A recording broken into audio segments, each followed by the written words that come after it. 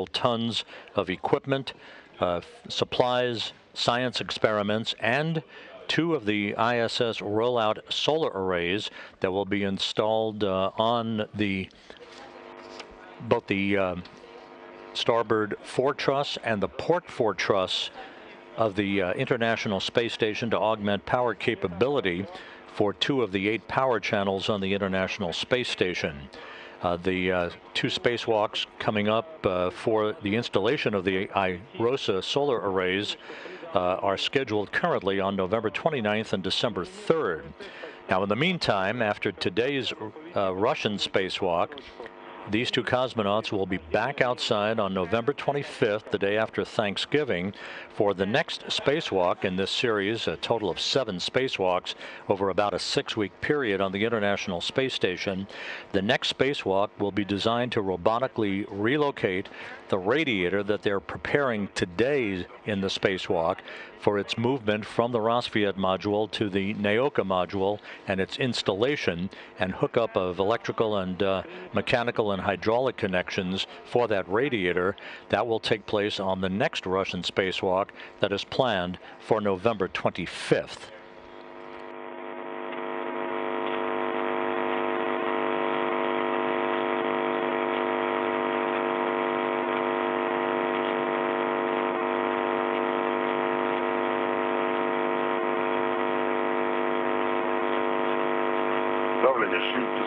The pressure is now 60.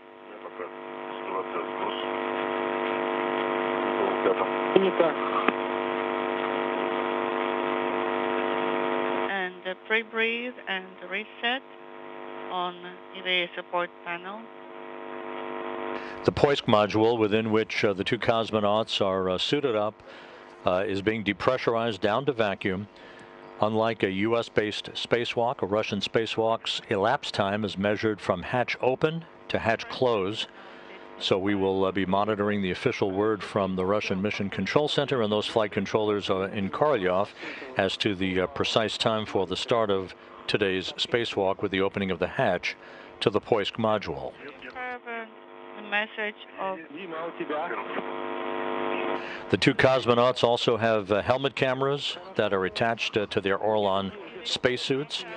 You'll be seeing views, basically over-the-shoulder views, from those helmet cameras during the course of today's spacewalk. Prokopiev's helmet camera will be designated with the number 16.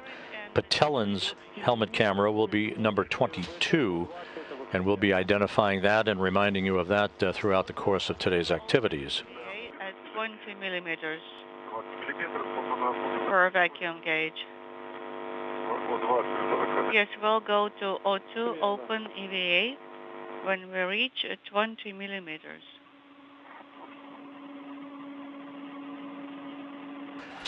While preparations are continuing for the start of today's spacewalk here in Mission Control, down the hall from the International Space Station Flight Control Room, another team of flight controllers in the White Ficker, or Flight Control Room, who are monitoring the progress of Orion's path to the moon following yesterday's launch of the Space Launch System from the Kennedy Space Center.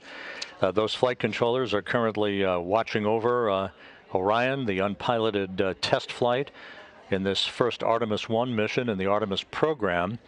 Almost 3 hours ago, the second in a series of outbound trajectory correction burns, or OTC burns, was successfully conducted. A short engine firing to further fine-tune Orion's path away from Earth to the moon. This is a real-time portrayal in animation, telemetry-driven animation, of where Orion is relative to the Earth. It is approaching the midway point between the Earth and the moon. Once it crosses that midway point, it will be in the so-called lunar sphere of influence, headed for an outbound powered flyby of the moon, flying behind the dark side of the moon, and then slingshotting its way to what is called a distant retrograde orbit. That is to take place early Monday morning. But as you can see, Orion, its system's in good shape as it continues its journey away from Earth towards a distance of some 270,000 miles away from the Earth. at its maximum distance on this particular flight and the trajectory that is coursed for this mission based on a launch yesterday morning at 1:47 a.m. Eastern Time from the Kennedy Space Center.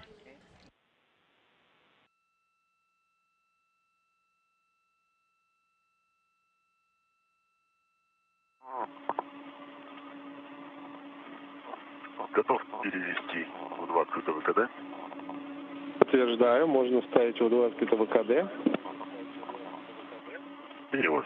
Okay, going to У2 открытого И ВКД. дальше O2 open EVA. 12 миллиметров. При 12 миллиметрах будем закрывать КСД-2, а затем We will close KSD-2 at 12 millimeters and then Принято. work on KSD-SU. You're hearing the interpretation of Sergei Prokopiev's comments back to Russian flight controllers as they continue to work their way through the depressurization activities in the Poisk airlock. Space station systems are operating in great fashion, no issues reported, as all of the rest of the work inside both the U.S. and Russian segments of the station continue uninterrupted during the course of today's spacewalk.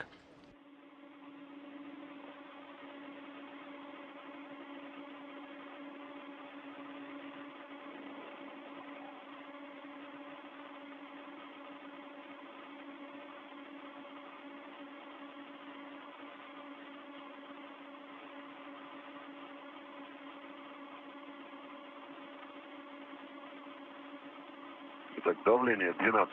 The pressure is 12 now. КСД-2. Да, верно, КСД-2 закрыто. Now closing KSD-2 valve, КСД-2 закрыт.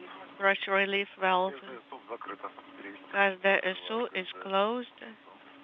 Есть погасание транспаранта. Indicator no longer illuminated. Закрытый. Copy. шагу 10 окончательный контроль Now герметичности step МРМ-2. 10. Текущее давление. Final leak check in MRM2, please. And Должен быть меньше 2. report on the pressure. Так, давление 10 миллиметров. Попадание было The небольшое. pressure is, we lost you, Ровно 10 миллиметров. 10 millimeters 10 exactly. миллиметров, 5 минут на контроль. Запускаем.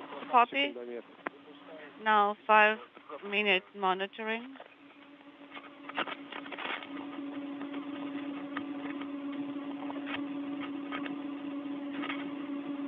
Final leak checks in the Poisk module are ongoing as the depressurization continues down to vacuum. That will set the stage for the opening of the hatch to Poisk to mark the official start of today's spacewalk.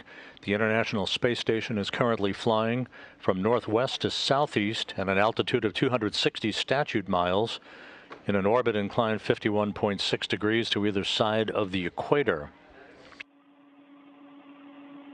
We're about 8 minutes away from entering an orbital sunrise, which will give us a good view of the Poisk module and the exit of the two cosmonauts from their airlock. Again, Poisk is one of 2 airlocks that will be in service for future Russian spacewalks. The second airlock, which is currently mounted on the Rassvet module on the Earth-facing side of the Russian segment of the station, will be relocated after the relocation of the radiator that is on Rassvet, that is being prepared for its relocation today. The radiator itself to be relocated in the next Russian spacewalk on November 25th. The airlock itself will be relocated robotically through Anna Kikina, operating the European robotic arm inside a workstation in the Russian segment of the station.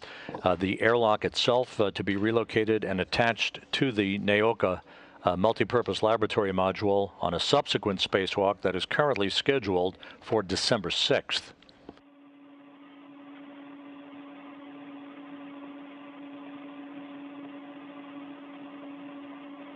So today it's radiator preparation by the two cosmonauts.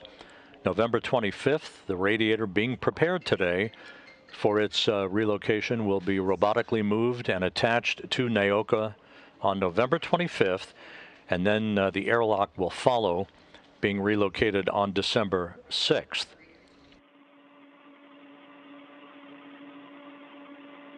The European robotic arm, which will not be utilized today in this initial spacewalk in this series, is 36 feet long, 2 end effectors, as you can see in this diagram.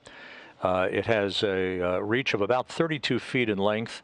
The 2 end effectors, or grasping hands, if you will, are currently mounted on what they call base points on the NAOCA multipurpose laboratory module, and will work in concert with the Canadarm2, the Canadian-built robotic arm on the U.S. segment, and the Japanese robotic arm on the U.S. segment of the space station to provide a multi-use capability robotically for various tasks, moving hardware scientific experiments and spacewalkers around in the vicinity of the International Space Station.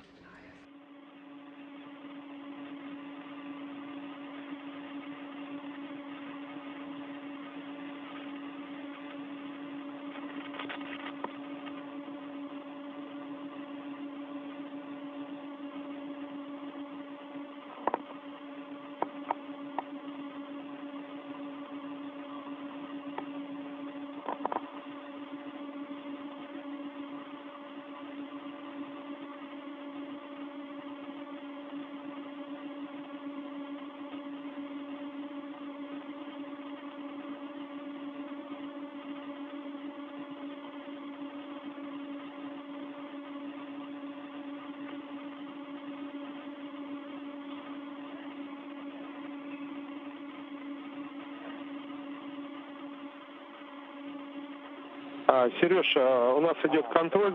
Sergey, Времени прошло, и текущее давление скажи по манометру. 5 минут. at 5 minutes, the pressure is still the same, 10 millimeters. Давление стабильно 10, значит. So the pressure is stable at 10 millimeters. 7, шаг 11, переход на автономное питание скафандров, можем работать. So now we may proceed to Q card 7, step 11. Copy that.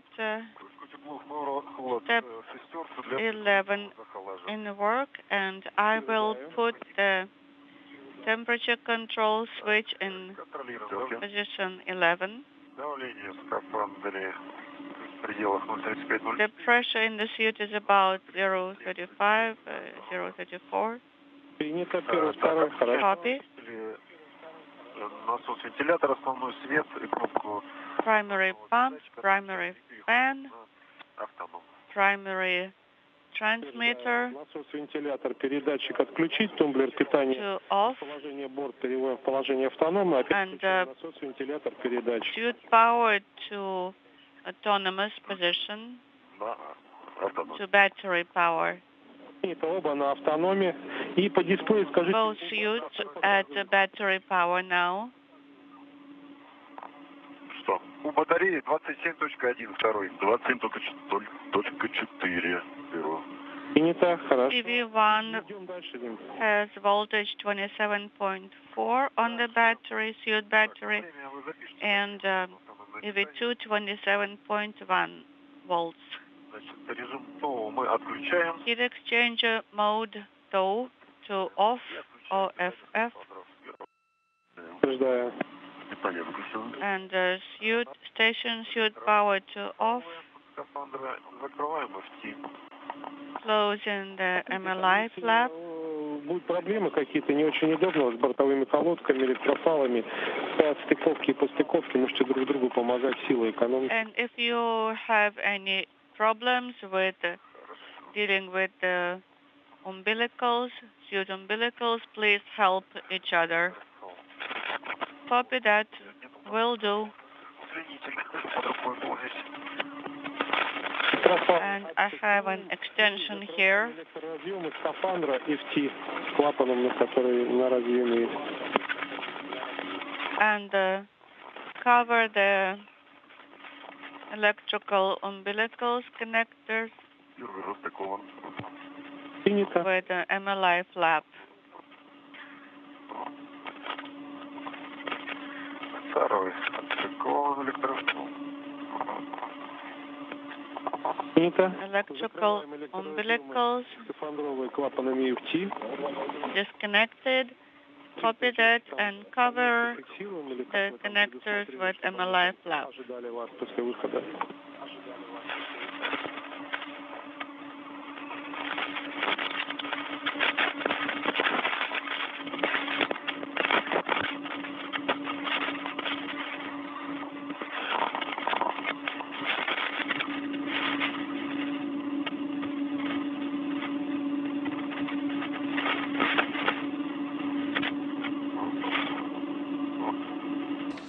This is Mission Control Houston. You're looking at a view from a balcony camera on the Russian Mission Control Center's International Space Station Flight Control Room on the outskirts of Moscow, as flight controllers are preparing to support the start of today's spacewalk by Sergei Prokopyev, the Expedition 68 commander, and flight engineer Dmitry Petelin. This the first in a series of spacewalks to relocate and activate a radiator and an airlock being moved from the Rassvet module, upon which they were launched 12 years ago on a space shuttle mission, STS-132, to the Naoka multipurpose laboratory module. And now as we move into an orbital sunrise, a good view of the Poisk module on the space-facing side of the Russian segment of the station. You can see the telescoping boom on the right side of Poisk. That's the Strela boom. Strela is the Russian word for arrow. That is a boom that enables spacewalkers to shinny their way, if you will, down to various work sites on the Russian segment of the station, as will be the case today, as the two cosmonauts install an adapter on a flight releasable grapple fixture on the airlock that is currently housed on the Rassvet module on the opposite side, on the Earth-facing side of the station. They'll be maneuvering and opening up valves to evacuate and vent nitrogen pressure from a variety of hydraulic loops that have been in play for the radiator that is housed on Rassvet, this being done in preparation for its robotic relocation on the next spacewalk on November 25th. They'll be removing 6 radiator restraints that have been in place for the past 12 years since the component was launched on Rassvet, and will install what is called a retainer on the Strela boom that will be used to install a foot restraint and other equipment for use during the relocation process that will be conducted robotically by cosmonaut Anna Kikina from a workstation inside the Russian segment of the station. The final task on tap for today's spacewalk will be the installation of what is called a large object attachment system on Naoka, upon which the airlock will be mounted during the spacewalk that is scheduled for December 6th, 2 spacewalks from now in the Russian spacewalk scenario.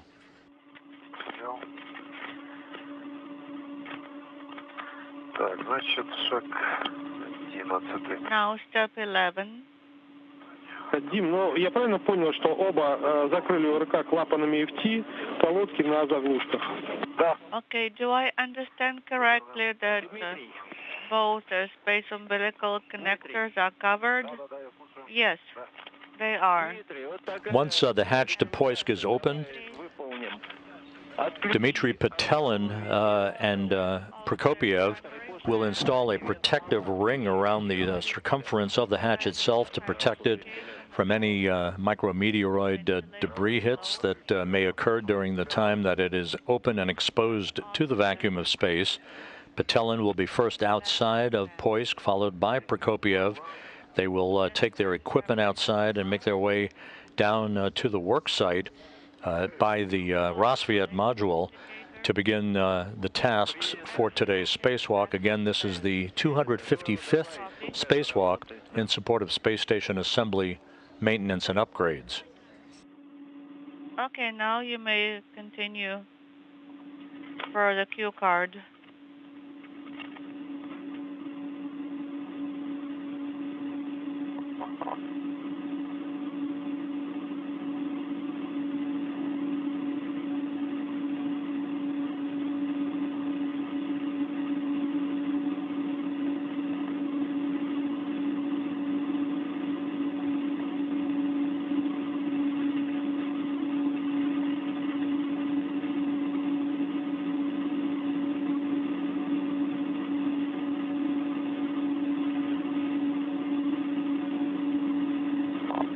Продолжаем. Shall we continue?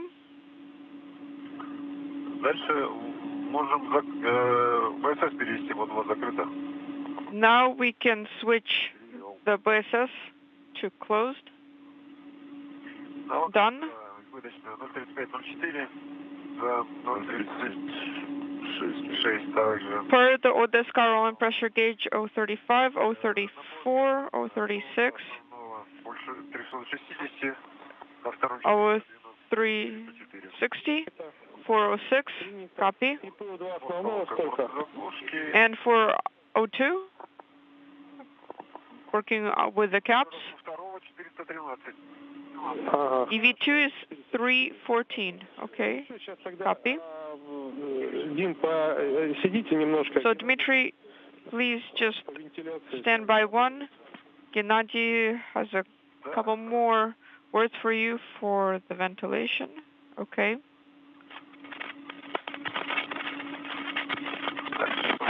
Работу под пакетом завершили, дальше. We've practically completed this portion. Дмитрий, Dmitry, this is Gennady. Go ahead. давай вернемся на основной вентилятор. Let's return to the prime fan. Turn off the backup Да, и fan. вент мала основной включи. And when vent low, go to the prime fan. Okay, and work.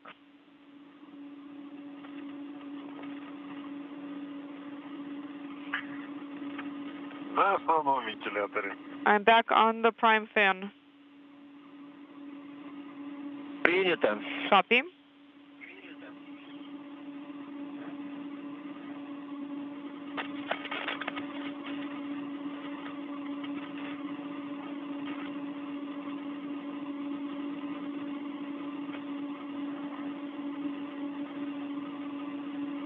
Дим, а ты можешь сейчас через меню параметров войти в параметры?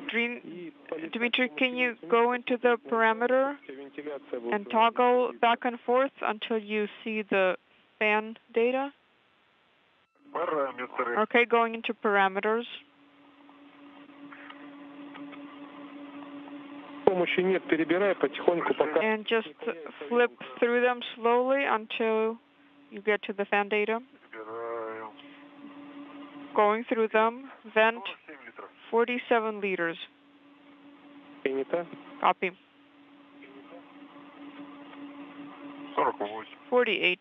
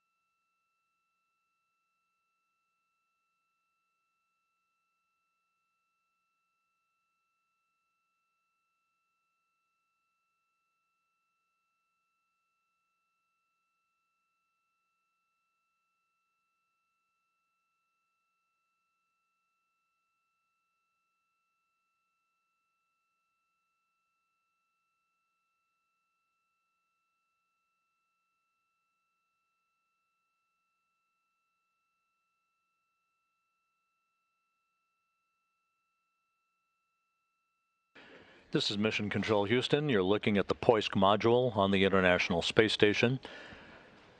Russian cosmonauts Sergei Prokopyev and Dmitry Petelin of Roscosmos are inside, suited up in their Orlan spacesuits, ready to begin their spacewalk today, to begin preparations for the... Guys, so let's proceed. We will be working with the EVA specialist now. Best of luck for you, and we'll talk to you after at the repress point. Now I'm passing you over to Artyom. Copy, and thank you for your support. And Dmitry, you can leave out of the parameter menu so you can see the pressure in the tanks. Okay, yes, I've left that menu.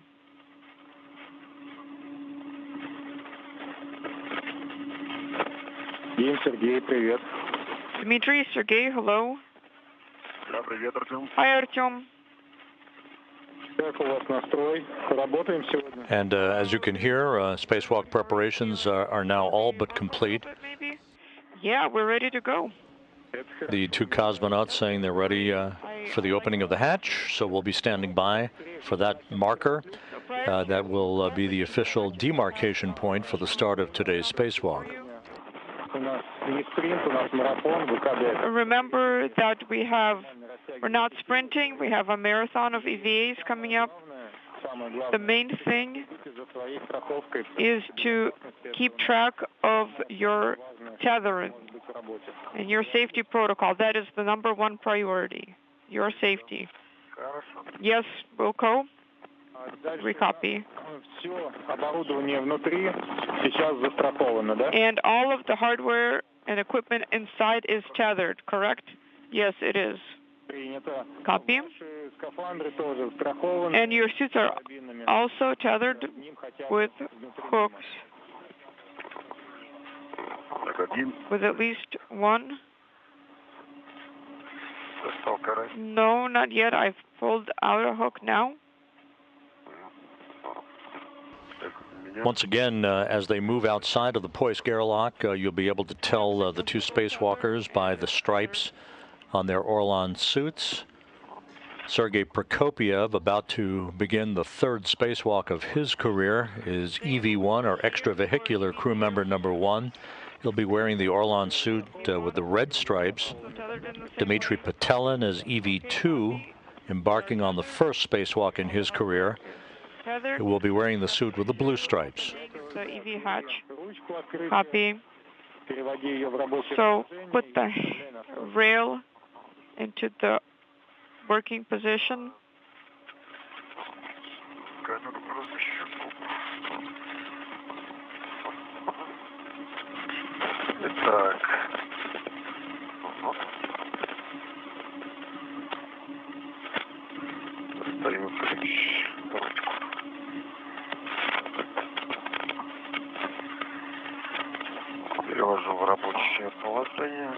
I've placed it into the working position. Copy.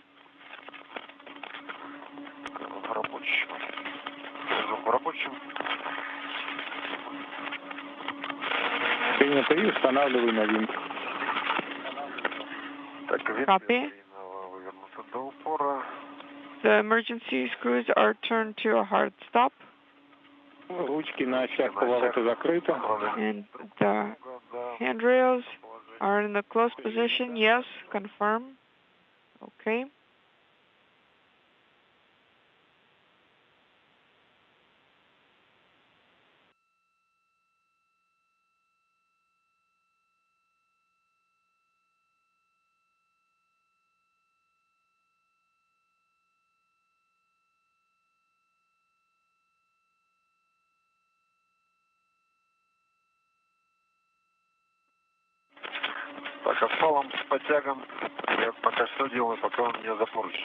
So now my tether and bungees, the retractable tether, don't touch it for now.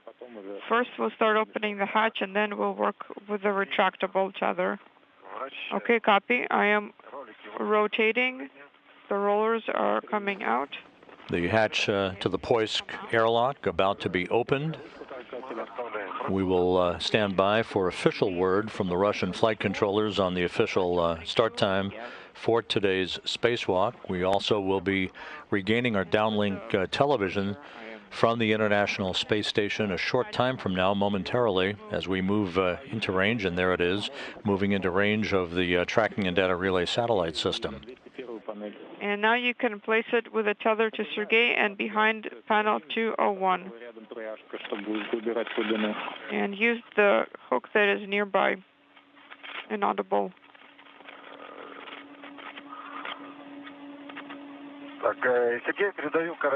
I'm giving to Sergei the hook that is nearby to place behind the hatch. That's correct.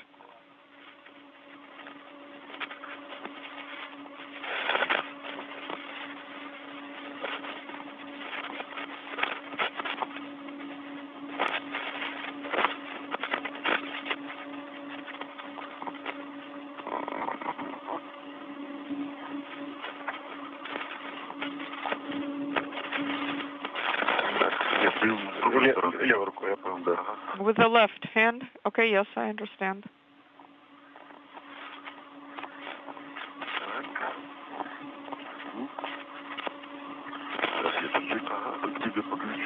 Okay, I'm going to turn it a little towards you.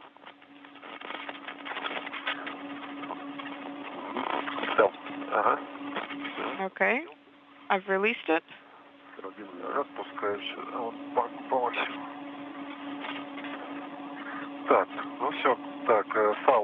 Okay, Sergei has the tether. I am ready to open the hatch. No, we haven't attached it yet.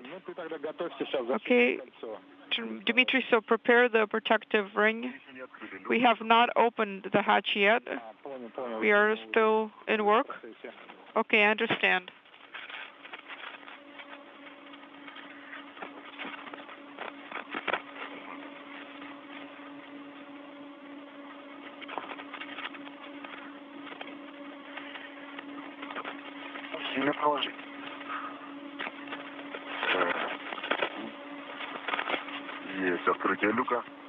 EV hatch opening is done. Opening the hatch.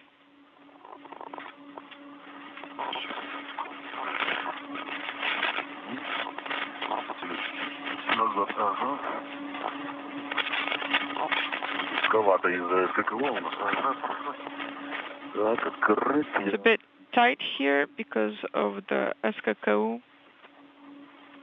Okay, it's opened.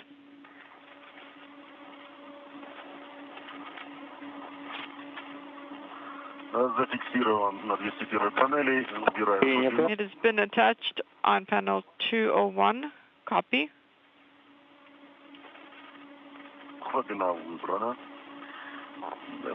The slack is out.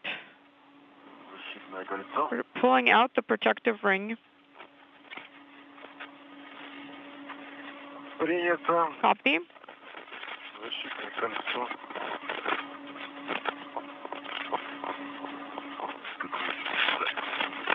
Here is the protective ring.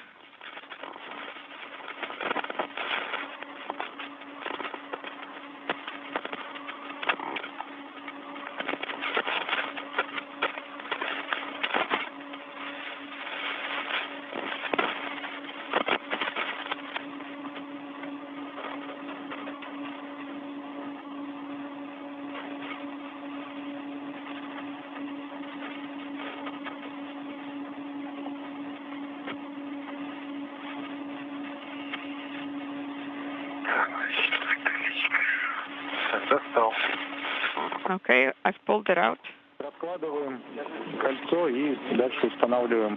Let's place that safety ring.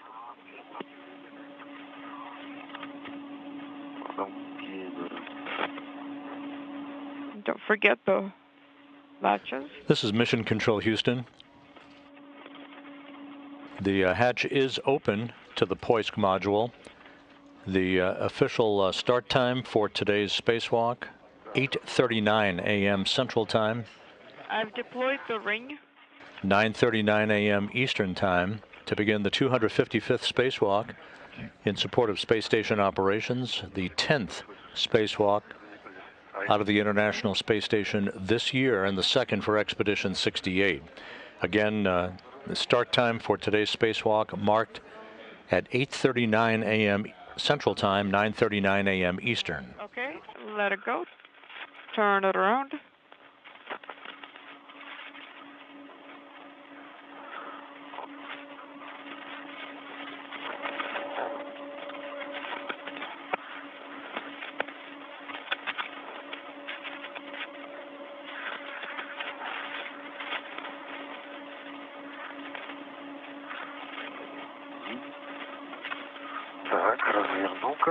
Okay, I've turned the ring around. Okay, I'm watching for the indicator marks. I think it goes like this.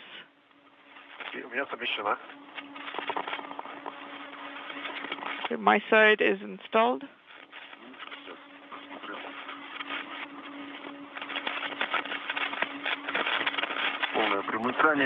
Full contact.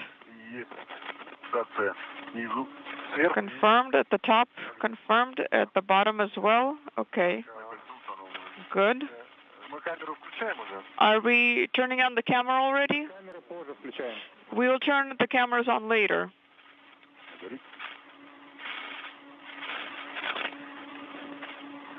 Copy. Okay, EV hatch is open. The safety ring is installed. Copy. You've tugged at it. It's secure. Yes. Yes, the ring is secure. Copy. Dmitry, then prepare to egress the MRM-2. Copy.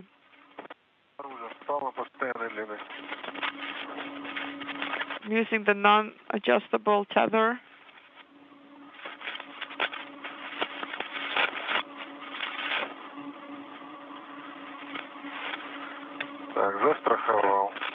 You can see just outside of the hatch to the Poisk module, that's Dmitry Patelin.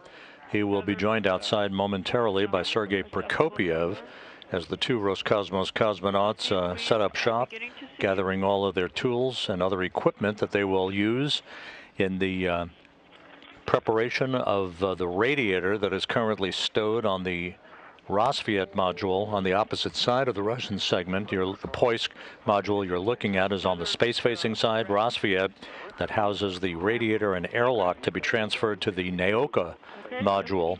And read that hardware is on the Rosviet module that was launched 12 years ago, and which is docked to the Earth-facing side of the Russian segment of the station.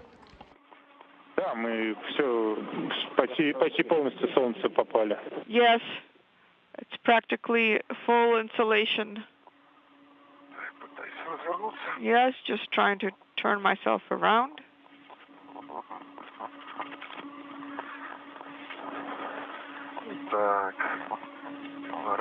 I am outside.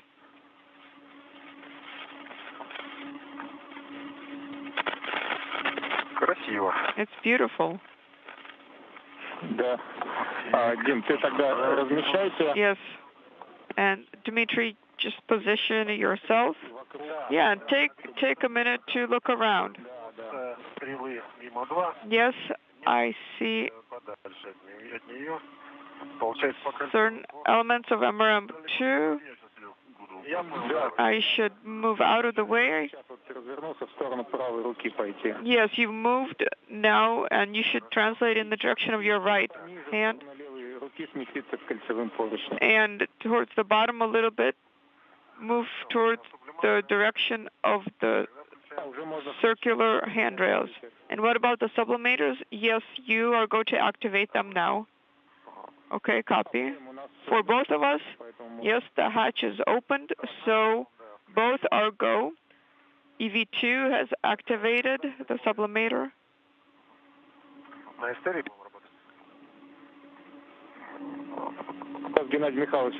And do you have any recommendations about the ISR?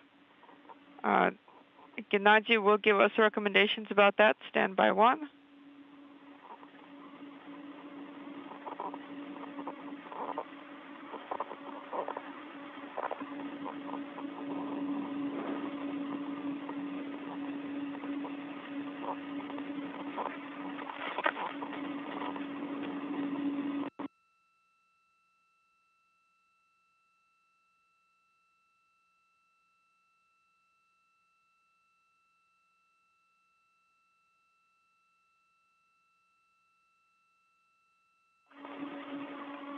У меня не включается.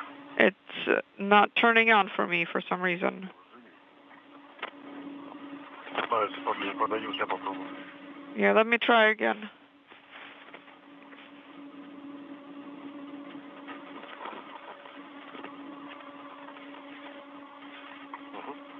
Есть? Включил, да? Спасибо. Activated, yes, thank you. Сейчас. Верхнее положение. Пониже. Это.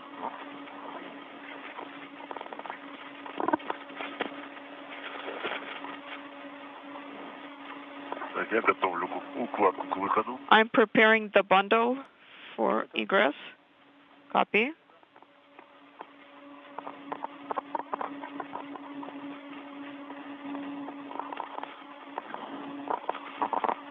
Собственным леером крулбэк зафиксирован за меня. The crew log bag is tethered to me. Так, взял. I'm giving the tether to Dmitry. I've taken it. Copy. Страхую его за поручень 6029. I'm tethering it to handrail 6029 to the right of the EV hatch. It is tethered. Copy. Расфиксировал. Now I've untethered it from my side. Второй там леер. This is Mission Control Houston. Again, you're looking at the Poisk module on the space-facing side of the Russian segment of the International Space Station. Has Sergei Prokopyev in the Orlan extravehicular activity suit with the red stripes, and Dmitry Patelin wearing the blue stripes have just emerged from the Poisk airlock, opening the hatch to begin today's spacewalk at 8:39 a.m. Central Time, 9:39 a.m. Eastern Time, beginning what is expected to be about a 7-hour spacewalk today to prepare a radiator that is located on the Rosviet module on the opposite side of the Russian segment of the station, and its robotic transfer and attachment to the Naoka multipurpose laboratory module on the next Russian spacewalk that is planned for November 25th. Tethered it outside. Okay. Copy. When you are both outside, you will be able to turn on your helmet cameras. Okay, copy.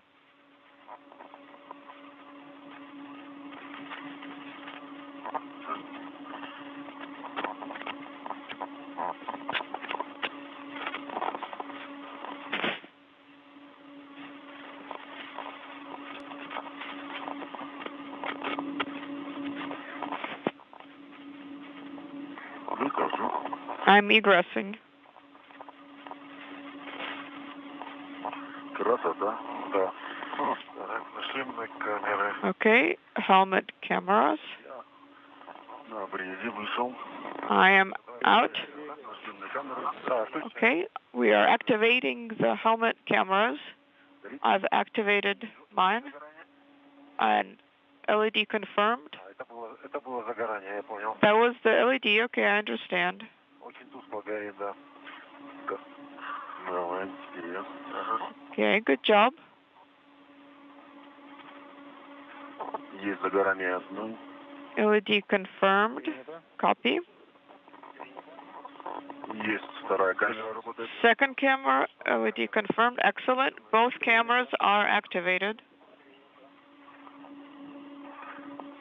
Передавайте укладку. Okay, now let's work with the bundle.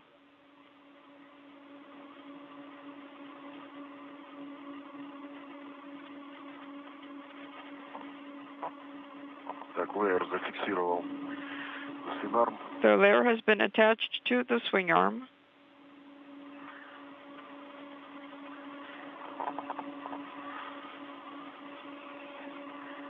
Дмитрий, Сергей.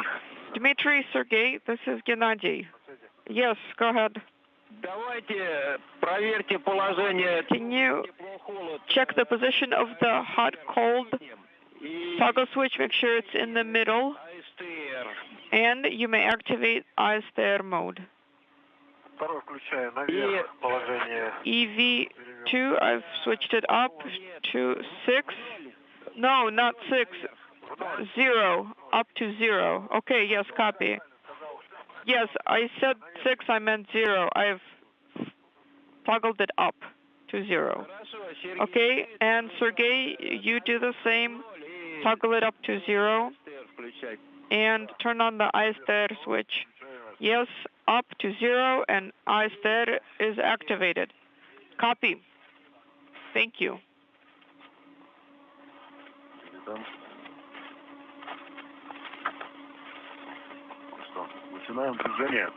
Okay, shall we begin the translation?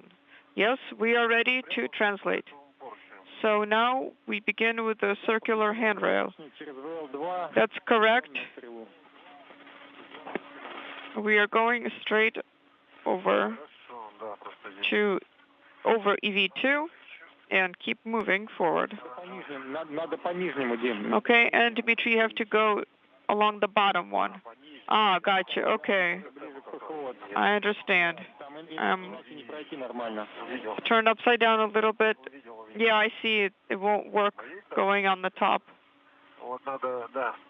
Okay, so go along this one, yes. No, look, go down, down, down. Okay, to that circular handrail. Oh, and retether.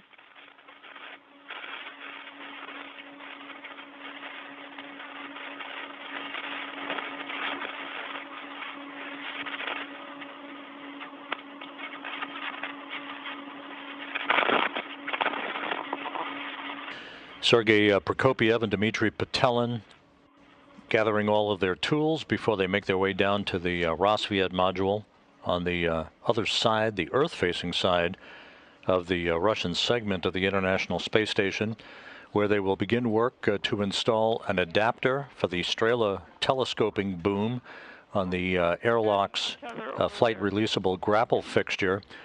That will be in preparation for the move of the airlock on a December 6th spacewalk that the two cosmonauts will be conducting. They'll also be spending some time opening up valves to vent nitrogen out of hydraulic loops on that radiator that was launched 12 years ago on Rassvet, along with the airlock on the STS-132 mission to the International Space Station. They'll remove a half dozen radiator restraints that have held the radiator in place on the Rassvet module, install a retainer on that Strela boom, and finally install what is called a large object attachment system on the Naoka multipurpose laboratory module. That is the attachment device to which the airlock will be attached and mated during the December 6th spacewalk. Both the radiator on the next spacewalk on November 25th and the airlock on December 6th will be robotically maneuvered away from Rassvet to be attached to Naoka under the direction of robotic operator Anna Kikina, who will be working from a workstation inside the Zvezda service module.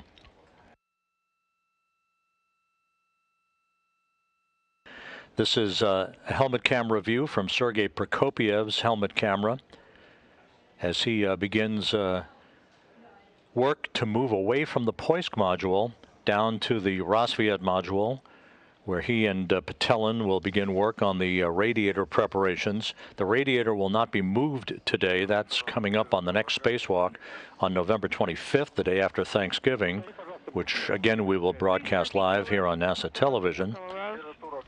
The temperature of the gas is high. There is a message. on EV2. Принято. Copy. Дмитрий, это датчик подбирает. Dmitry, this is Воды, sensor и на выходе сублиматора acting up. все нормально. Water temperature at the sublimator outlet is nominal. Okay, copy.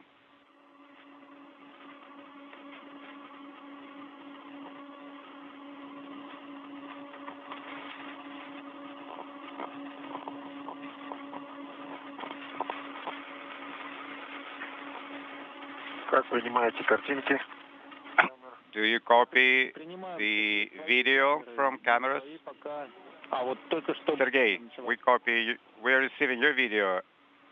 And just now we started receiving Все отлично. the other operator's video. Excellent.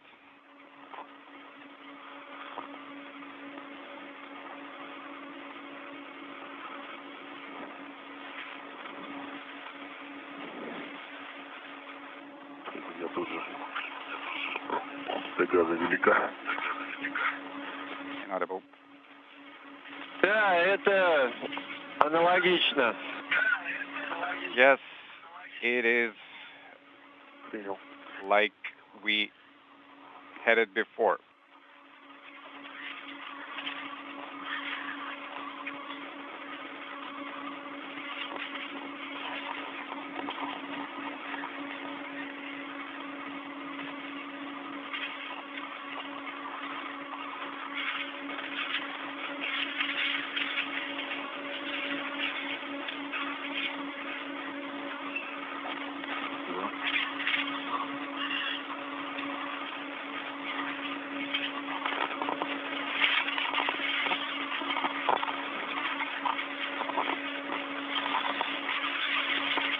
Вышел в район подкоса.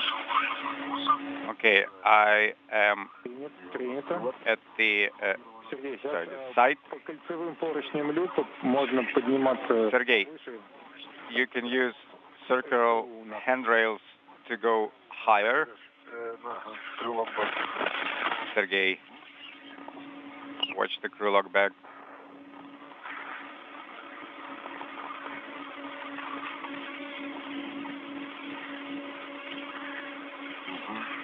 Крышечка. Крышечка.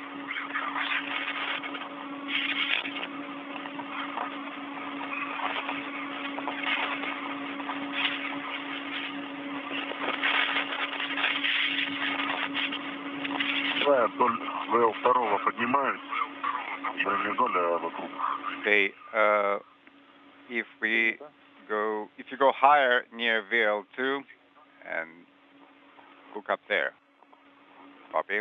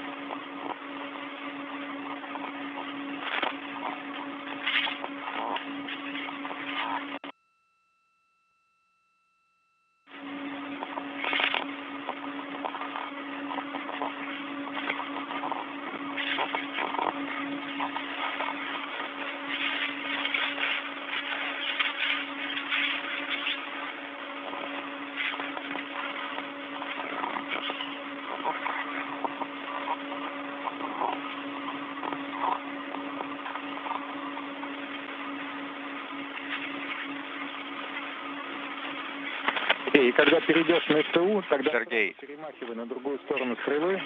Once you arrive at STU, go to the other side of the Strela. Copy.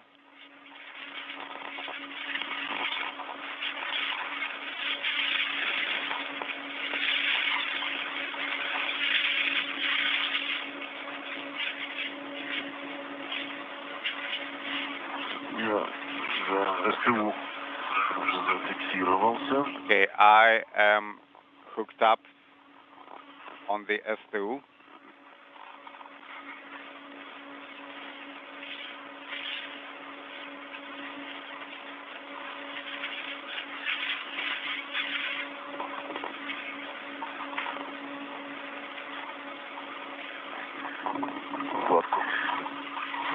Okay, right now, yes.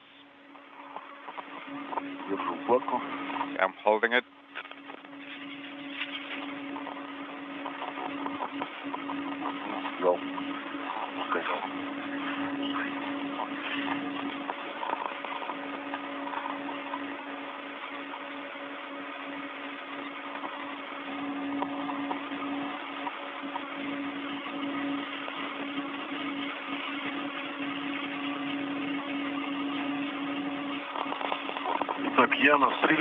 I am on the Strela, translating to Strela's other side. Affirm. Сейчас водолазы ноги занесут тебя. How are the legs doing? We're waiting for now. Так.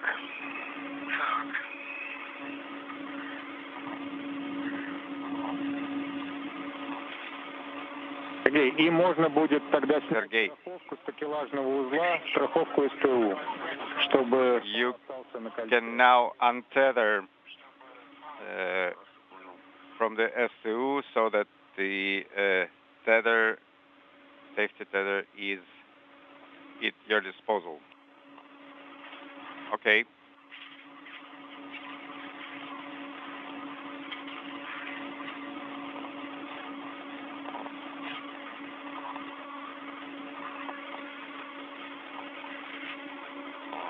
Снял страховку СТУ. Remove Принято. safety tether from the STU. Так, второй на СТУ. EV2 is on STU. Тогда разворачивайтесь в сторону Copy. адаптера ФГБ. Now turn Движение. towards FGB pressurized adapter and start translating. Где лучше перелезть. Okay, let me go first and you will go over. Или позавчера уже. Inaudible. Ноги сюда лучше перекидывай. А, вот это. Okay, get your legs over here. Момент. 1 second.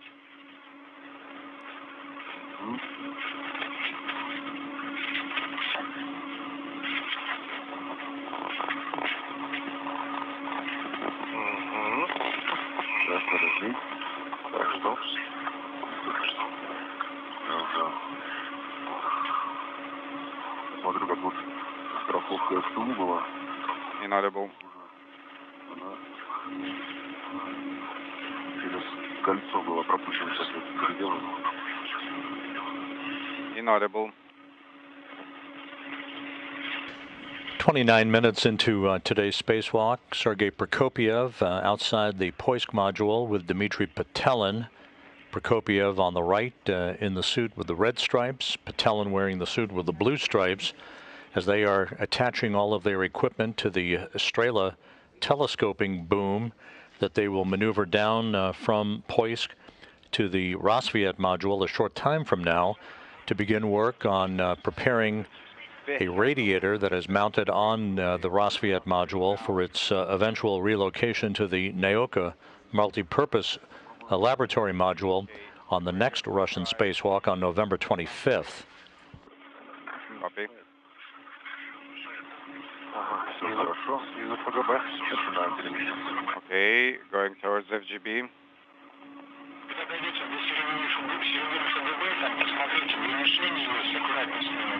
As you get to the FGB, watch your translation path.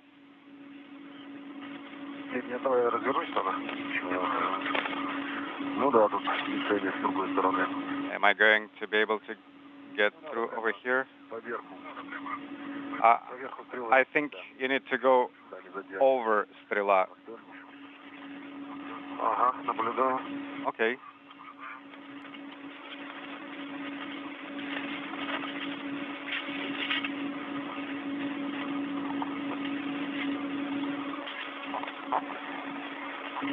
Ага, хорошо проходит.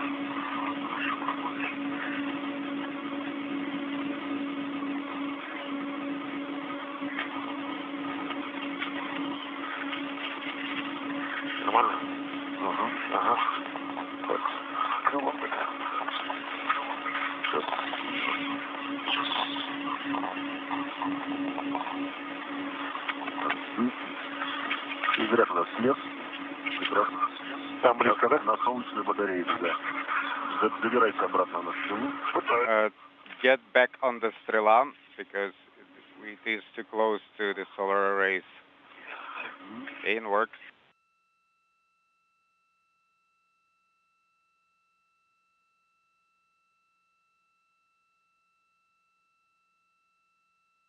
And we're in a slight gap in between satellites on the tracking and data relay satellite system. We'll get our television downlink capability back from the ISS momentarily.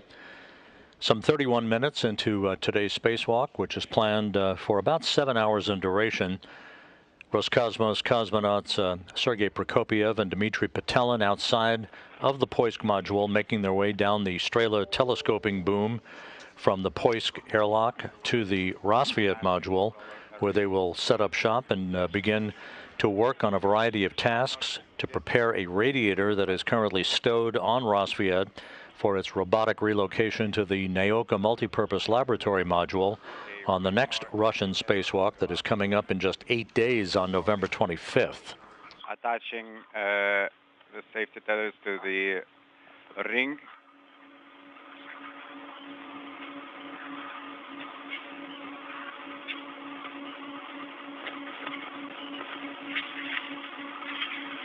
Есть страховка СТУ. The S2 safety tether is installed. Хорошо. Это да. Copy. Okay, let me go around towards the handrail.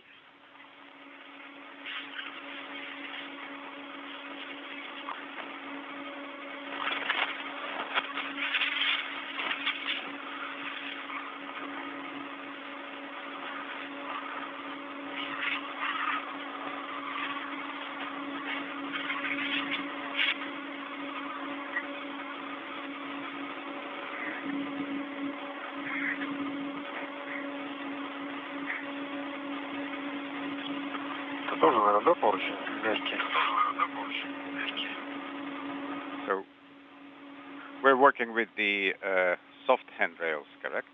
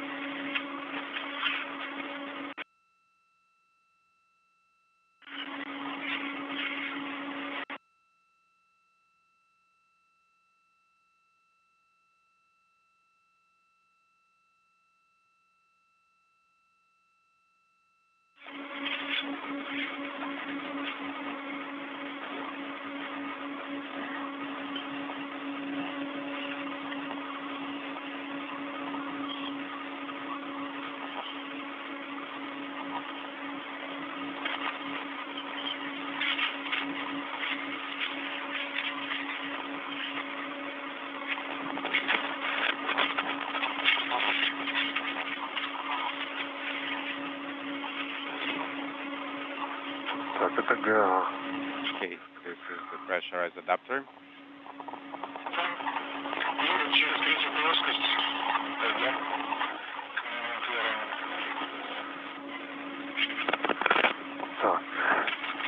Вижу багор. Okay, take up. Copy. Я, наверное, немножко дальше ушел, да? То есть мы до грани должны были дойти. Between pressurized adapter and PGO, there is this side. You need to go towards PGO.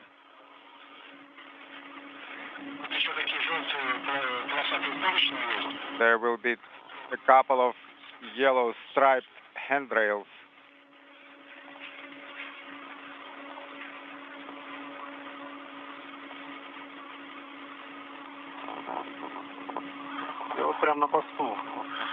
I'm at the right at the Strela operator post. Дальше уже EMA.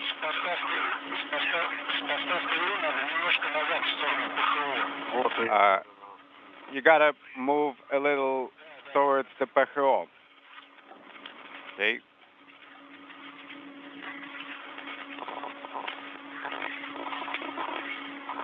там низом, да? Так, мы... Смотрю. Вот здесь есть мишень, где две черных точки. Вот в том районе у нас как раз... If you see the target and handrails are right there. Okay, I see the target, I see the cameras. Okay, so that's where we're going. And go translate on via the right-hand side. Okay. Go on the right. Hook. You're tethered to that handrail. Okay, understand.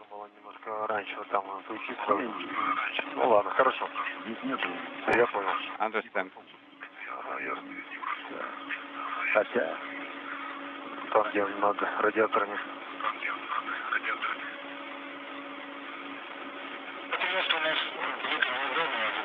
Inaudible.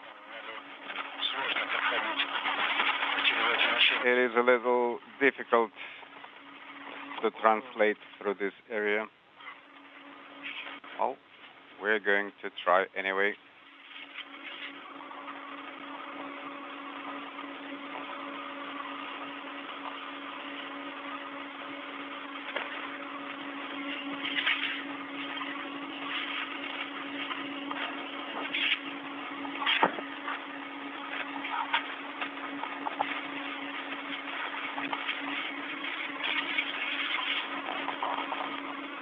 This is Mission Control Houston, flying high over northwestern Sudan at an altitude of 260 statute miles.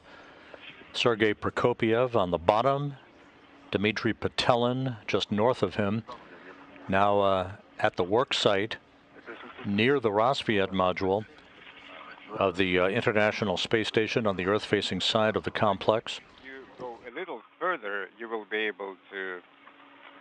They are working to position themselves at the point at which they will attach an adapter to the airlock flight releasable grapple fixture that's on the Rassvet module.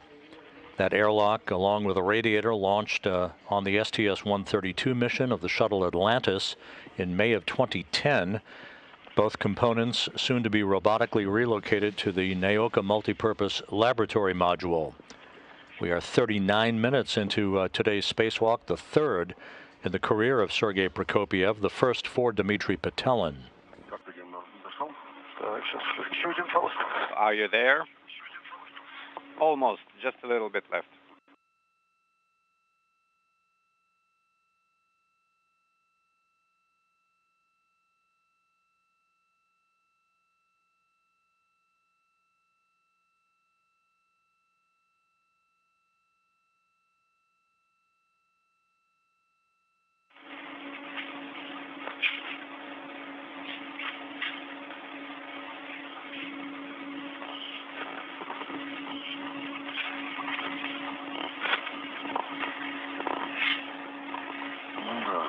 Было бы проще, на самом деле. Да, ты сам достал. So, you were able to reach the handrail with a hook? Yes. Есть. Got the hook installed.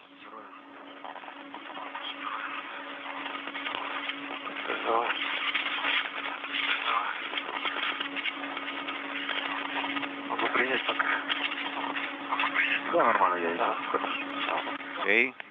Так, что я тогда перехожу, да? Good attachment, so let me go this way. Okay. Да, Артем, на будущее. Хороший путь. Artem, for future EVAs, this will serve as a good translation path from Strela instead of going the other way, if you take this translation path, there is only about 1 meter.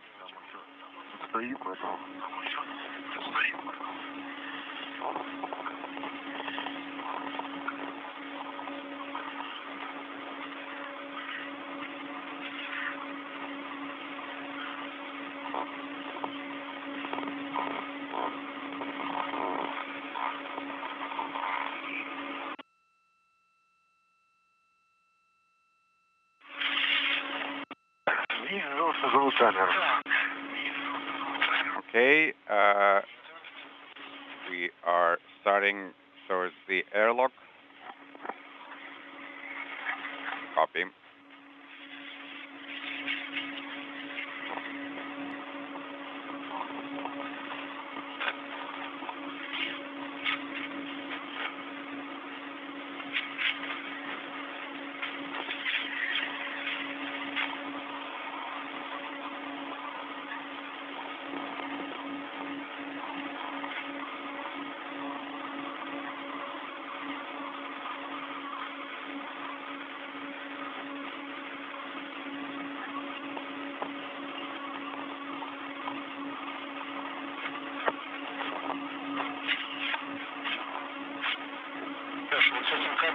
Gentlemen, please watch for the cable. Don't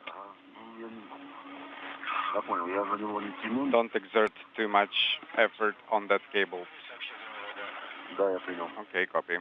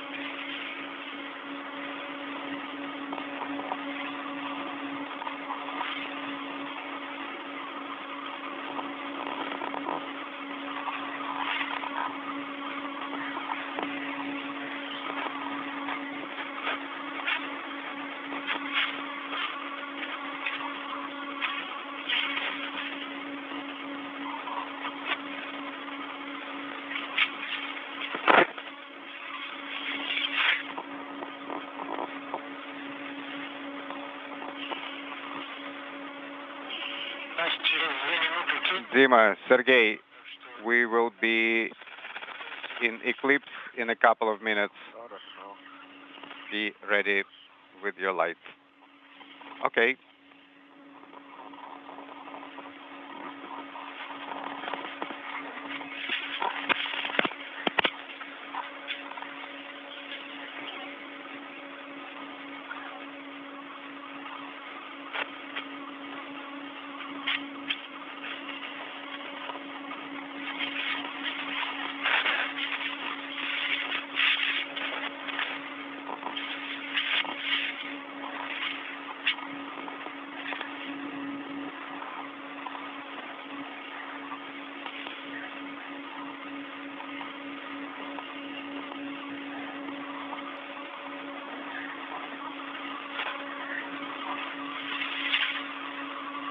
Сейчас пару минут не будет видео, так что просьба побольше комментировать действия. Inaudible.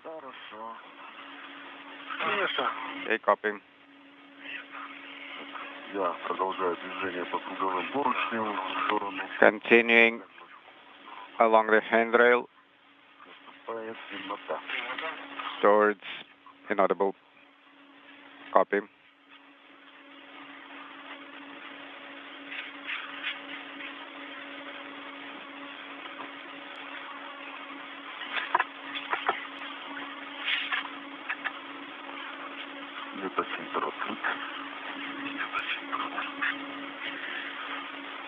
Inaudible. Are you getting enough lights from your helmet-mounted lights? Yes, it's good. Copy.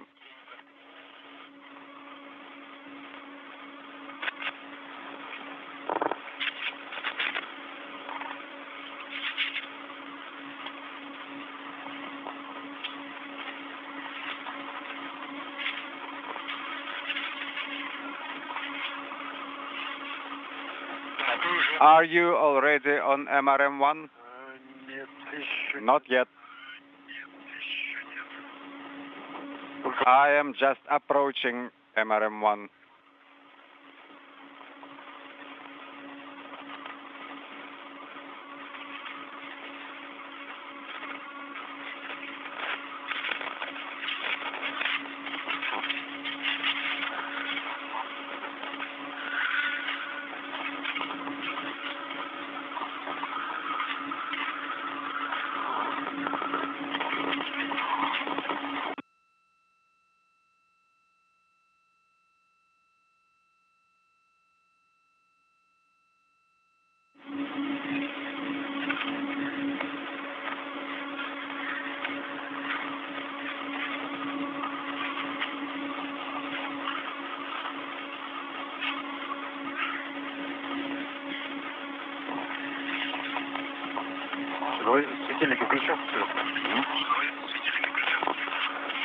Inaudible.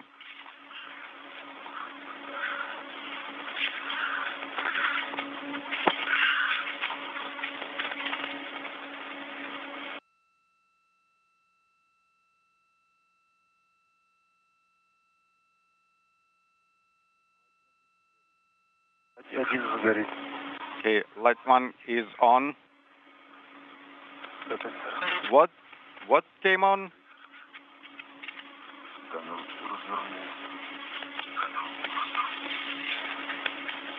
Дмитрий, Сергей, вот орлановские светильники в тени можно включать, на свету желательно отключить. Inaudible. А американские светильники можно включить и уже не отключать вообще. Static in the loop. Inaudible. Please repeat. Американские светильники можно включить и не отключать даже на свету. You can turn on US helmet lights and leave them on, even in installation. Okay, copy.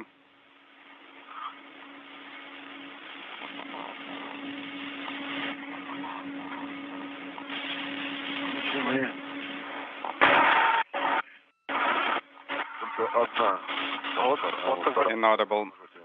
Там 2 раза надо нажимать, да, у американских. You have to press 2 times. Okay. Okay. On this side, the light is activated.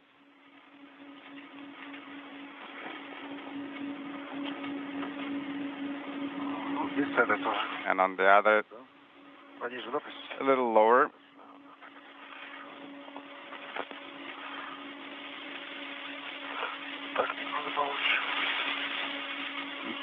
We are at the airlock. Airlock chamber. So, towards MRM-1.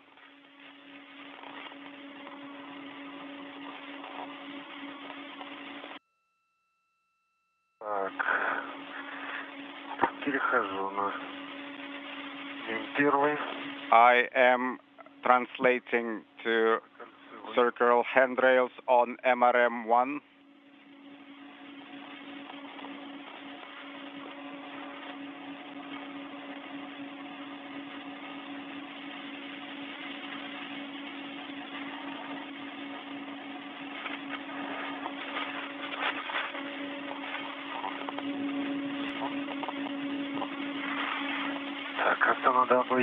Looks like we have to go around this part.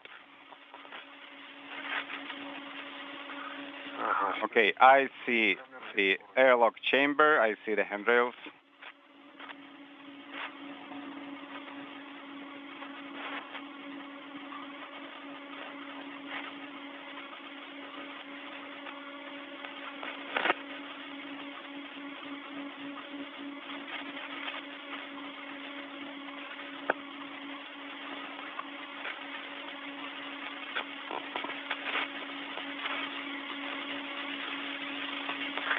Так, второй на шлюзовой камере.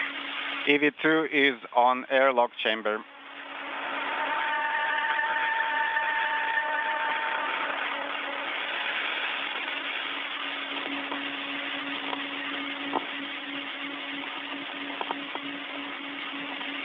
Шузовой камеры, принято. Copy on airlock chamber. Affirmative. Дима, можешь еще по возможности включить камеру свою, выключить и включить? Dima, if possible, can you cycle camera off and on? Хеку и Ерку, да, обе. Check. I'm talking about the Heka camera. I will try, of course.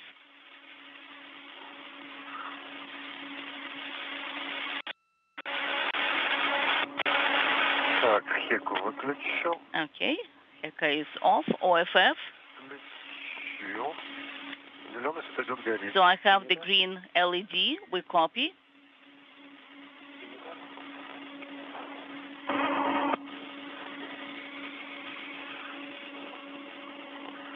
ТРки, может быть, не достану. I might not be able to reach where I need to reach to, but I will try. Что достану? Нашел кнопку, да. Okay, I have the button. Светодиод не могу наблюдать. So I do not see the LED. Принято, ну, там посмотрим. We copy. Well, we'll see how it works out. The hacker Принято. was green for sure. I copy.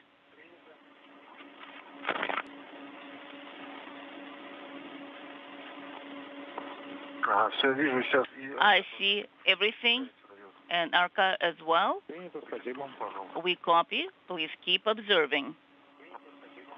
Thank you.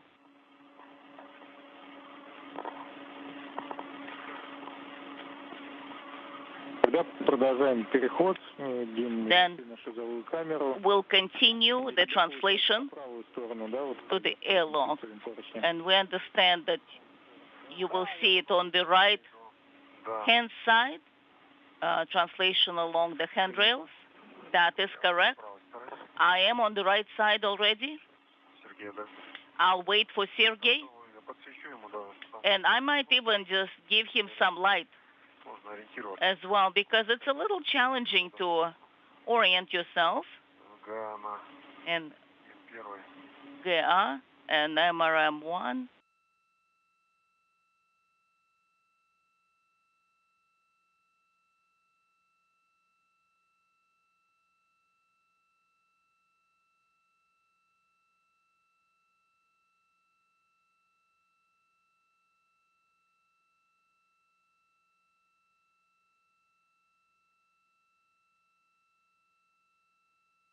Все, мы оба на шузовой. Okay, we are both at the airlock or on the airlock. Адаптеры.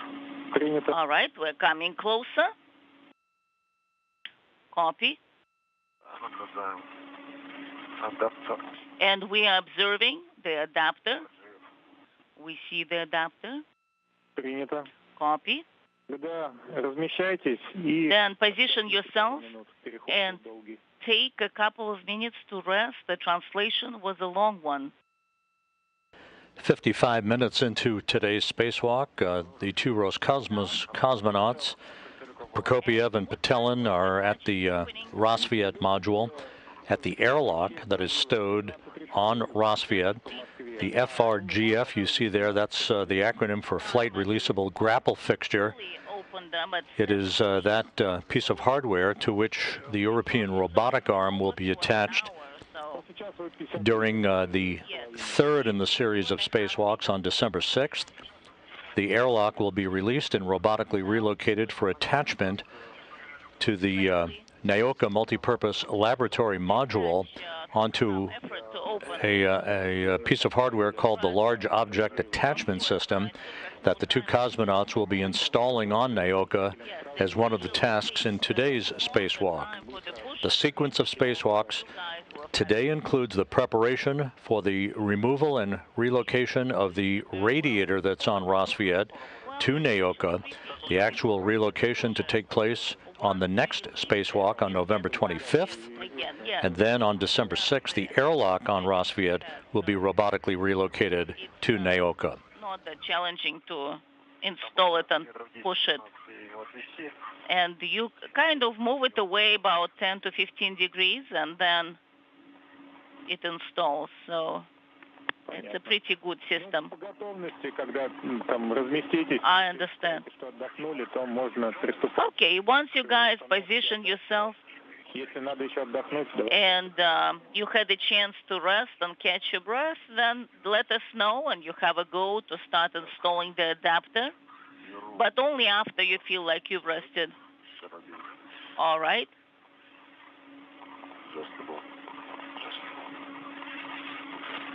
So I'm taking the adjustable red. So I have the adjustable tether. I'm hooking it. So you have a go to undo the wire tie.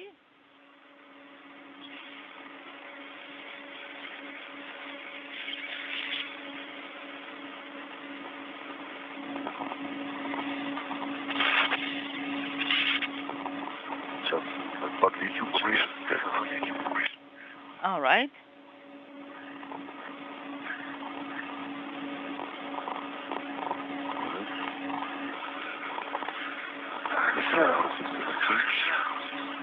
Inaudible.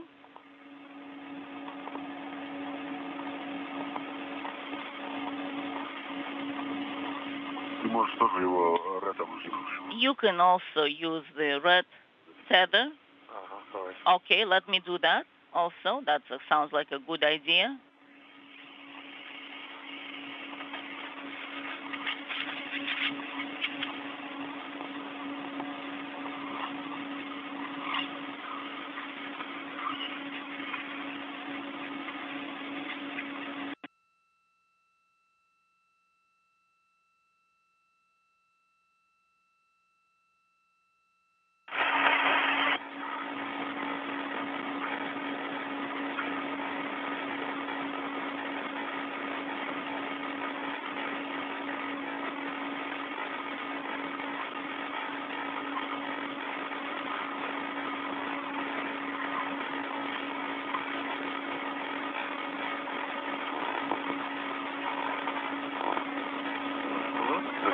Sounds good. I have secured it in place. Copy.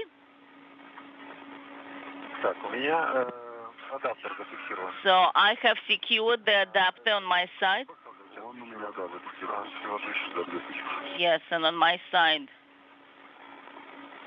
also.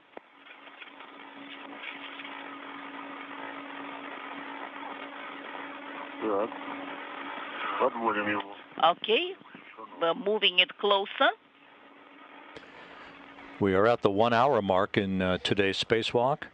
Sergei Prokopyev and Dmitry Petelin are slightly ahead of the timeline, actually, as they are now attaching an adapter for the Strela telescoping boom to the grapple fixture on the airlock that is attached to the Rosviet module on the Earth-facing side of the Russian segment of the International Space Station. It's aligned correctly, the right side.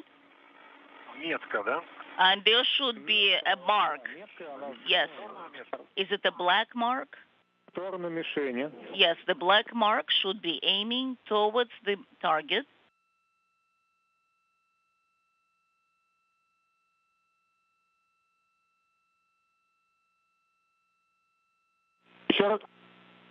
Please come again.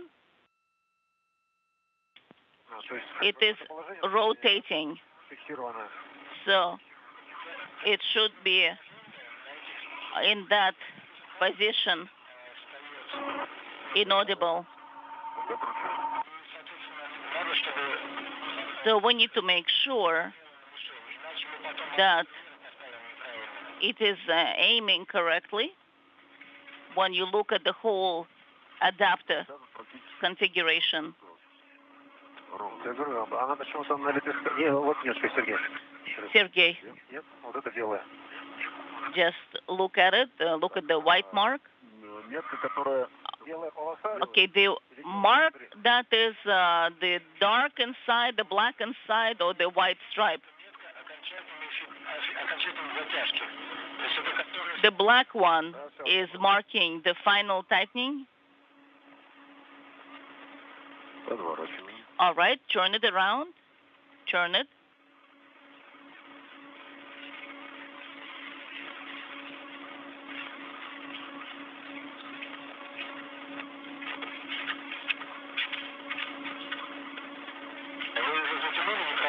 Have you tightened it up preliminarily? No, we have not.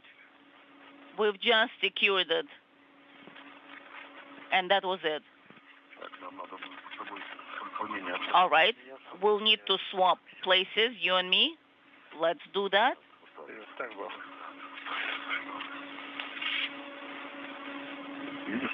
Do you see that?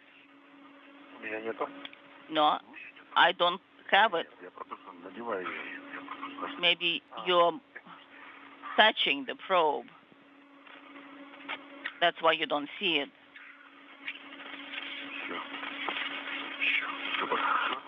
Okay, again, more. That sounds good. Let's close it. So preliminary latch, the bracket is in place. And I think we should just move it to the end. What do you think?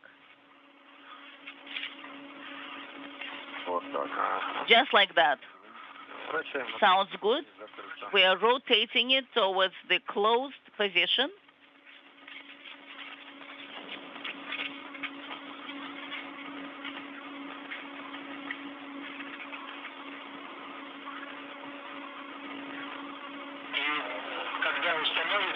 And when you finish installing it, when you tighten it up,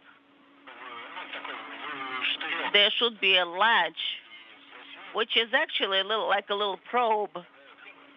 Just make sure it goes in, and that will signify the final position. It's just a little metal probe.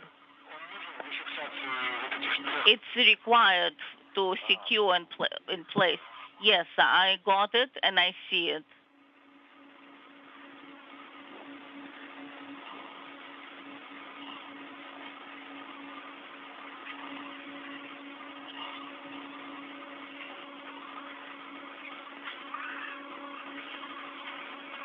Так, ну, я думаю, до упора и вот чуть-чуть затерну. I think to a hard stop, and then we'll put the handle back in place. That sounds good. Let's lower it. And as always, The airlock that the two cosmonauts are attaching this grapple fixture adapter to weighs 1,792 pounds of mass on Earth. And again, it will be relocated on December 6th during the spacewalk by Prokopiev and Petelin. The actual relocation, the heavy lifting to be done by Anna Kikina using the European robotic arm from a workstation inside the Russian segment of the space station. The radiator that is being prepared for its relocation on the next spacewalk, the preparation work being conducted today, weighs almost 1,100 pounds of mass. And just take the image from up top so you can see the marks, the aligning marks. Okay, we'll try to add as much light as we can.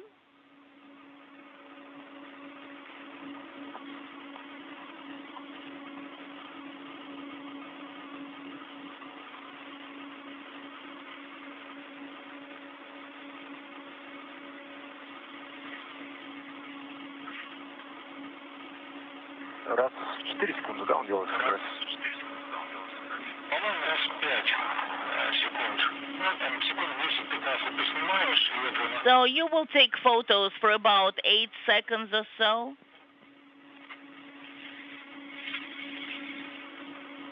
So you press it and just hold it.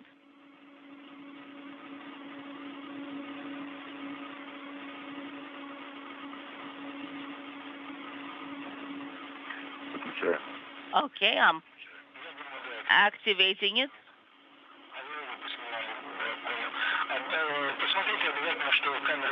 Just make sure that the camera is off in the OFF position. Will do. We'll verify.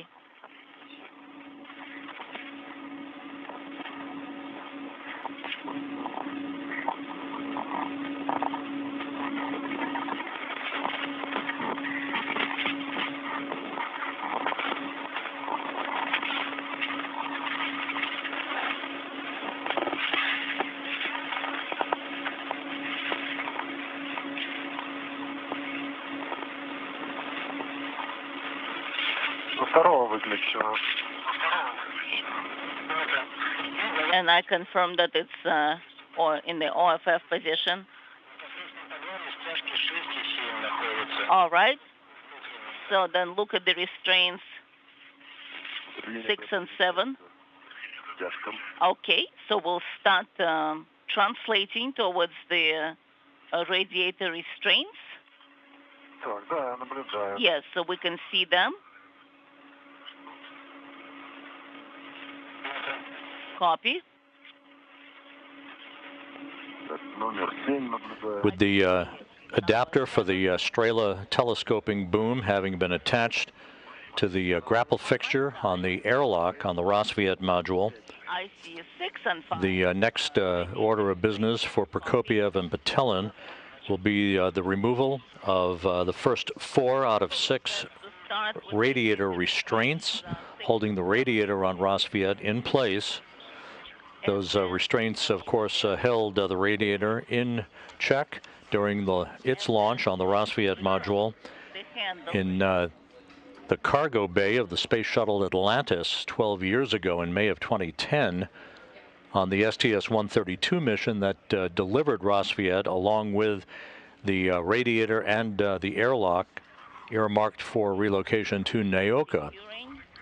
It to the small ring. Yes, the ring is quite small on the radiator restraint.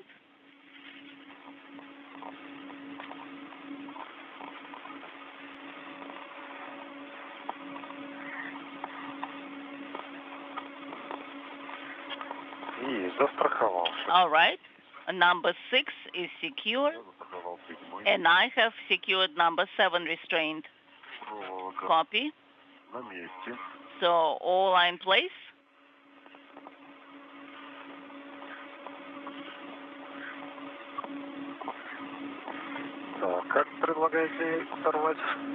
So what is your proposal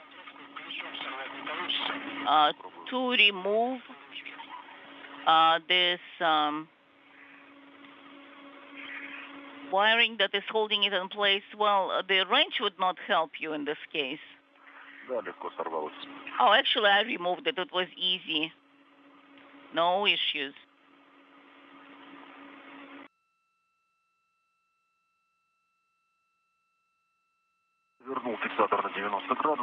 So I have turned the fixator to 90 degrees, so now I'm installing the wrench. So did you remove the restraint with the wrench? Yes, I put the wrench underneath and no effort required. It was very easy to remove it. Okay, the restraint is off. All right, now you can unscrew it. And how did you secure it in place? With the help of a rod? Yes, a small rod. All right. So that probably will need to use something else because we need to secure some with an additional means. Copy? Will do. And Sergey, the same with you. How did you do that, the Cape Keeper? It was inside the bag, so I can stop. Well, let's do it in a similar fashion. So we just need to make sure that everything is secured in place. All right.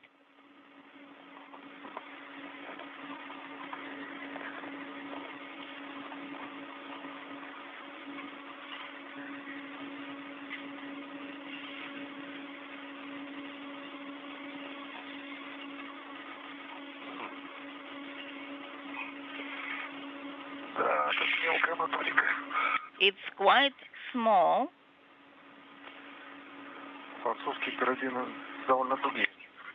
Yeah, this tether is kind of more difficult to handle.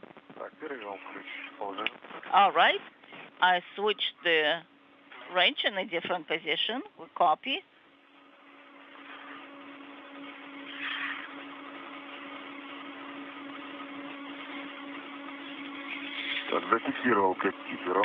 Okay, so I have secured it in place with the Cape Keeper. Copy.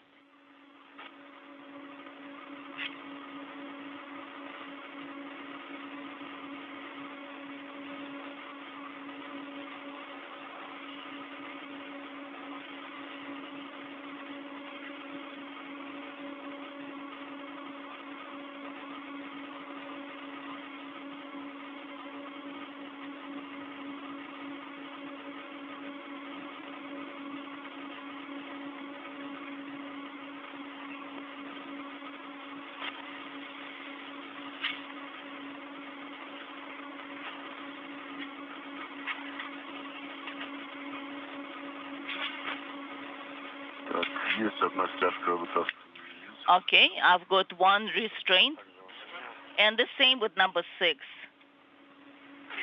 We copy.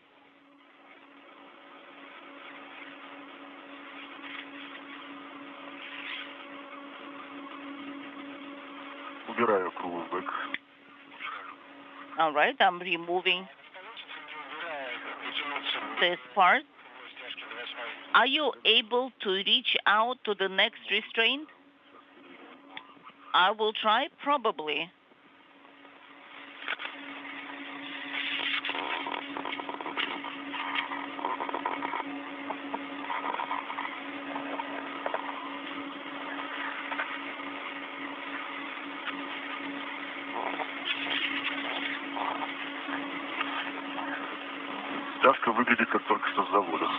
The restraint actually looks brand new, as if it just came from the manufacturing table. Good, and we might have some challenges with opening some.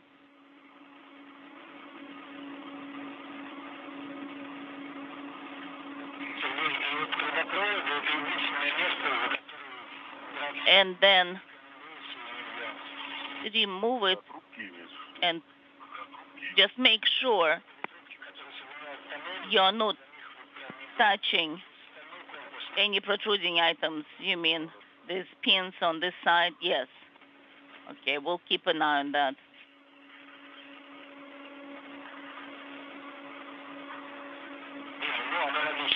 And that's a similar story with the next ones. I copy. Okay. This is Mission Control Houston, 1 hour, 15 minutes into today's spacewalk by Sergei Prokopyev and Dmitry Petelin. The two cosmonauts opened the hatch to the Poisk airlock at 8:39 a.m. Central Time, 9:39 a.m. Eastern Time, signifying the beginning of the 255th spacewalk in support of space station assembly, maintenance, and upgrades. Today's work is the preparation of the radiator that is housed on the Rosviet module on the Earth-facing side of the Russian segment of the station, in preparation for its move robotically using the European robotic arm on the next Russian spacewalk that is scheduled by Prokopyev and Petelin for November 25th. The two cosmonauts have already installed an adapter for the Strela telescoping boom on the airlock grapple fixture that is also on Rassvet. The airlock itself will be relocated from Rassvet to the Naoka Multipurpose Laboratory Module on December 6th. They are in the process of removing the first 4 out of 6 radiator restraints that have held the radiator in place since its launch on a space shuttle mission 12 years ago. The 2 cosmonauts will also be opening up valves to vent nitrogen in the hydraulic loops in the radiator that will be relocated and activated to be used to dissipate heat from the Naoka Multipurpose Laboratory Module. Naoka will be serving a dual purpose, both as a laboratory for scientific research as well as a second airlock for Russian-based spacewalks. You'll have the sun out. We copy. Excellent.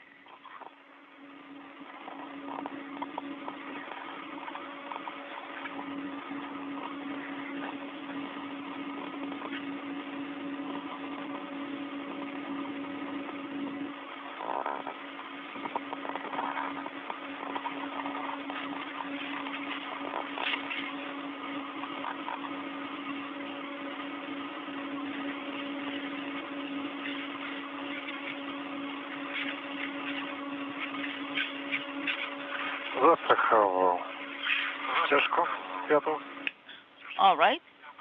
So I'm working with the next. While today's Russian spacewalk is in progress here in Mission Control Houston, down the hall from the International Space Station Flight Control Room, the team of flight controllers monitoring the progress of Orion en route to the moon and the outbound powered flyby to take it to its distant retrograde orbit following its launch yesterday atop the Space Launch System from the Kennedy Space Center.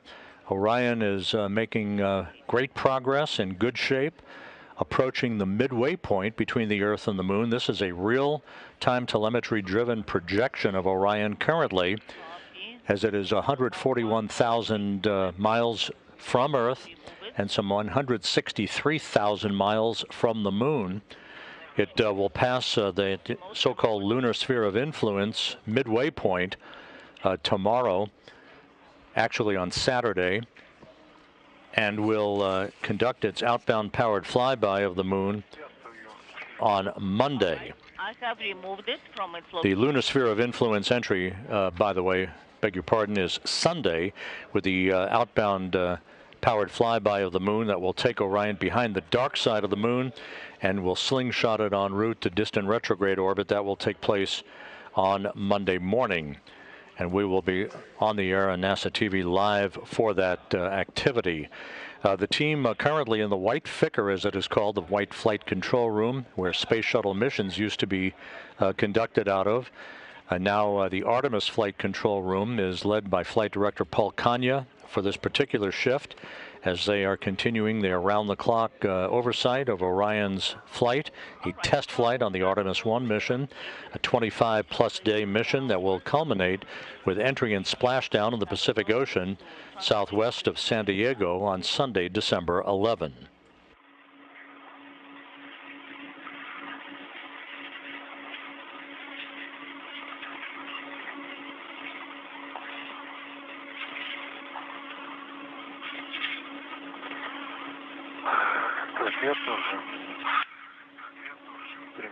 All right, I am translating down.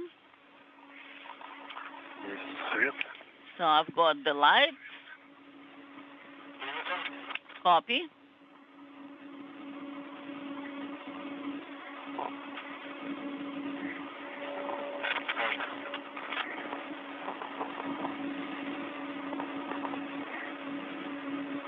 Прием, как слышно?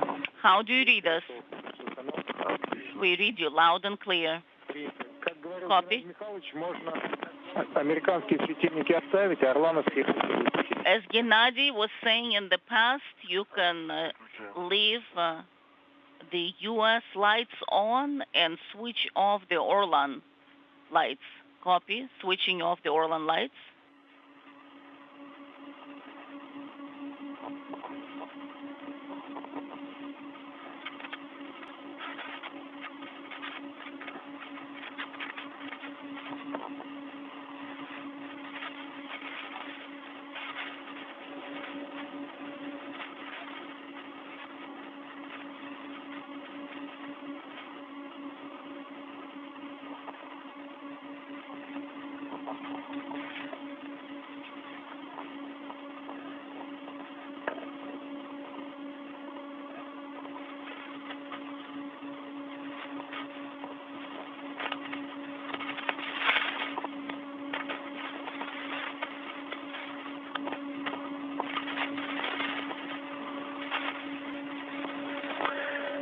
Так, Артем, вот у меня здесь на подкурсе якорь стоит, я же за него фиксироваться могу? The foot restraint is installed here in this area. I guess I could secure myself on it.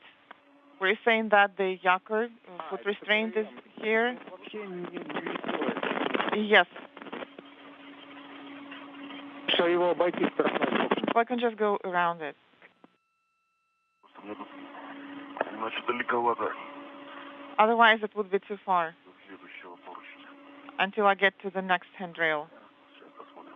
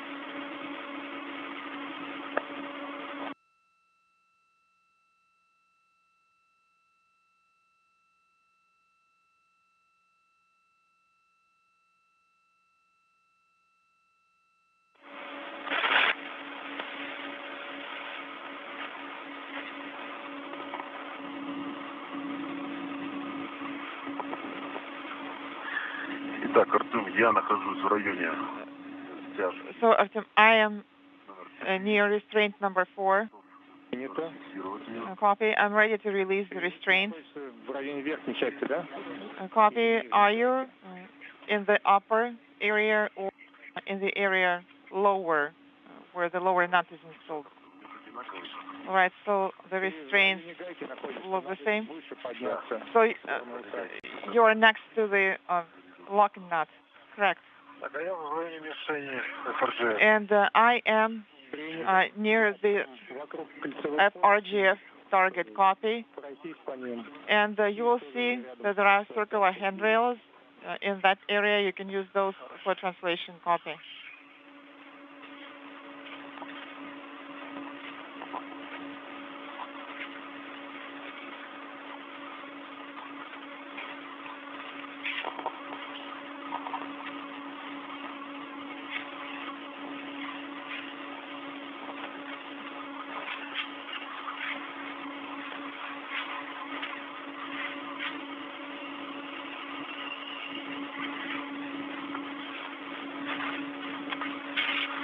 Солнышко тепло, пригревает. It feels warm in the sun. Да, сейчас у нас будет почти 50 минут солнышко. Yes, we still have about 50 minutes of sunlight. Может, за облачко зайдет. I can see inaudible. Сегодня безоблачная погода. It may become overcast. Так, No, it should be sunny today, according to the forecast. All right, so I'm translating towards the upper part of the radiator. Copy.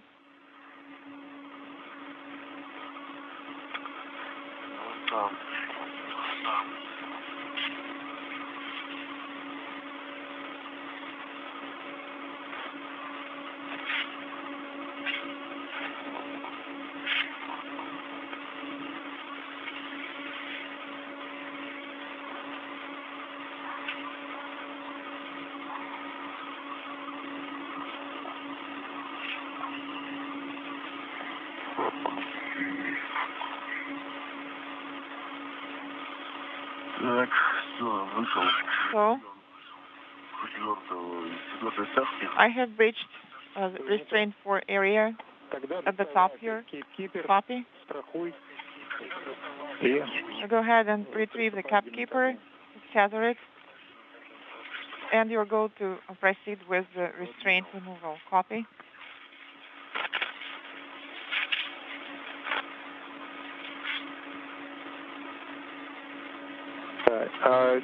Сереж, еще поаккуратнее, пожалуйста, у тебя под ногами антенна находится. Almost an hour and a half into today's spacewalk, a good view of the two cosmonauts who are at the Rosviet module on the Earth-facing side of the Russian segment of the station.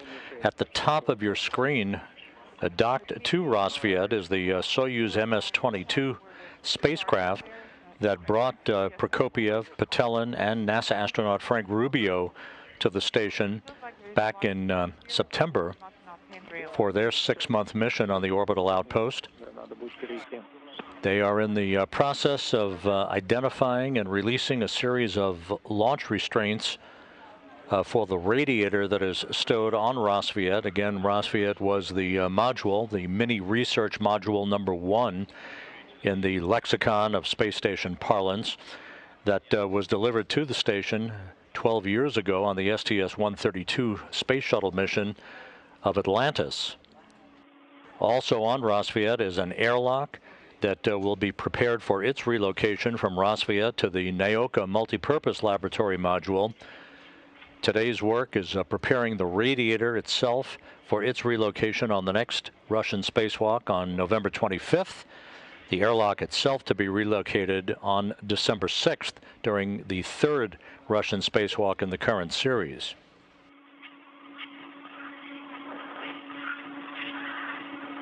Так, первое мое, да? Да, твоя первая тяжка. So do I go first? Yes. Restraint 1. Есть фиксация колеющихся солдат. Confirm that the vault ring is tethered. Copy.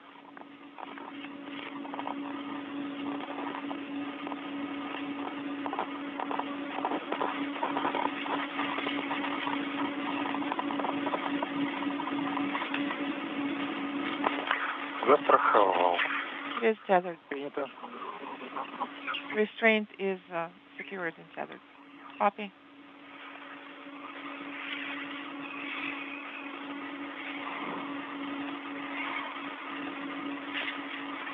Расфиксировал болт и The bolt is released, and I'm starting to release the torque on the restraint.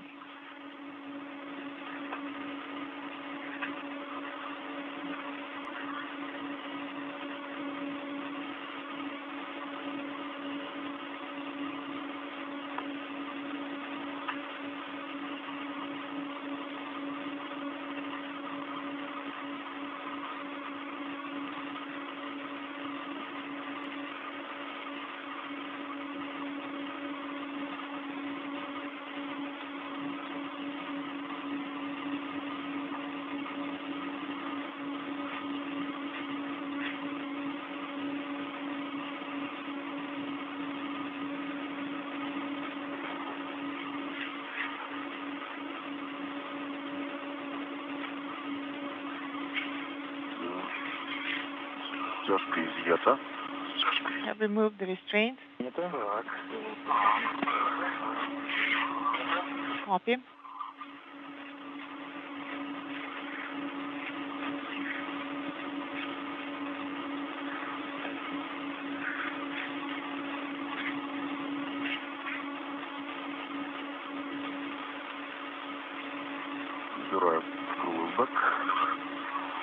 I'm stowing it in the crew lock bag. Sergei Prokopiev on the left, Dmitry Petelin on the right. 1 hour 31 minutes into today's spacewalk. The International Space Station flying 260 miles over the South Pacific, about to move from southwest to northeast in an orbit that will carry it across the southern tip of South America. A good view of the Soyuz MS-22 spacecraft that is docked to the Rassvet module on the Earth-facing side of the space station. The two cosmonauts working in tandem to release the first quartet of the 6 radiator restraints holding the heat-dissipating radiator to the Rassvet module in preparation for its November 25th relocation robotically from Rassvet to the Naoka multipurpose laboratory module, the European robotic arm, to do the heavy lifting under the direction of Anna Kikina from a workstation inside the Russian segment of the station. Sure. It's a good thing we didn't have to do it this time. Indeed.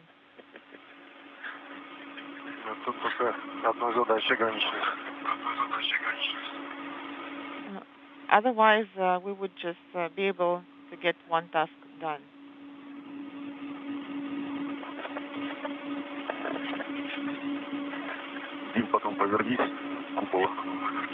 Dima, you can then turn around to face the dome.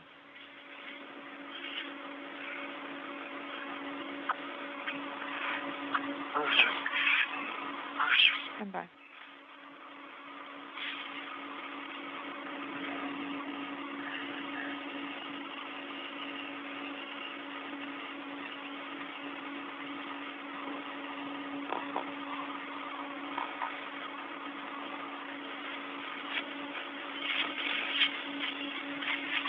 Ради такого дела можно и светофильтр поднять. Inaudible.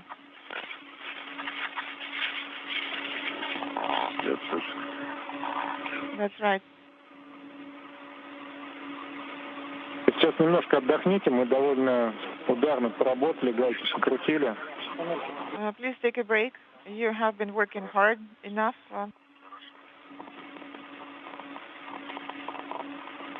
Releasing the nuts. Минуту отдохнем и дальше будем работать с УСА. So take a couple of minutes to rest, and then you will proceed with the active attachment interface operations.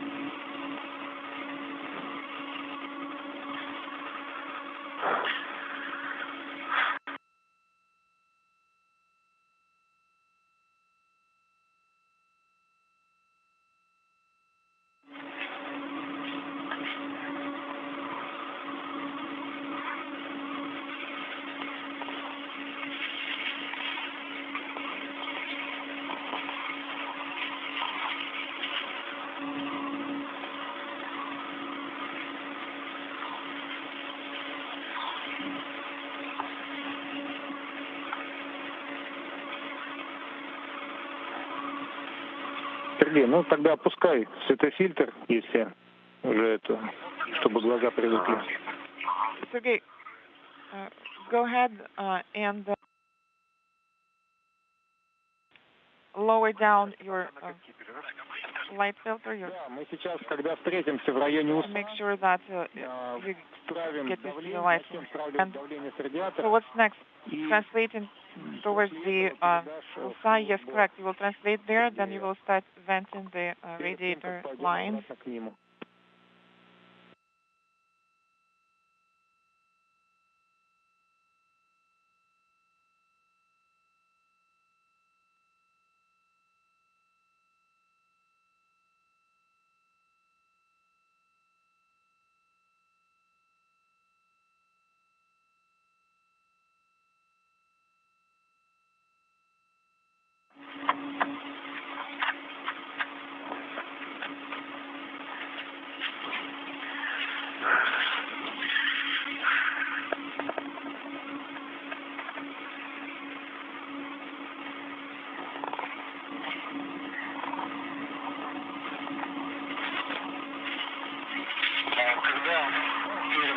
before you start venting the lines, you'll have to position yourselves on the inner side of the USA attachment interface. You will see two MLI flaps there that cover hydraulic connectors 6, 7, 9, 10, 11. We're going to have to check those out first to make sure that they're closed. Then the two cosmonauts are running about 30 minutes ahead of the timeline, making good work as they move along. They have removed several of the radiator restraints on the radiator housed on the Rassvet module, and now we'll press ahead to begin opening up vents to release nitrogen pressure from the hydraulic loops in the radiator that has been housed on Rassvet for the past 12 years. I am at the top where it says MLI valves. So this is your second priority now. Well, actually, it is not stitched up. It will have to be secured. And it is secured with the Velcro straps only. Copy. That goes for the entire diameter for all the sides. Yes, correct. All right, so go ahead and secure it then.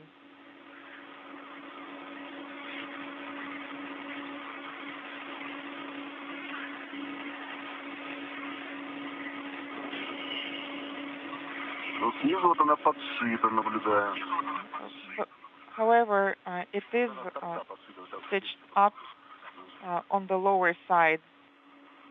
If you look at the end of it or to the side on your left, it looks like it is stitched up.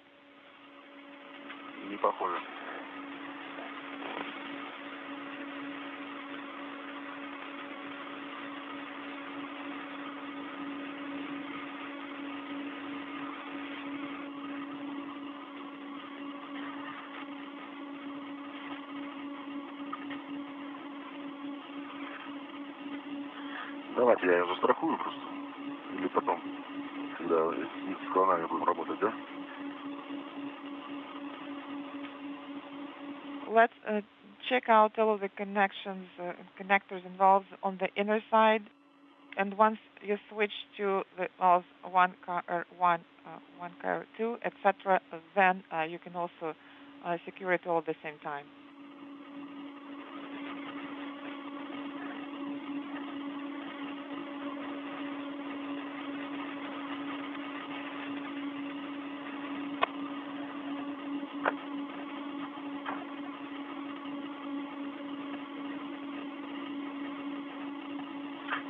Связи? Да, похоже. Я думаю, чего мне так темно? How copy? How do you read me? О, слышно теперь. We have you loud and clear. This is Mission Control Houston, 1 hour 40 minutes into today's spacewalk. Another view of the two cosmonauts, Sergei Prokopyev on the left, Dmitry Petelin on the right. At the top of your screen, the Soyuz MS-22 spacecraft that carried Prokopyev, Petelin, and NASA astronaut Frank Rubio to the station back in September. It is docked to the Rassvet module on the Earth-facing port of the Russian segment of the station. Rassvet also currently housing a heat-dissipating radiator and an airlock, a second airlock for Russian-based spacewalks at the station. Those two components to be robotically relocated to the Naoka multipurpose laboratory module. The radiator will be moved on the next Russian spacewalk on November 25th, the airlock to be robotically relocated on December 6th. 8, number 5 also. Well, okay, I see you just opened one flap, okay. So what should I do now? To make sure that they're closed? Yes. Valves number 6, 7, 8, and 9 should be closed. Copy? Дима, скажи, вот ты в таком Дмитрий. состоянии находишься, тебе таблички на УСА читаемые? Can you see the USA attachment interface markings and placards at this distance? Yes, I can see the all of the markings there, speech, roll, your, etc. And do you see the direction of the arrows? And yes, that too. Copy. Стрелки вращаем, гидроразъемы. Please rotate connectors clockwise. Okay, so I have installed the wind knob, and I can take it off now. Если сначала ключ, а потом барашек. Well, please use the wrench first, and then the wind knob. Well, I guess the wrench is going to work best. Наоборот, до этого, до цилиндра на барашке удобнее будет без ключа дотянуться. Там же цилиндр надо. Actually, you're going to have to pull on the cylinder there, so wind knob would work better for that rather than the wrench. Okay. Okay, so I'm going to move closer to you then. Okay, got it.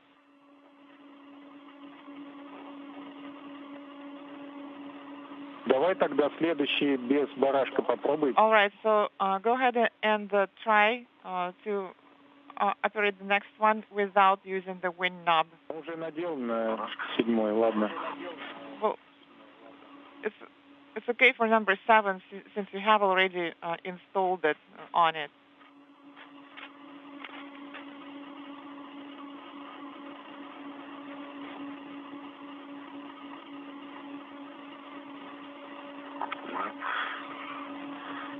Проверил, закрыт. I have checked out valve number 7. It is closed. Copy.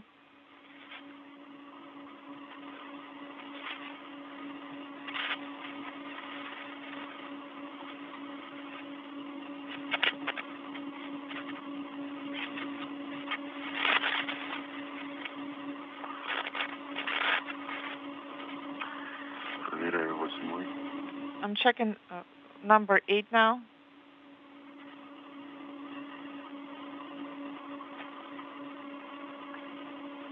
Сергей, по-моему, ты сейчас наоборот открывал. Sergey, I think you opened it just now. Надо по стрелке, которая на No, барашке. please use the arrow that is on your wind knob. Это закрыто. So, so counterclockwise would be closed then.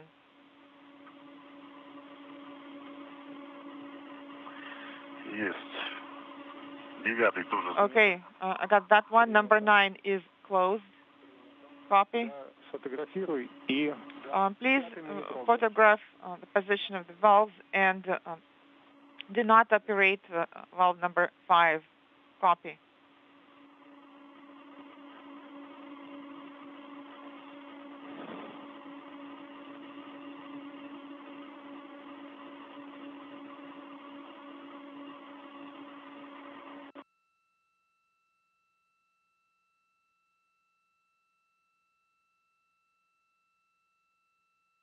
Я пока сфотографирую. So let me take photographs. Принято, давай тогда пока сфотографируй, передаем. Copy. Go ahead and take some photographs for now.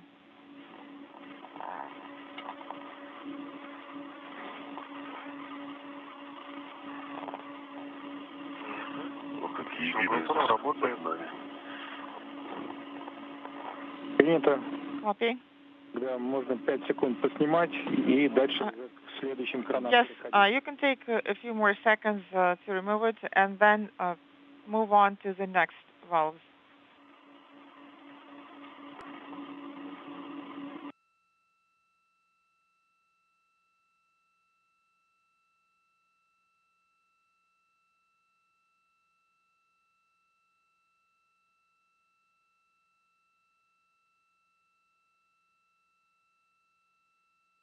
Принято.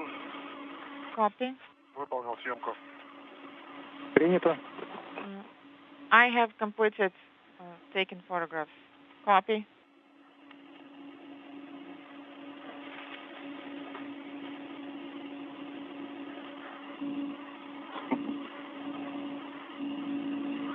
Это фильтр открой.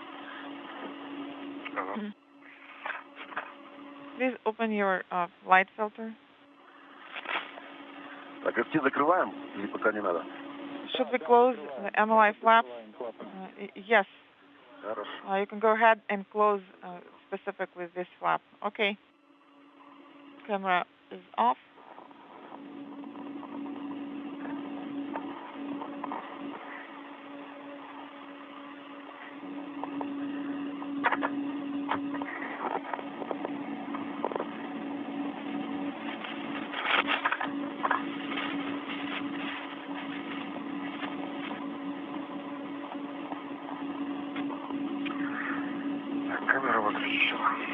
The camera is now off.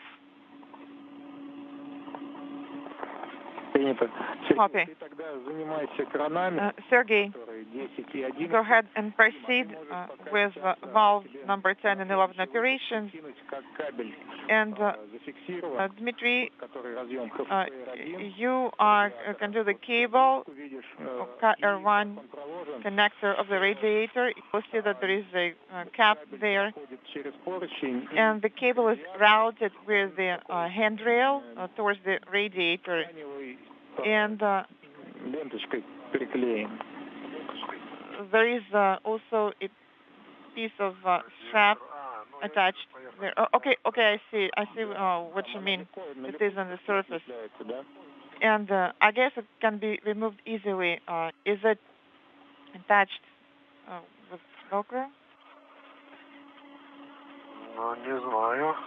I'm not sure. Попробуй сейчас отлепить. Только вот эту липучку. Да.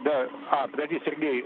Сергей. Еще второй клапан FT с внутренней стороны уса проверить. Sергey, make sure that you check out MLI flap number 2 on the inner side of the USA interface. There are some fluid connectors there, and then you will proceed to the valves and close MLI flaps. All right, so the cable, I see the cable, it is routed through 2 Lirka clips. Yes, that's correct. And then if you look a bit lower, the cable is secured via a Velcro loop or strap. Okay, I see it. So can you remove it easily? Okay, let me try. Yes, this is just a regular Velcro strap. A copy, so no worries about that then. We've had some questions about it before. Okay, so I see valves number 10 and 11. This is Sergey, and should I close them? Yes, go ahead and close them. Please be careful because a critical piece of equipment, antenna, is right behind your back. Copy.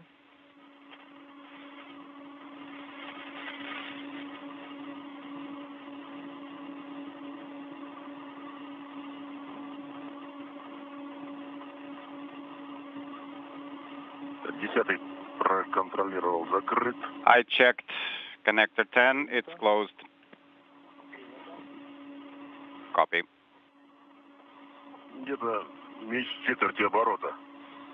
Less than a quarter turn to close the number 11. Copy. Before you cover it, take a photograph of connectors 10 and 11 and then close them off with MLI. Okay.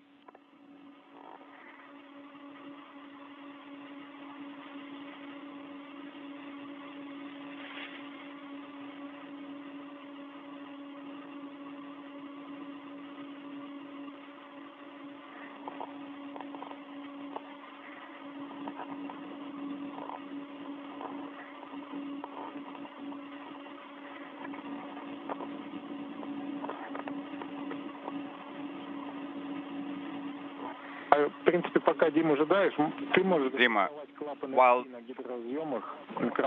he is waiting, you can work with the connectors, but make sure you tether the cups. You're talking about the ones on top? Affirmative. Okay, tether and open. Copy.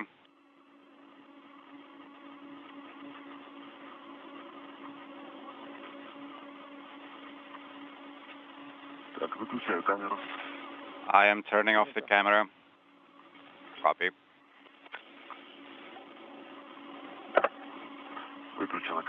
Camera is off. Принято. Copy.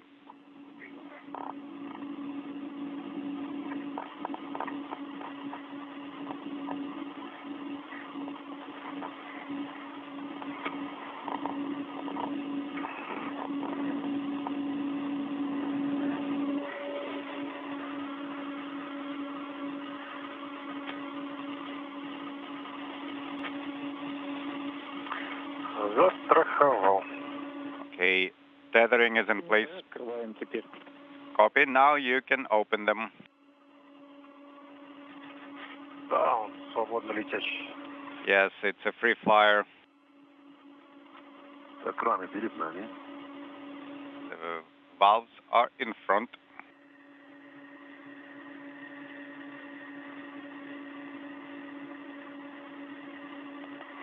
Теперь краны. Давайте начнем с любого. Кто из вас будет крутить? You can start with any of those valves. Which one of you will operate the valves?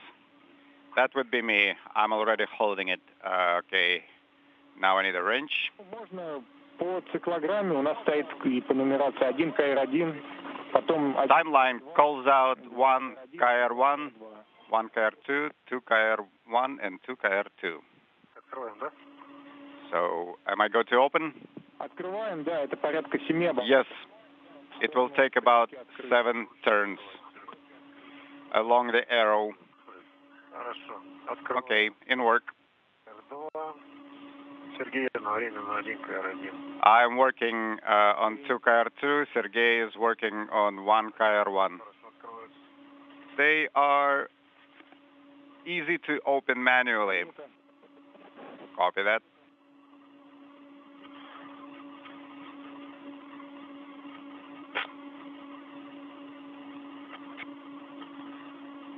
Много оборотов. I think I have quite a few turns. 1 KR1 is open. 1 hour, 54 minutes into the spacewalk. The two cosmonauts now beginning to open up valves to vent nitrogen from the hydraulic loops on the radiator that is housed on the Rassvet module. This in preparation for its robotic relocation on November 25th during the next spacewalk from Rassvet to Nyoka. Well, we'll be checking the telemetry. The nitrogen is escaping via torque-free nozzle, so we are going to see a pressure drop on the telemetry. This is how we will know it is escaping. Okay. And we see pressure is dropping, so valves are open nominally. Already. So all 4 valves are open. Affirmative. Okay, now take a few photographs, then install MLI. Then, Dima, you will pass your cinches or restraints to the crew lock bag. Okay.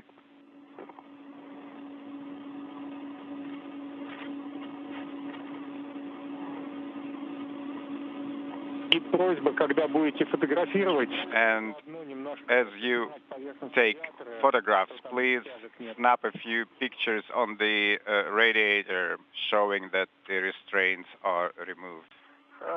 Okay. So general view of the airlock chamber and whatever gets in the shot. Okay. Will do.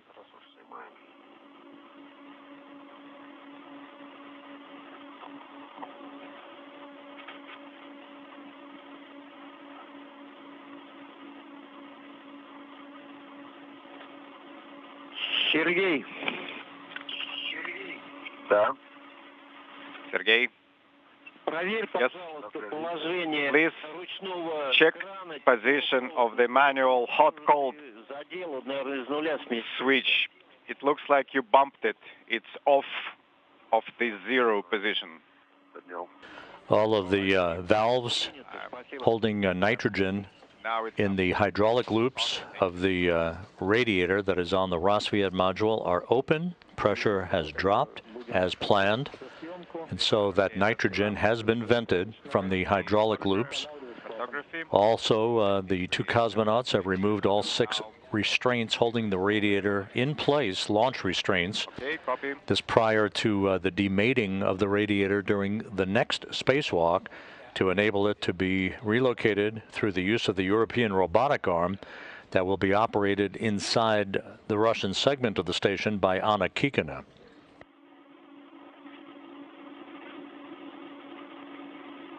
Камеру отключил. Принято. Photo camera is off. Copy.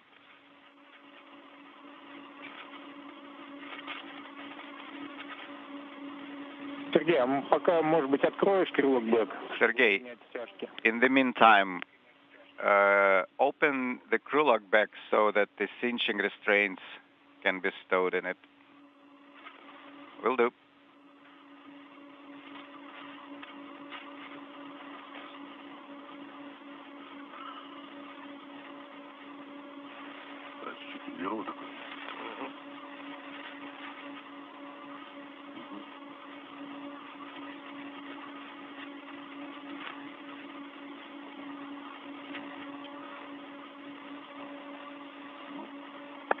Клапан установлен. MLI is installed.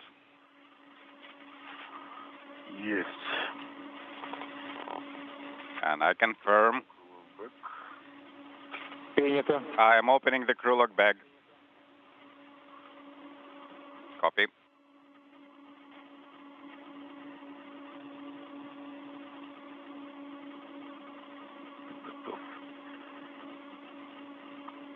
Так, я весь кипер у него забираю, да? Am I taking the fastening tape Да. from him? Не нужен он будет. Yes, we are not going to need it anymore. Так, а может туда... Ну, через страховку давайте это сделаем. Please use safety tethers. Готовился. Ага, все, да? Отпускай. Ага. Все, снял. Okay. А вот еще один. Ага. It is untethered on my side. Okay, I got it tethered on my side. Here comes the restraint. Мне казалось, что один кипер должен был быть с другими карабинами. I thought that the kit keeper was supposed to have different hooks. Yesterday we did hardware swap. Instead of French hooks, we're using these ones. Кипер не сильно мешалось. So how was your experience working with the kit keeper? It was very good. French hooks do require small arm movements, but on the other hand, we install them and forget. Right. Quick reminder, there is a lock on the crew lock bag. You see the upper door where the timeline is attached? Все, да, значит, показалось. I think you Начинаем переход в сторону стрелы. Сейчас мы did not see it correctly. I think you are right. Okay, now we will translate via Strela on the other side, the side where Sergei is located. Copy.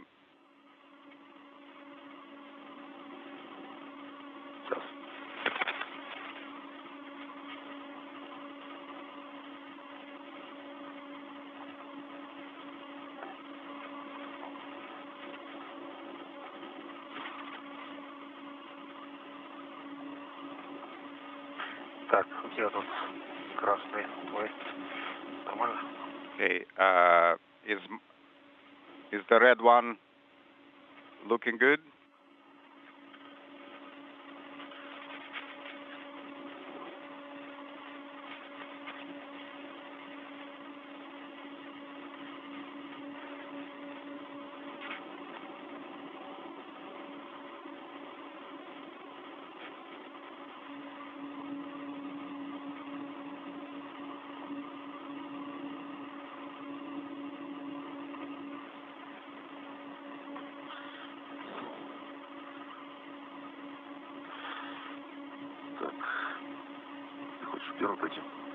Okay, do you want to pass on the left?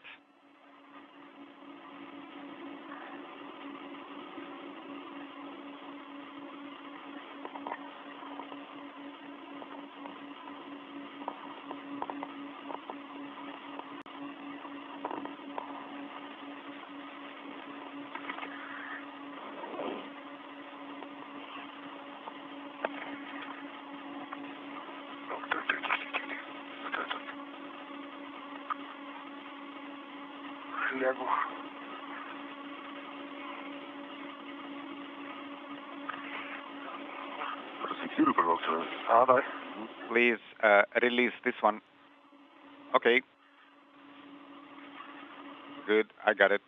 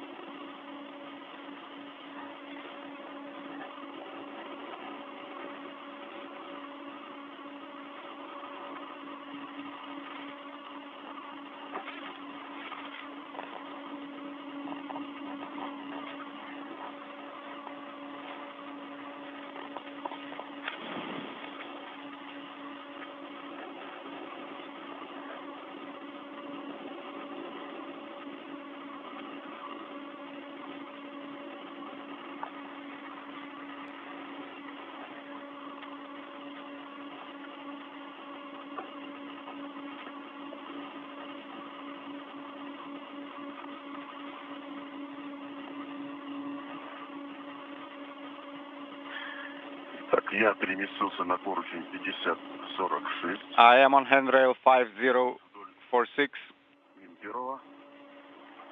towards MRM1, towards the pressurized adapter. Я следом. And I am following behind.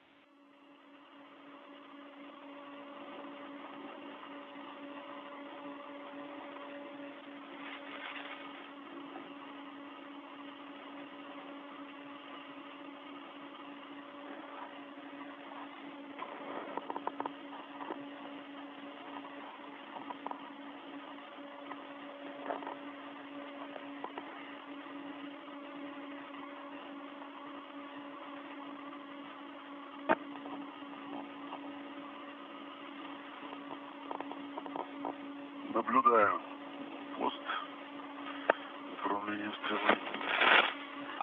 I see the operator post in Strela direction.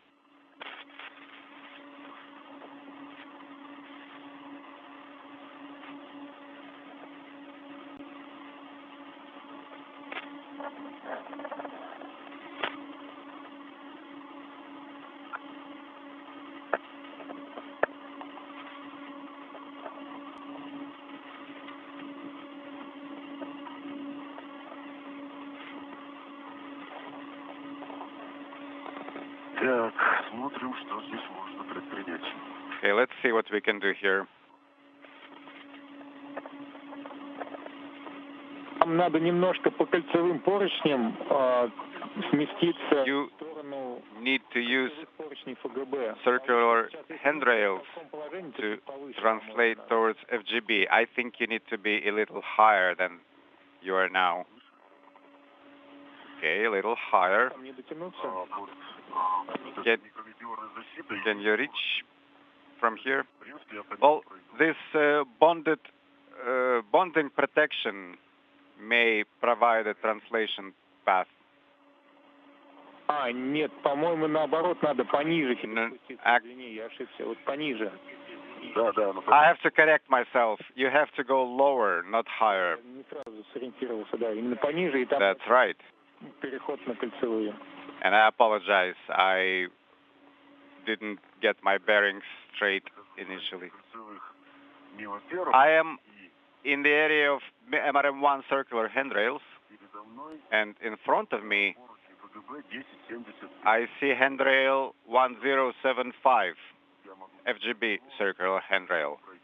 I can translate via that handrail. Хорошо, 1075. А 1063 далеко, не видишь его, да? Okay, 1075. What about 1063? Do you see it? Да, 1063. I think 1063 is below. Достаточно сильно закрашены уже, вернее, они закоптились сами поручни. The handrails Плохо различимы. have quite a lot of soot on them, so sometimes it's hard to read Там смотри, если the markings. видишь, что по этим там два, Okay, that's fine. If you just pick the handrails that are suitable for your translation and never mind the markings. Okay. So if you see a translation path that is suitable for you, please use it. Okay.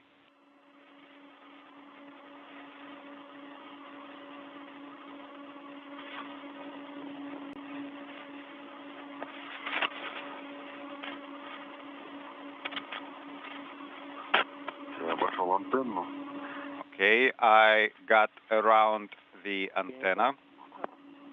Copy. This is Mission Control Houston, 2 hours, 10 minutes into today's spacewalk by Sergei Prokopyev and Dmitry Petelin. The two cosmonauts are running about an hour ahead of their scheduled timeline activities, having installed an adapter on the Strela telescoping boom on a grapple fixture on the airlock that is housed on the Rassvet module of the International Space Station. That airlock to be robotically relocated from Rassvet to the Naoka multipurpose laboratory module during a Russian spacewalk on December 6th. A good view of Sergei Prokopyev wearing the Orlan suit with the red stripes. He is joined outside today by Dmitry Petelin in his first spacewalk of his career wearing the Orlan suit with the blue stripes. This is Prokopiev's third spacewalk of his career as the International Space Station is passing over the west coast of Africa, moving from southwest to northeast, about to enter an orbital sunset. The two cosmonauts have opened up a series of valves to vent nitrogen out of hydraulic loops in the radiator that is being prepared for its relocation on the next Russian spacewalk coming up on November 25th. They also removed a half-dozen launch restraints on that radiator, which again will be robotically relocated by Anna Kikina, operating the European robotic arm from inside the space station. She will move it from Rassvet to Naoka for its attachment to the new multipurpose laboratory module. Right. Okay. The two cosmonauts are moving to the second of the two Strela telescoping booms. They'll be installing a retainer on the Strela 2, as it is called. And then we'll press ahead for the installation of what is called a large object attachment system on Naoka, to which the airlock will be attached and mated during the December 6th spacewalk by the two cosmonauts.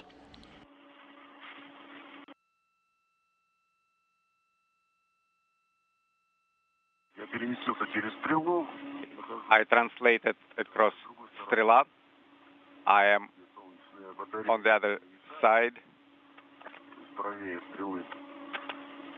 How about the solar rays are not interfering? Copy. You are going to translate to STU and start releasing. And I am following behind. Copy. We see you.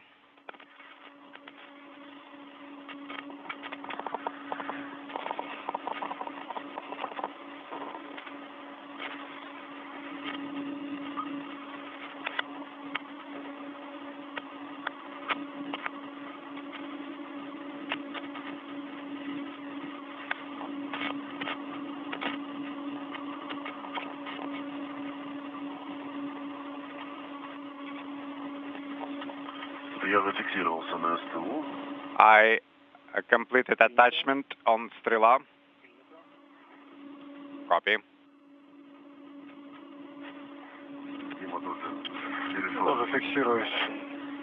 Dima is in process. Yes, I am making my attachments now.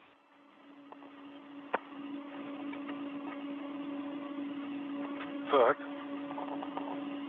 СТУ. We are on STU. Copy. So, whenever you're ready, start translating to the grapple fixture. Okay, STU released.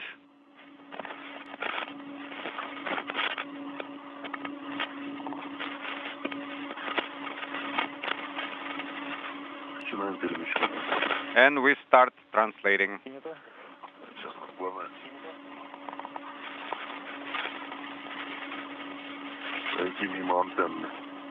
We just have to be careful translating near the antenna. And we are past it. No, not yet. Wait, let me raise it up a little. Yeah, like that. It's good. Yes, yes, yes. Excellent.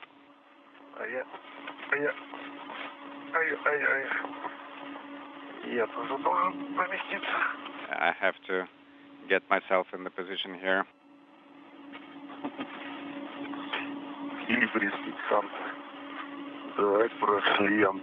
Okay, we have cleared the antenna. Copy. This means you're halfway there.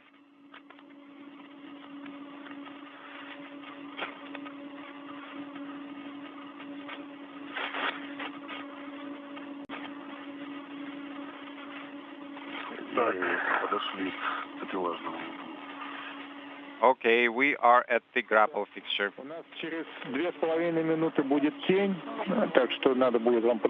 Gentlemen, get ready for eclipse in a couple of minutes.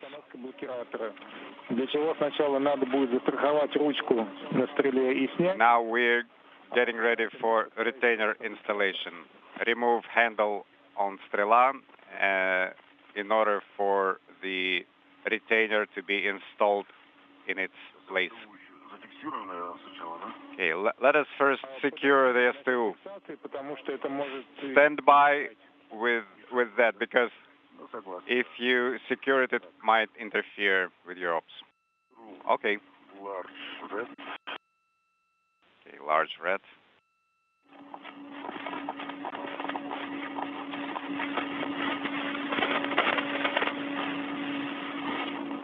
И там к ручке у нас что за карабин такой? And what is that hook on the handle? Looks like a safety hook. Да, я вот наблюдаю, что к ручке один карабин зафиксирован, да? This is the one that is tethered to the foot restraint. Да, пока переместите его. Okay, please move it either towards the grapple fixture at the handle or past the fair lid.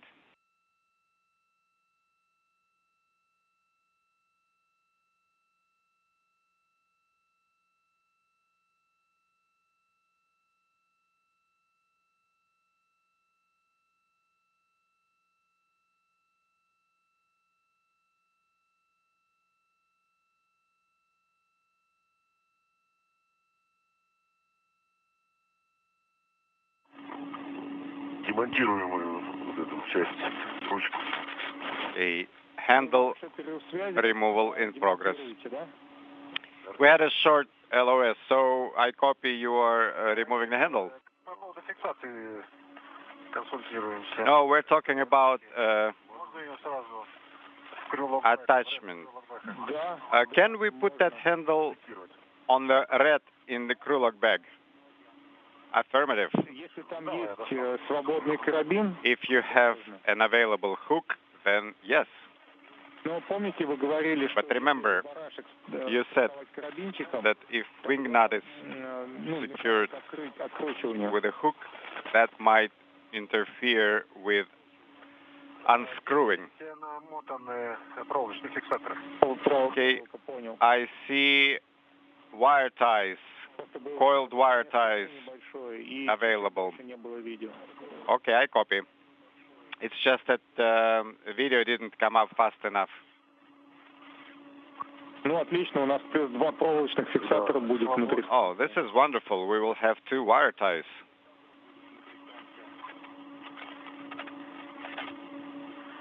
Или давай все-таки я заберу его на ларж. Actually, let me put it on the large. Всего их 4, если занято. There are 4 of those, and all 4 are occupied. А я пока достану Inaudible. адаптер. Inaudible. Static in the loop. Есть фиксация. Принято. Copy. Доставай, я тогда начинаю Okay, рукоятку расфиксировать. you start retrieving, and I will start releasing the handle. Ну вот, я освободился как раз от него. Inaudible. Да? Давай мы его сразу крылом бэк.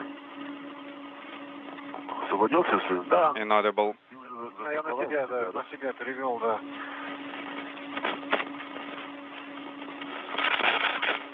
Ладно, пока так сделаем.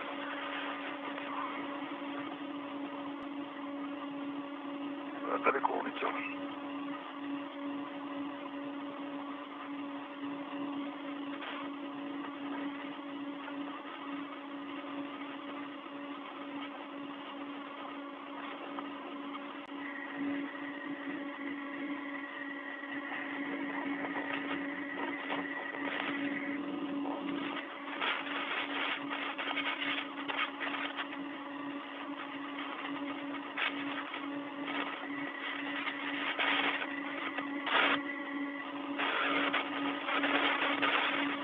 Так, раскрыл рукоять. Okay, I have opened the handle.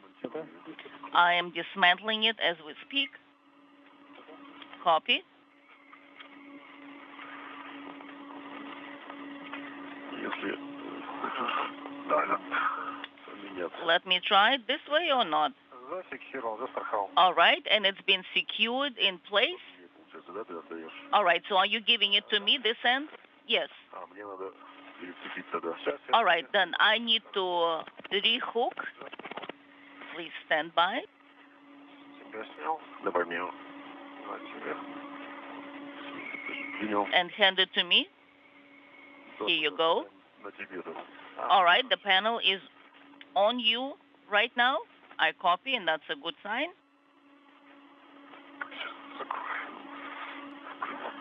Выполняю.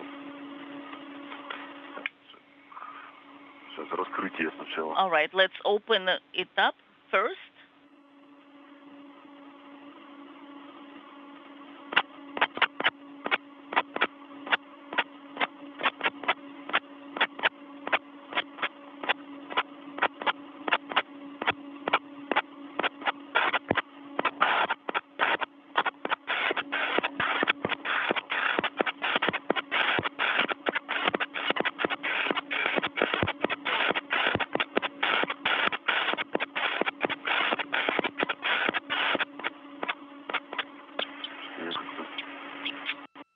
I got it.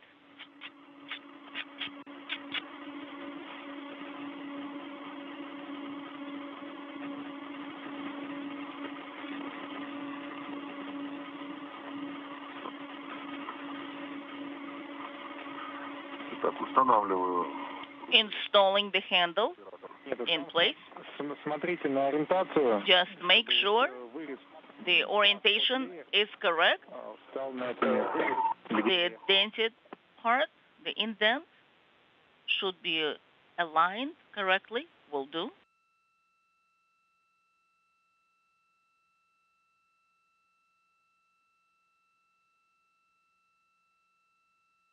Как слышно?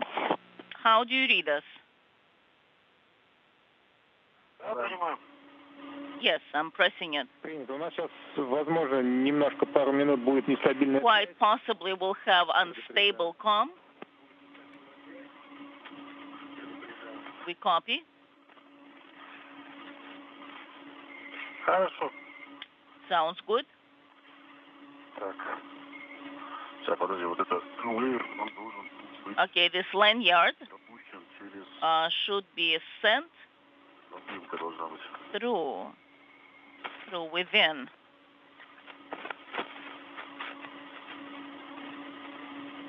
Нет, вот так вот, да?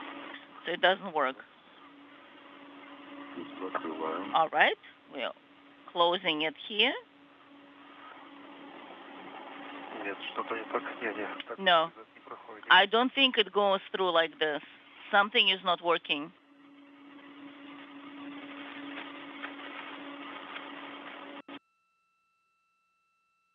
Лейер, да? Вот так вот. Ага, ну, Just like that. Yes, that's the only way.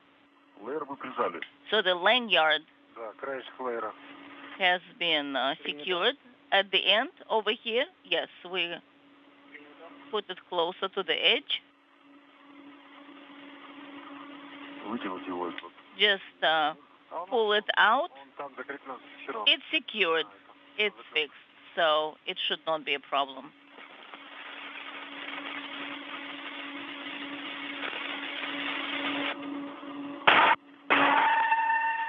Так, сначала мы большое кольцо, правильно? So first is the largest end correct? Yes. Достаю ключ. I'm getting the wrench.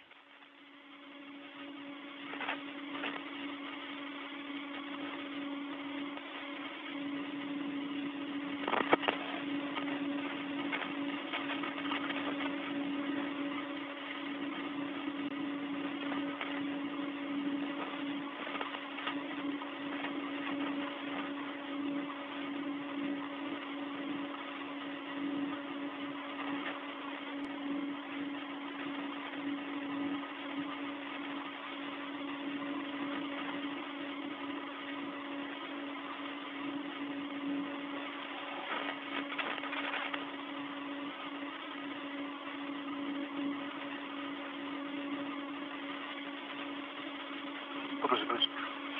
Человек. Да, закручивается. Okay, I'm tightening it up. Sounds good.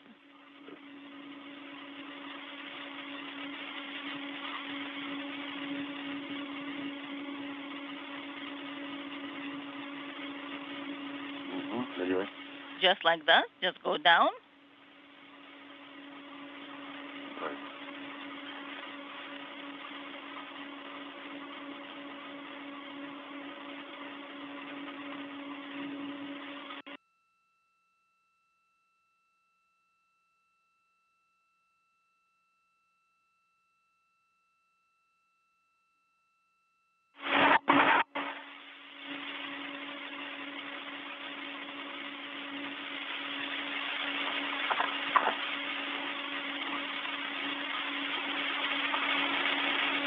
Наверное, уже хорошо. Да. Just like that.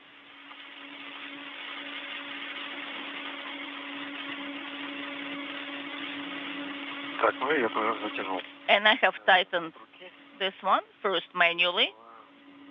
Ключом. And now tightening it up with the wrench. Copy. Маленькое колечко. A small ring. Много не надо. Not too much force.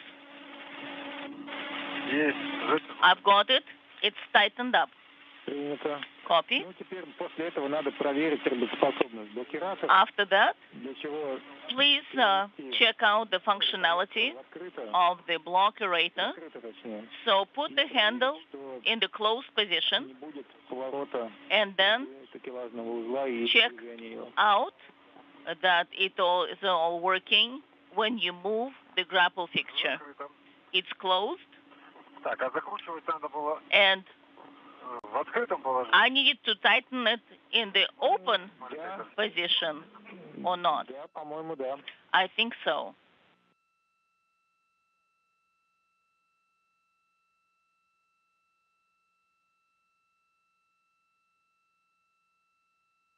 Okay. It's rotating loose Да, вот если сейчас a открыть, little bit. покрутить, там будет сильно, Let's да? try it with the free end. Может, тогда в открытом положении. So maybe I should try it in an open position again. Нет, ну небольшое прокручивание, оно в любом случае. Well, будет. the loose rotation, you'll always have it, the play. That's to be expected. То, что вы доложили, там, что полностью свободно, So is it fully loose если не закрыта рукоятка, а если открыта, то там, ну, when you're trying to close it? тогда там немножко уже прокручивается, но это нормально. In that case, if it's tight, but there's a little loose play, that should be expected. That's not a problem. Так, переводим. All right. В открытом полностью ходит, все хорошо. So it's tightened up. Закрываем, закрыто. It's going around well. So I'm switching it to a closed position. And now it does not move at all. So not one bit. I copy. Надо было закручивать That's good. маленькое кольцо в открытом положении. So we should have tightened it up onto a small ring in a closed position, not open. Copy. Так, очень важный Okay, the транспортировочное устройство. grapple fixture. Еще раз, Come again. теперь страхуем. So the STU Страхуем. should be now secured in place. Хорошо. Sounds good.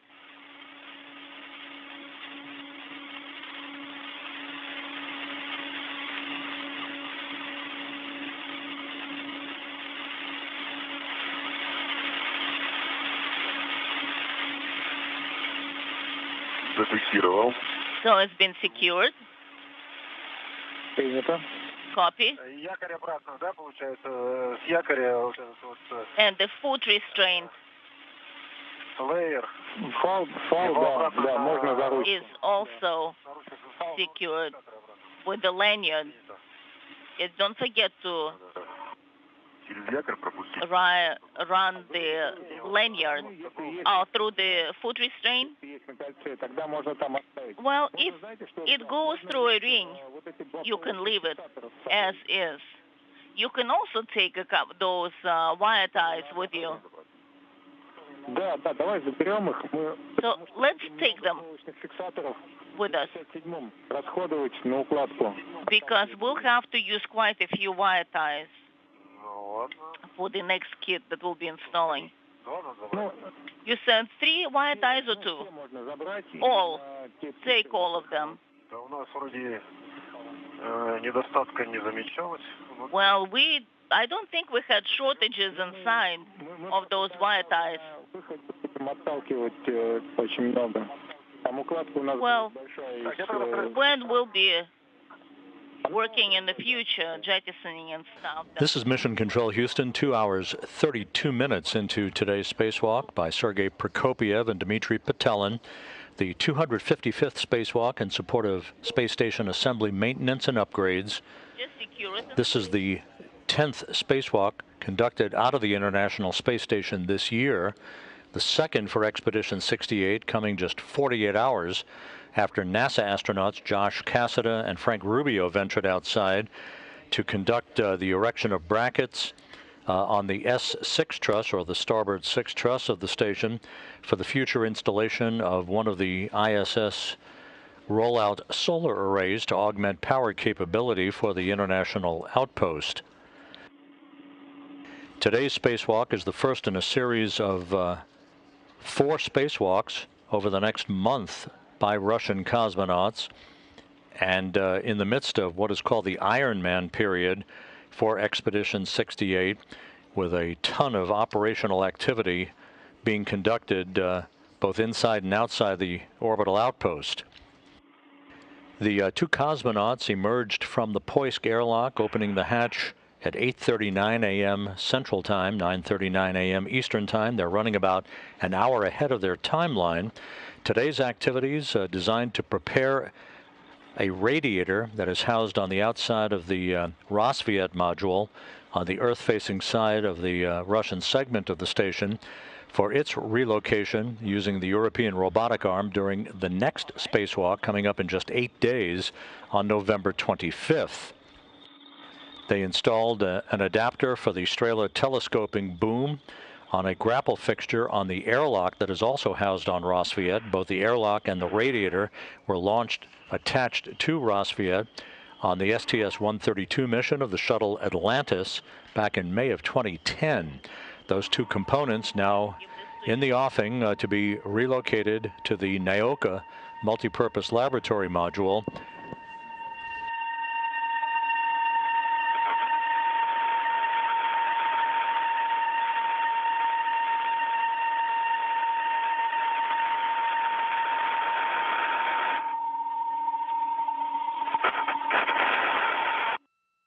Those two components to be relocated to the Naoka multipurpose laboratory module, the airlock, to serve as a second embarkation point for Russian spacewalks in the future, along with the Poisk module.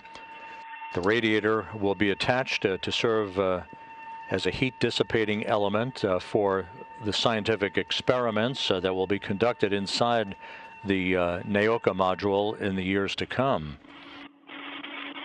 The next spacewalk on November 25th, again, will see the relocation of the radiator from Rosviet to Naoka. The subsequent spacewalk on December 6th will move the airlock from Rosviet to Naoka. And the airlock and the radiator both will begin to be activated during a December 21st spacewalk, all to be conducted by Prokopiev and Petelin. The European robotic arm to be operated on the next two spacewalks to relocate the hardware from Rosviet to Naoka will be operated by Anna Kikina from inside the International Space Station.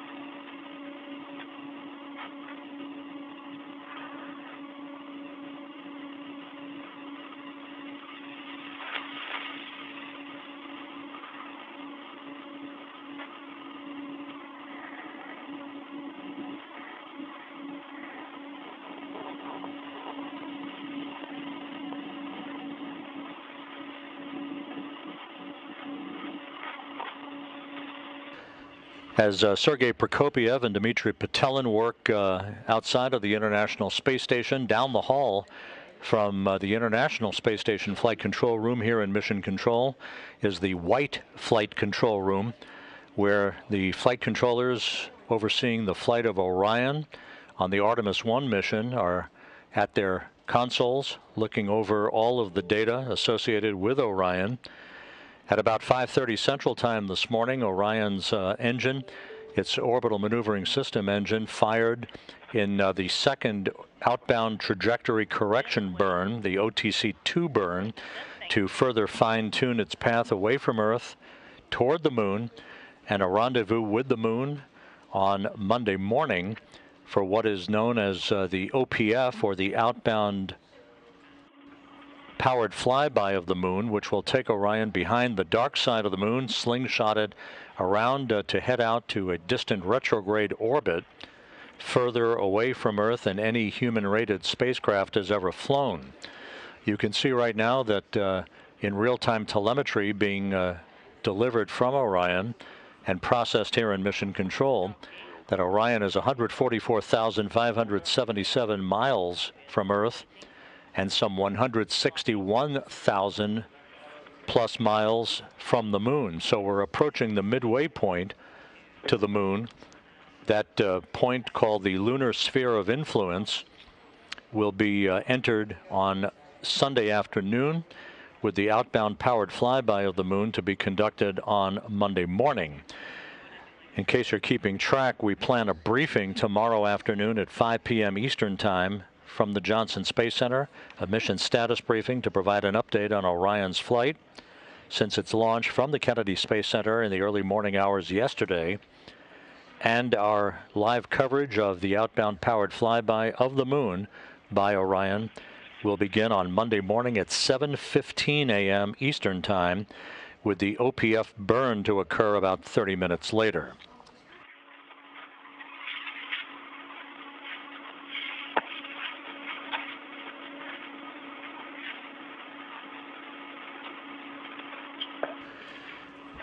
Back outside of the International Space Station, the two cosmonauts have completed the installation of a retaining device on one of the two Strela telescoping booms. The next major task on tap for the cosmonauts will be the installation of what is called a large object attachment system on the Naoka multipurpose laboratory module, to which the airlock is going to be attached during its robotic relocation from Rassvet to Naoka on December 6th.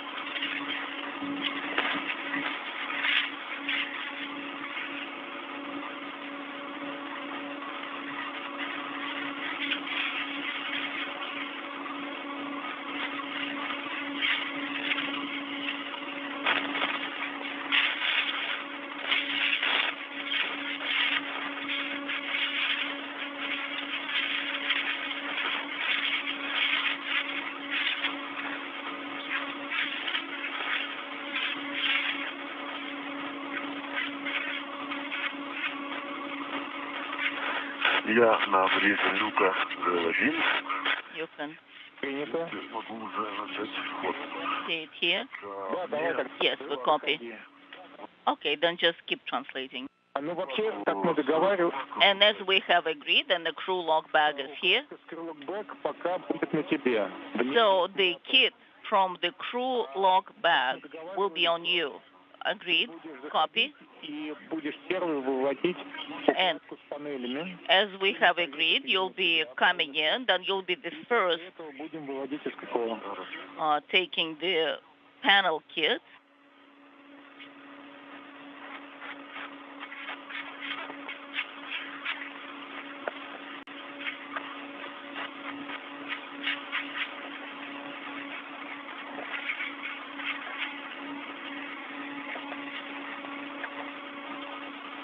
Захожу. Inaudible. Внутри. Okay, I've secured it inside. Так, может, стрелок снаружи пока оставить? So maybe I should put the crew log bag to the side at the moment? Или мешать не будет? Or it will not be interfering? I don't think it should be interfering. I copy.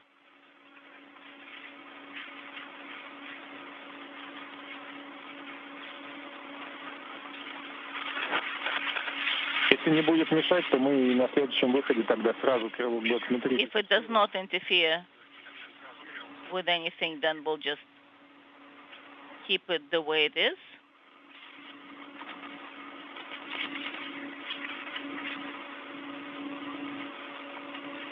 Я внутри. So all are inside. Copy.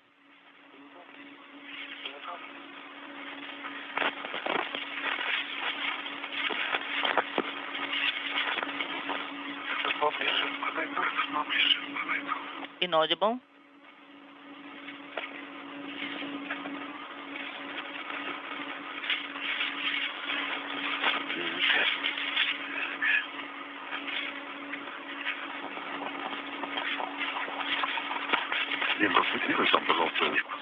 Could you please secure this and hold it?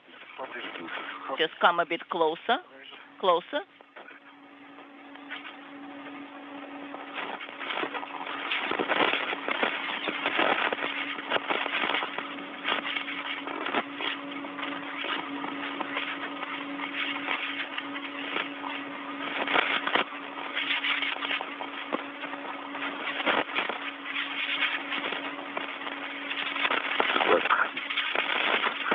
All right.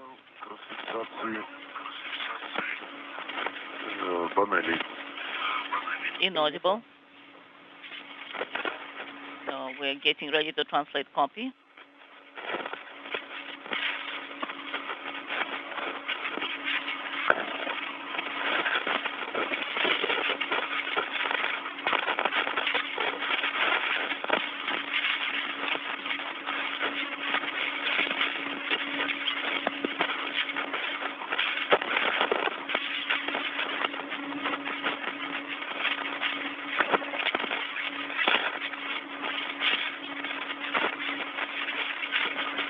Так, я тогда файл забираю, да, нет?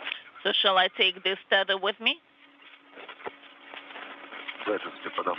Yes, I'm going to hand it over to you.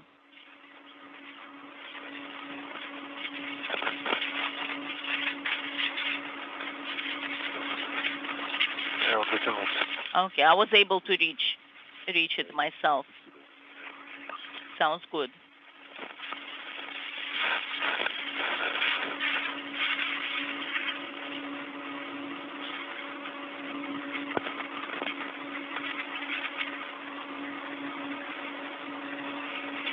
Так, мы... Так, кронштейнами вперед, да? Inaudible. Кронштейн. Нет, не кронштейнами, надо поручнями. Not the brackets, but the handrails should be aiming forward. Отпусти. Just lower them down. Just lower them. Ага, все, давай. All right, got it. Let's do it. Держи. All right, just like that.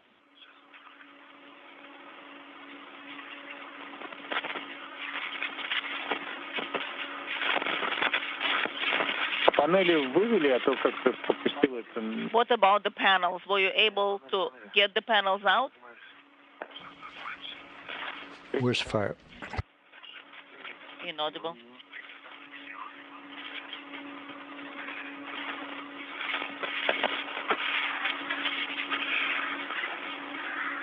Есть, да? You got it? Так, панели принял. Yes, I have accepted the panels. I'm holding them. And the tether, just release that tether. I'm holding them. Так, есть. Just like that. Got it. They've been released.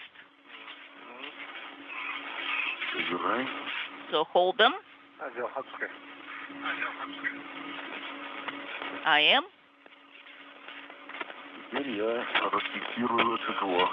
So now I'm going to release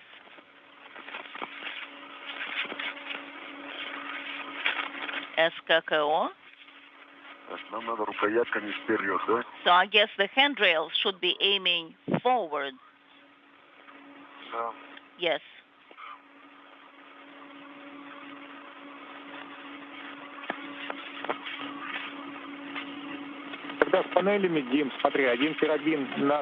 Guys, so with the panels, one hook, the small one, should be attached to you and the other on the other side. Excellent. Just leave it at the handrail for right now, and once you're ready to leave the PHO, then you unhook it. But now just secure it on the side. Copy. And it worked.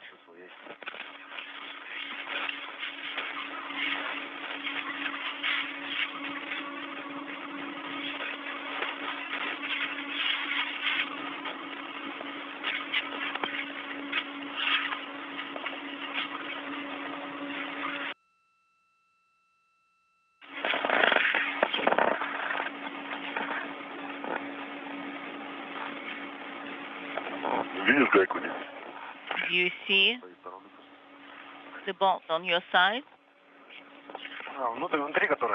The one inside, yes.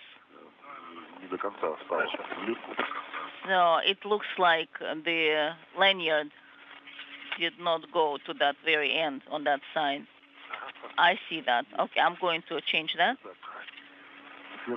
All right. Now, secure it. Please. Just, are we going to rotate it? Yes, turn it. Holding it.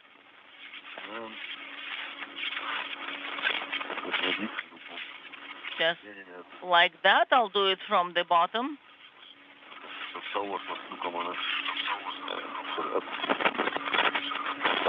It's just going like that. Careful. And it's moving out. That's good. It's moving out so well. Yes, and we confirm we are watching you guys from the ground. Beautiful. Excellent. This is Mission Control Houston, 2 hours, 50 minutes into the spacewalk. You're looking at Roscosmos cosmonauts Sergei Prokopyev and Dmitry Petelin as they bring the large object attachment system out of the Poisk module airlock. They'll be moving this attachment device from Poisk down to the Naoka multipurpose laboratory module to install it. This is the device to which the airlock that is currently housed on the Rosviet module will be attached to. That airlock to be robotically relocated by the European robotic arm under the direction of flight engineer Anna Kikina, who will be operating the arm from a control panel inside the space station, while Prokopyev and Petelin are outside during a spacewalk planned for December 6th. Am I taking the panels as well? Yes, you're going to take out the panels. And you're going to have to tether it on one of the short tethers, also drop a tether on one of the handrails. Copy.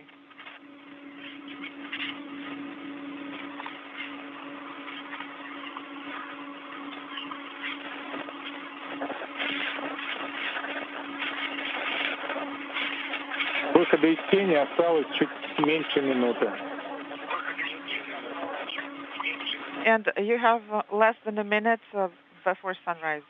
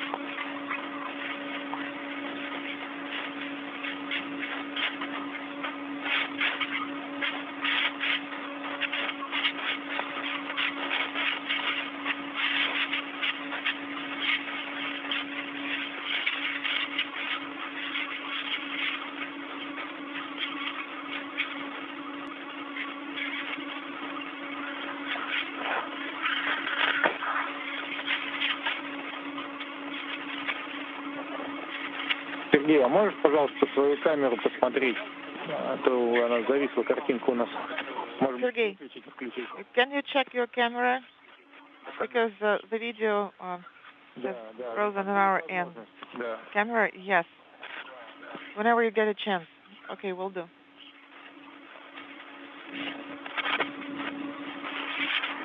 Так, есть. Я переместился. Удерживаю. СКК. All right, so translation completed, and I am holding the SKKO large object attachment system. Copy. I'm releasing it now, and let me restart the camera. Зеленый огонек горит на обоих. Green LEDs are illuminated on both. Но она могла зависнуть просто, пока ты был внутри. Copy. Мимо. I guess it just froze while you were inside the NRAM. Well, I have just restarted it, so let's see if it works. Few things. And let me swap my here.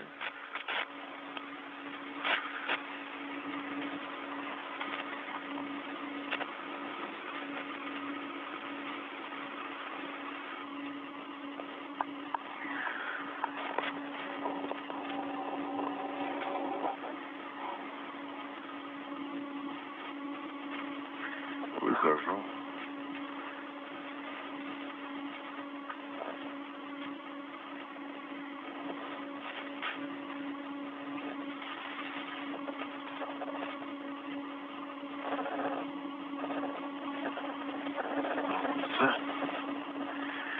Вышел на улицу. Принято. Прохладно. Так, все. Зато безоблачно. Готов держать, если надо. Ну да. Дим, как ты уже в районе стрелы, да? Я уже на стреле, да, на истории. Ну, я тогда поближе подойду. Let me move in closer. Sure.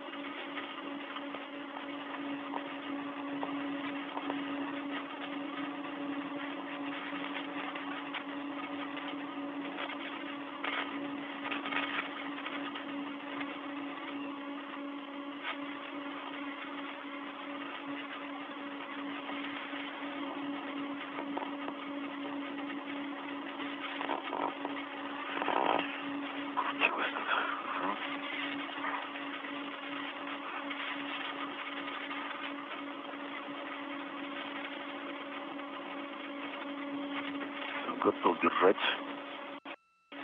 Держу. I'm ready to hold it now. I'm holding it now. И начали получать. I have released the object now.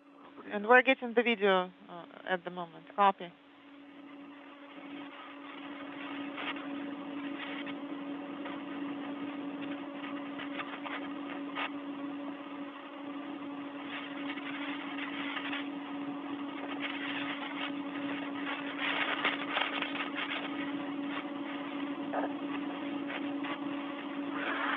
Так, нет, ну, в принципе, ты можешь до конца уже, да, сюда.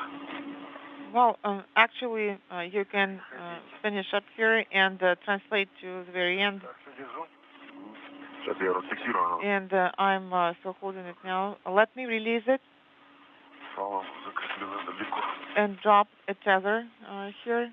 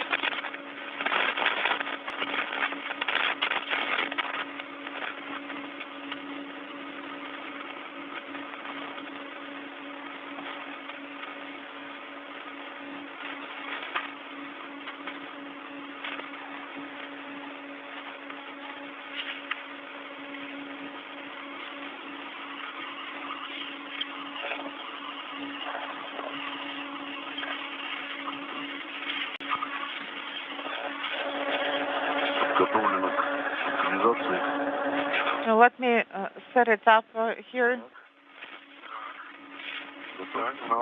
Okay, go ahead. На кольцо перемещение? Да, я уже здесь.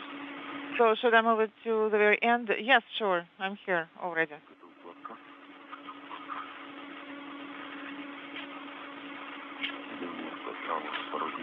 Okay, I see the second one.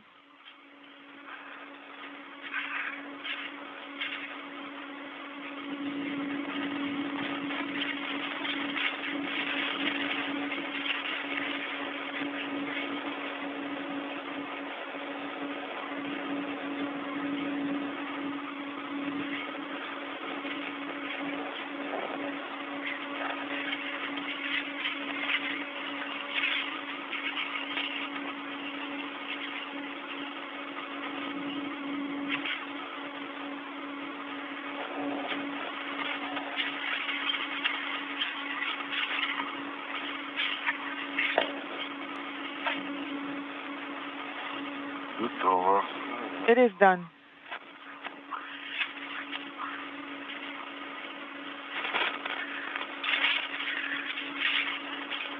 Первый перемещаться, наверное, да? Я буду делать. So you will start translating first, and I'll be holding it, and then I'm going to hand it over to you. Sounds good. Okay. So hold this for now.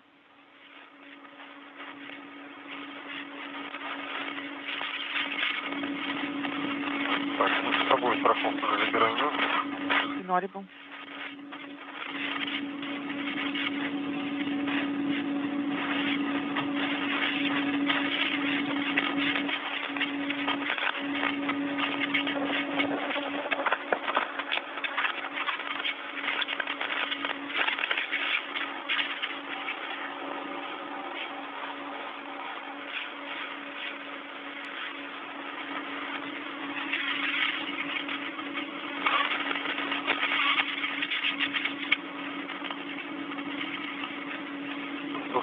Застраховал. It is tethered now.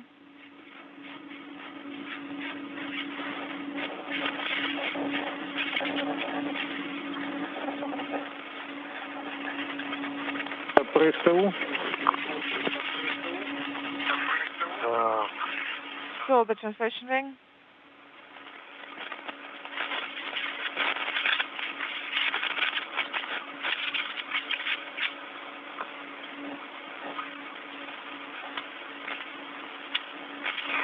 Так, все, страховка на СТУ. All right, it is tethered to S2 translation ring. Поехали. Let's go.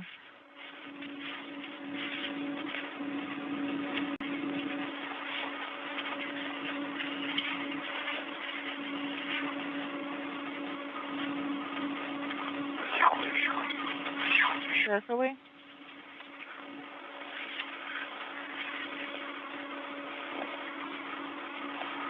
Все нормально, ничего там не мешает. How is it going? Is there anything in the way? No, it's all good. Там напоминаю про мишень на So this is not mine. And just a reminder that there is a target near PKO. Yes, I'm trying to find it.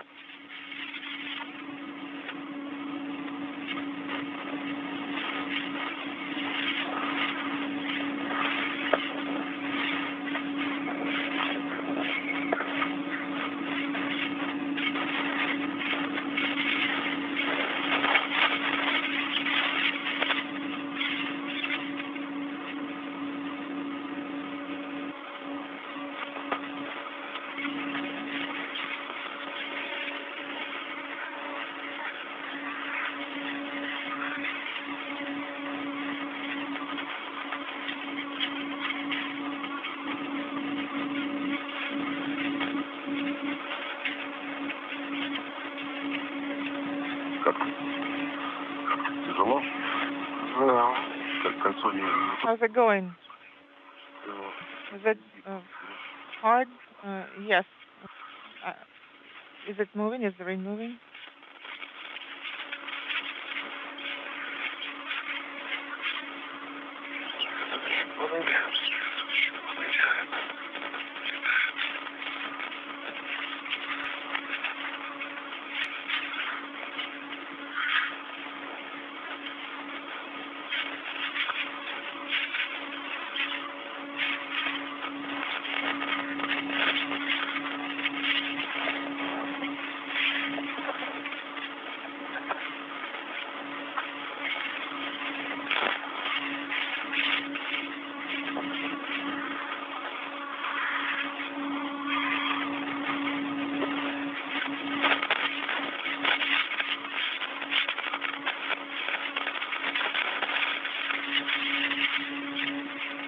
Так, осторожно, антенна. And please watch out for the antenna here. Be careful.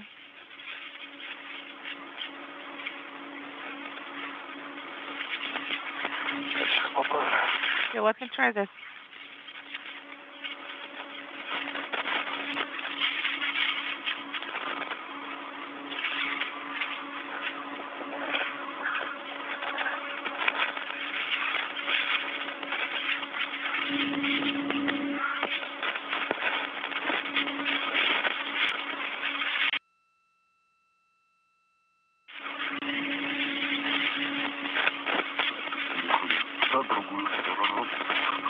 We're going to start translating to the other side. Have we moved past the target already? Yes, we have.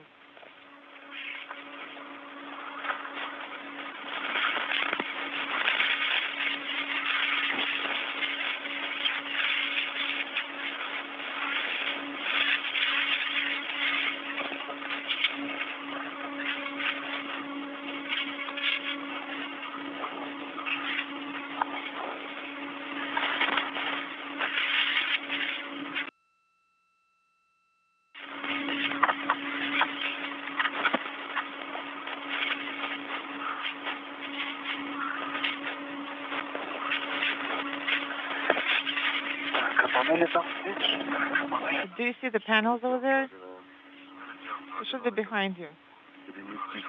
So you will need to move to the other side now.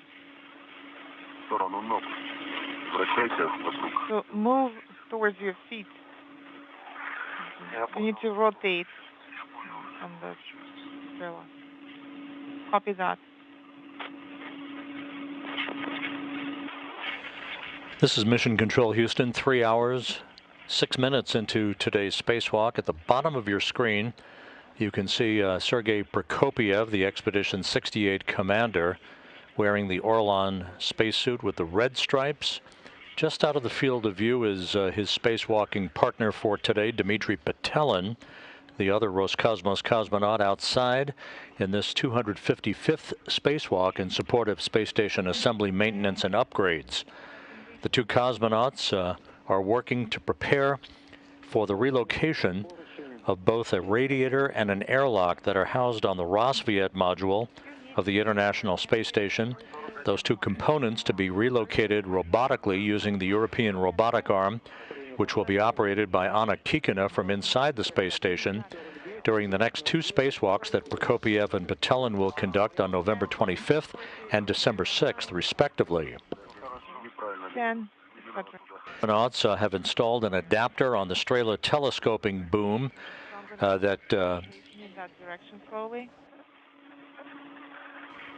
will then be used to attach to a flight grapple fixture on the airlock itself in preparation for its relocation. They opened up valves to dissipate nitrogen that were in hydraulic loops on the radiator on Rosviet. They also removed a half-dozen radiator restraints that held the radiator in place during its launch, along with the airlock on the Rosviet module during the STS-132 mission of the Space Shuttle Atlantis in May of 2010, and installed a retainer device on one of the two Strela booms on the outside of the Russian segment of the station. The two crew members are involved currently in positioning equipment for the installation of what is called a large object attachment system on the Naoka module of the International Space Station to which the airlock eventually will be attached during its relocation activities on December 6th.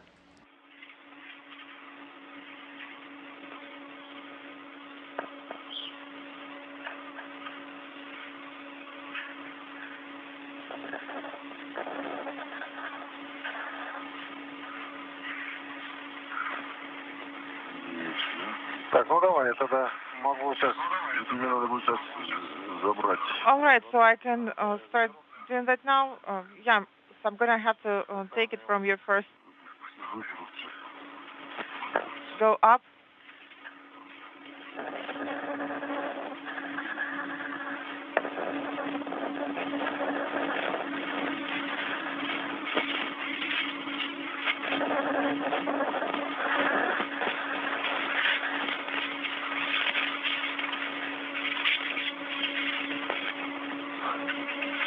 Так, я ее держу. I'm holding it now.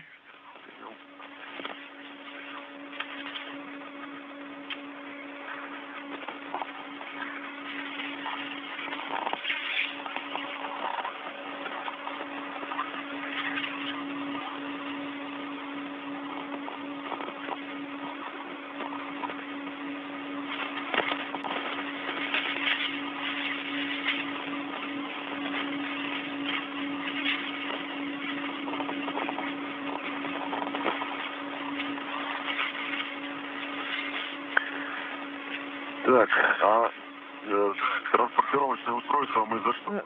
So, how do we tether the translation device? You can use a lanyard to tether it. Well, I guess we can pull on it, and its length is sufficient. You don't have to reach too far, because it should be along your translation path. And then we can secure it all on the way back.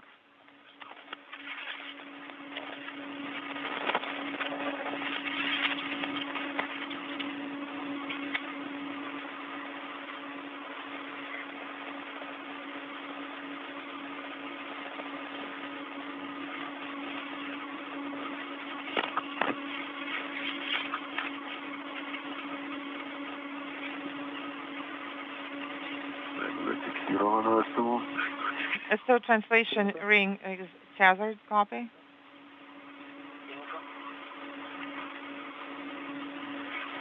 Теперь я предлагаю, я буду держать тяжелую платку.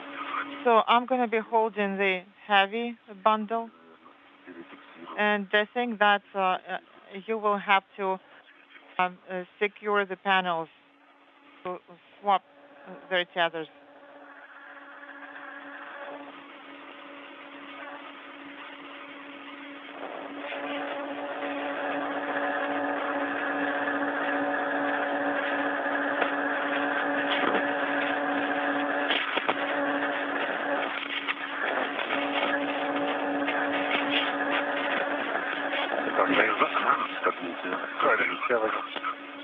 Inaudible. I'm holding the bundle. Copy.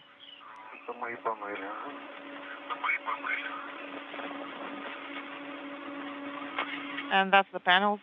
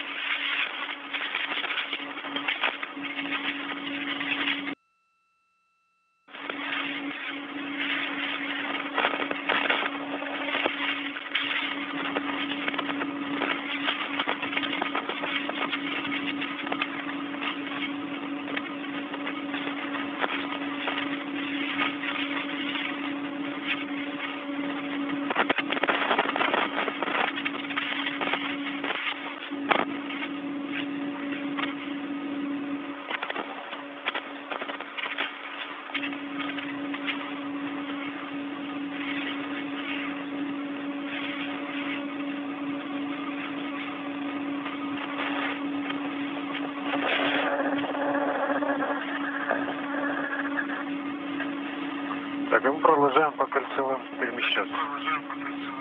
So shall we proceed translating along the circular handrails? Yes, 42, 08, 07, 06. These are the numbers for the handrails. Also 4021, 4022, 4023. И там будет поручень, который устанавливаемый 4320. Это уже на третьей плоскости непосредственно. And then you will see a handrail on plane 3. Number in arrival 4021 is to your right. Copy.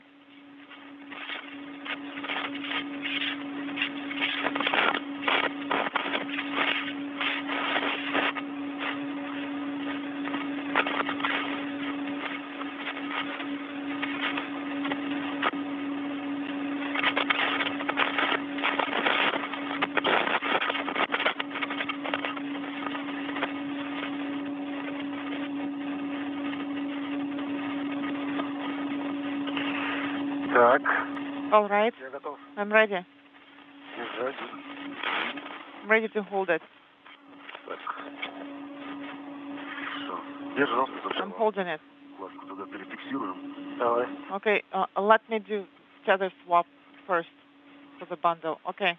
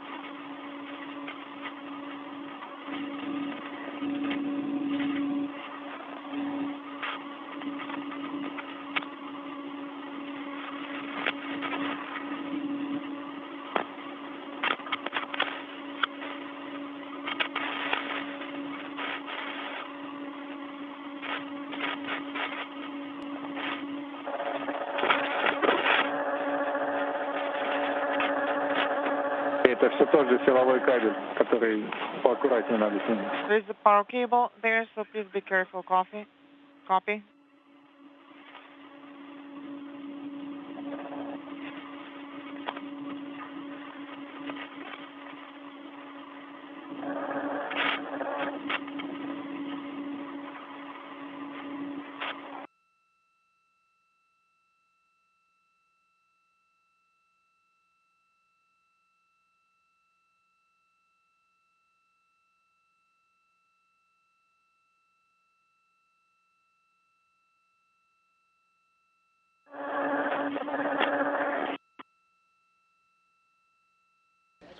We are in between satellites on the Tracking and Data Relay satellite system. We'll regain our TV downlink from the International Space Station in just a moment or two as cosmonauts Sergei Prokopyev and Dmitry Petelin work now 3 hours and almost 18 minutes into their spacewalk today.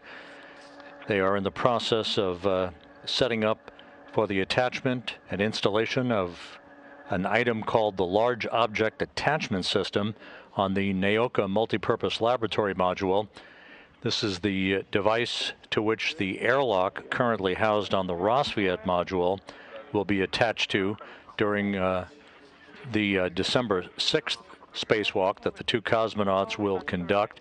The next spacewalk in this current series of extravehicular activity excursions by the cosmonauts will be on November 25th when they move a radiator currently on Rosviet that will dissipate heat to the Naoka module. So the radiator gets moved first, then the airlock on December 6th. The device that is being attached to Naoka as we speak by the cosmonauts is the device to which the airlock will be attached.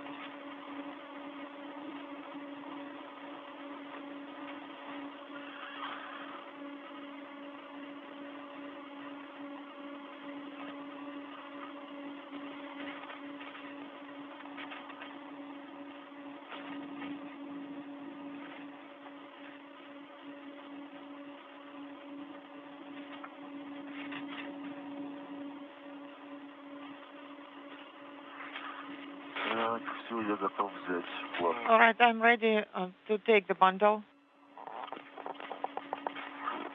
Держу. I'm holding it. I have it. Отпустил. All right, I let go of the bundle. Так, хорошо. Okay. Я на поручне 4021. I am at handrail 4021, and I will keep translating down.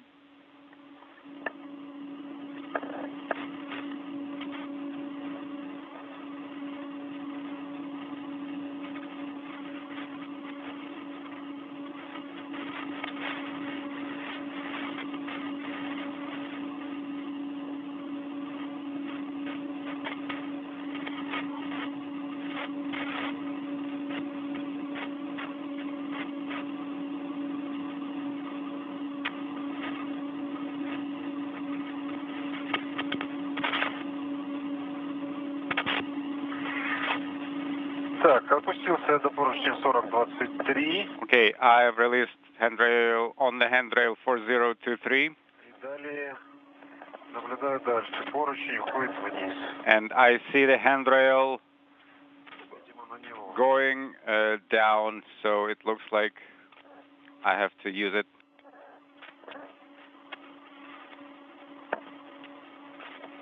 Продвигаюсь дальше. And I am moving forward.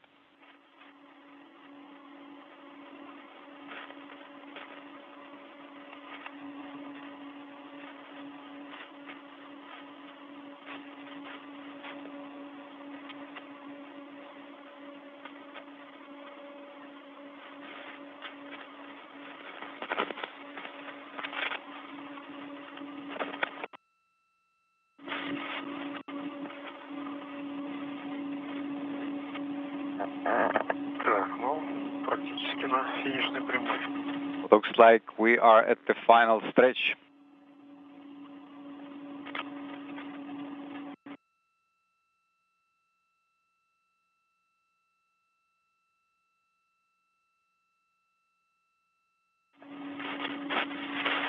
Ожидаем, что ты вышел на третью плоскость.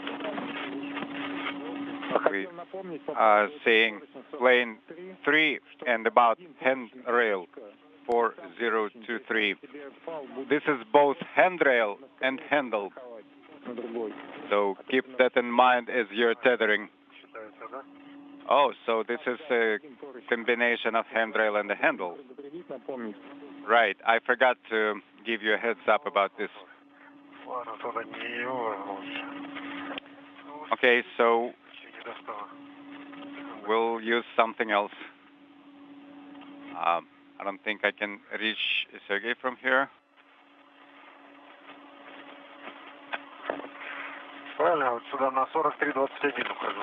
So I'm going to 4321, handrail 4321. Можно и той, и другой стороны ходить. Actually, it is possible to translate on both sides, this and the other one. Давай, Серег, держу. Держишь, да? Are you holding? Yes, I'm holding.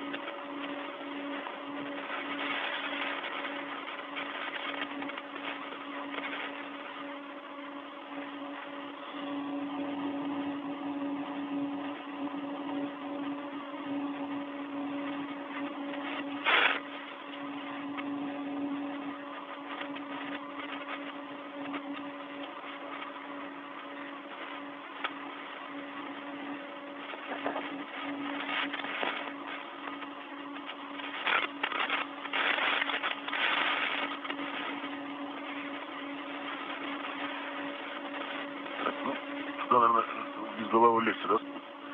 Идти. You'll probably have easier time going head in. I think so. Удобно.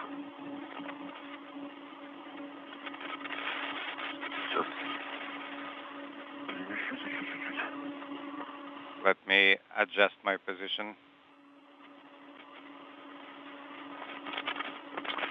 Так, вам не принципиально, по какой стороне кто пойдет? So, does it matter which side will be used by which operator for translation? Please say again. Кто по какой стороне пойдет, не принципиально, кто по правой, кто по... Does it matter who goes on which side? 4320. I am on the side of the handrail 4320, and Sergey can go. Смотрите, надо на You know, дальше надо проходить по поручню 43. talking at the same time. You have to get to handrail 4340. There's a gap spanner. Через него, я думаю, перешагивать. You have to step over it.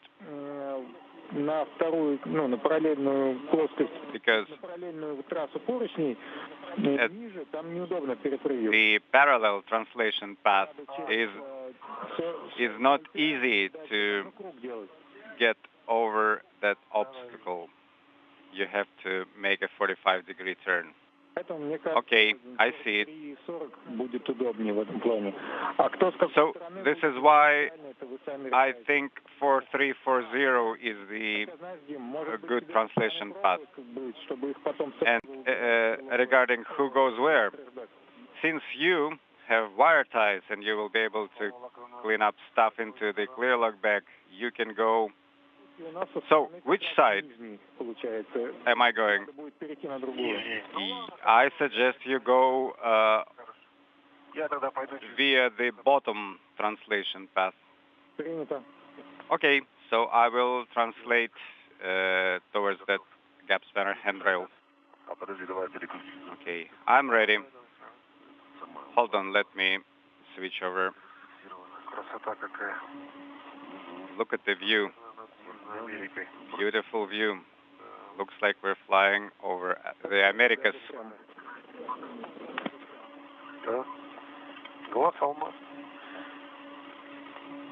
Yeah. Nice, good eyes. So this is the same handrail. One and the same. Yes, the handle and the handrail. This handrail serves as a handle, so you have to attach to something else. Okay. Please be careful with this handrail.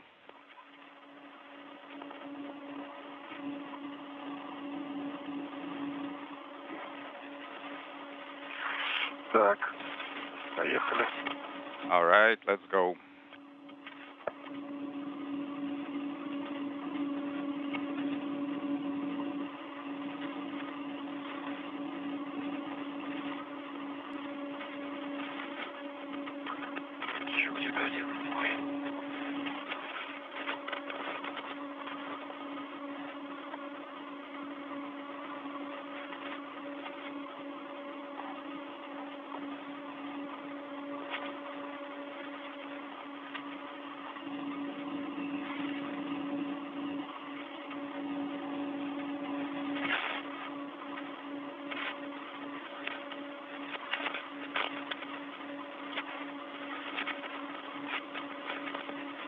Какое-то покрытие-то новое на поручне. Looks like new coating on the handrail. Облетает. А здесь прям... Other handrails looked a little worn, but this looks brand spanking new.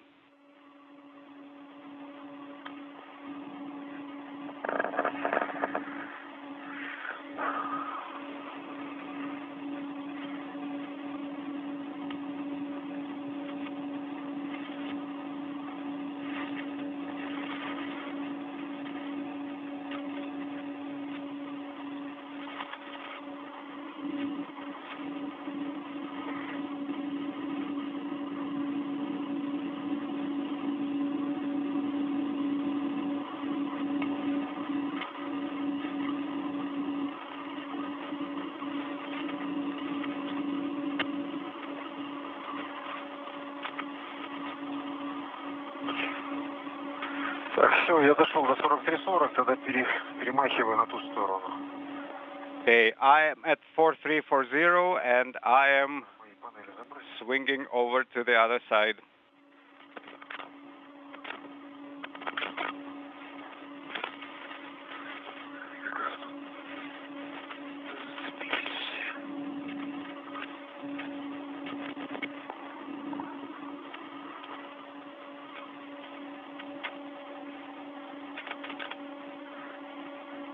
Three and a half hours into the spacewalk, Prokopiev and Patelin are in the process of moving the large object attachment system over to the Naoka multipurpose laboratory module.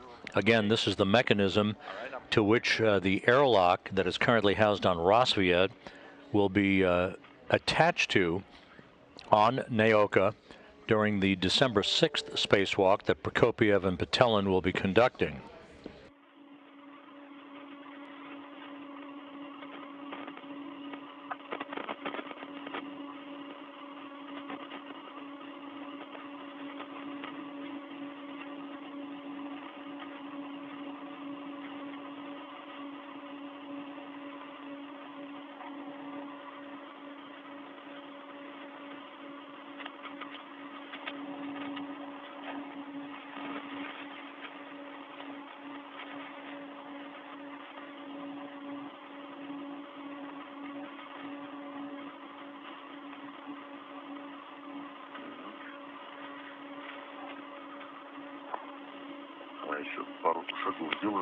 Let me take a couple more steps.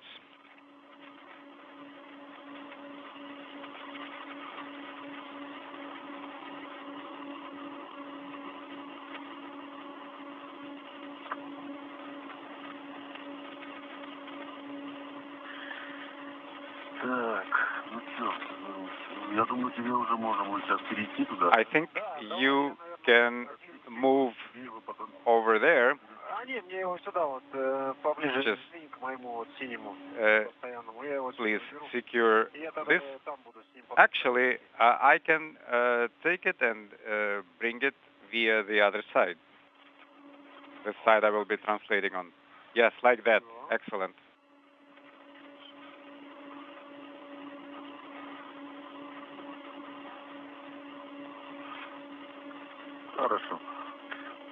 Okay. Are you ready? Yes, I'm holding. Okay, I have released it.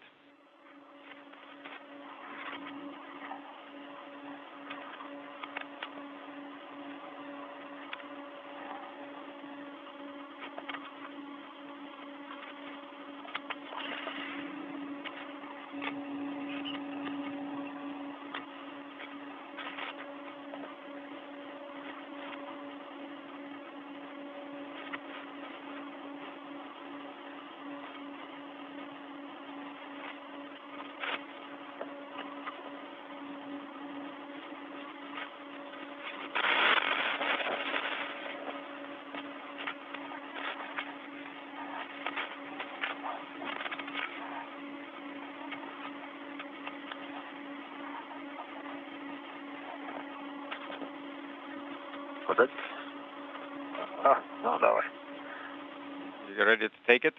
Yes. Hand it over.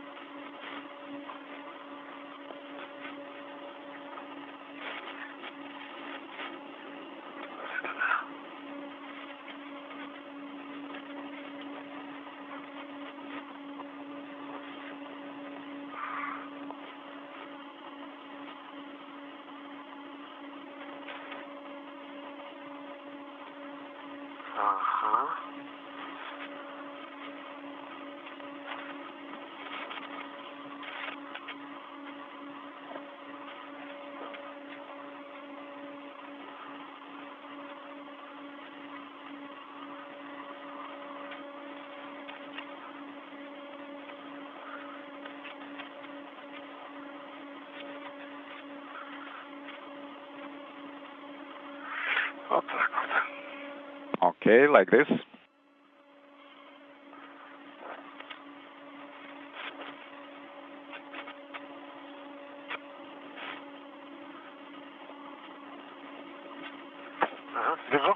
I'm holding. Good.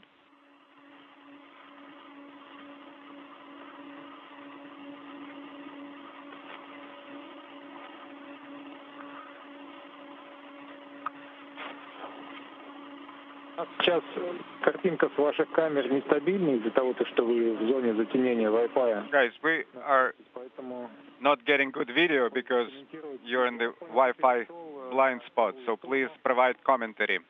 I understand you translated to the other side. Yes, I translated over 4340 towards the left side. I'm holding SKKO, and Sergey is translating on the right-hand side. Yes, I'm going in parallel. So we are translating each on our own path. Okay, I think it's the wrong side of the connector. So you're holding. Okay. Go for release.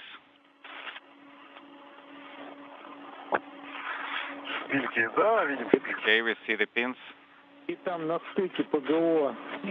guys, at the PGO interface, there is a so-called ravine where handrails dip a little. So watch your safety tethers in that area. Okay, will do.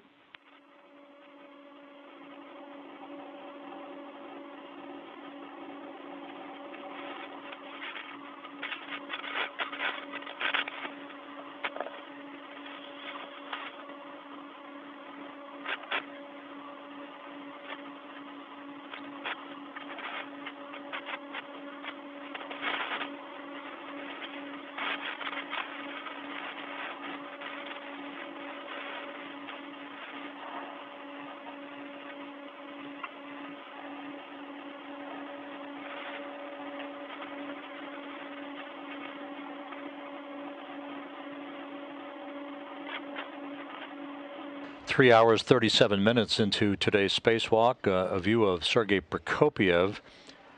Just out of the field of view is Dmitry Petelin, the two cosmonauts, in the midst of the first of a series of 4 spacewalks they'll be conducting over the next month to move equipment to the Naoka multi-purpose laboratory module that you see them working at. In this case, they're working on one of the final tasks of today's spacewalk, that being the installation of what is called a large object attachment system that they will bolt into place on Naoka. It is to that device to which the airlock currently housed on the Rassvet module will be attached once it is robotically relocated from the Rassvet module to the Naoka module during the December 6th spacewalk. The next spacewalk in this series on November 25th will see the two cosmonauts supervising the relocation of the radiator that they prepared earlier in today's spacewalk. That will be detached from Rassvet and moved robotically to Naoka. The robotic operations to be conducted from inside the space station by Russian cosmonaut Anna Kikina from a control panel.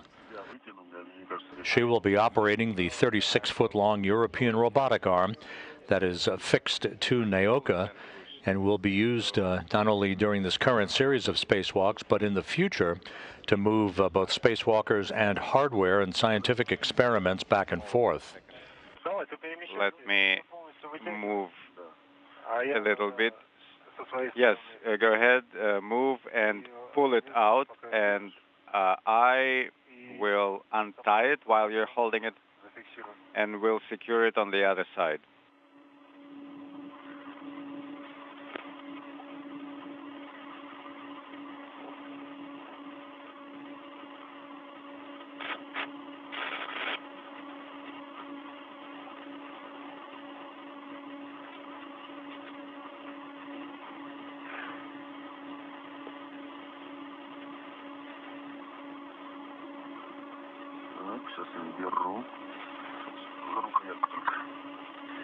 Okay, I am removing this part.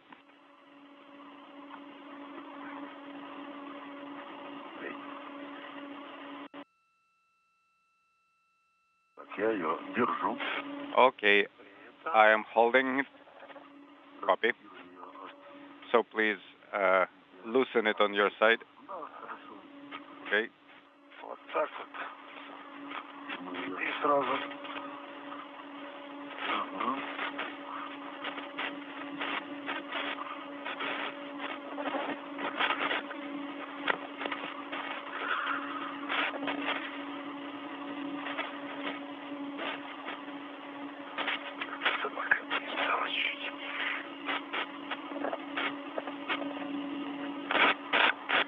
Тебе там ничего не мешает? Там где? Do you have some sort of interference?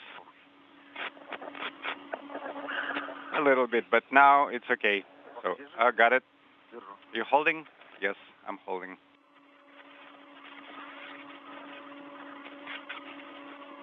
О, все отлично. Прям тепло от солнца. Excellent. Да. Yeah, you can feel the sun's warmth on the globes. Подтекание.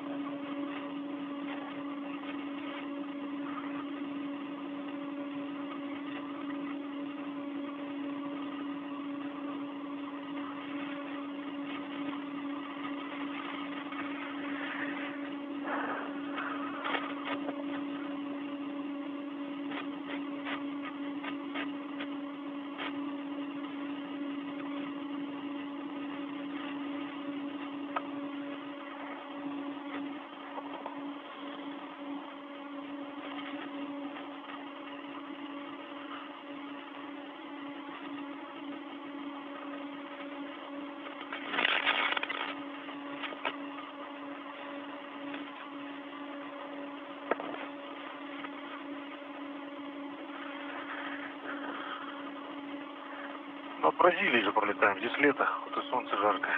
Flying over Brazil. It is summer there now. That's why the sun is so hot. Actually, you are already approaching Africa. Well, it's even hotter in Africa.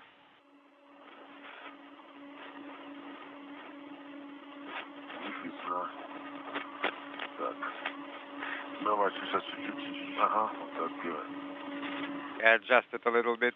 Yes, like that. So it's pulled out of the panel. Now I have to reattach it. Okay, I've got the long one, so let me loosen my end a little.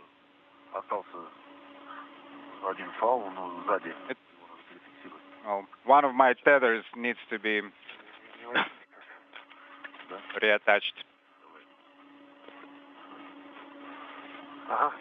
Okay, I got it.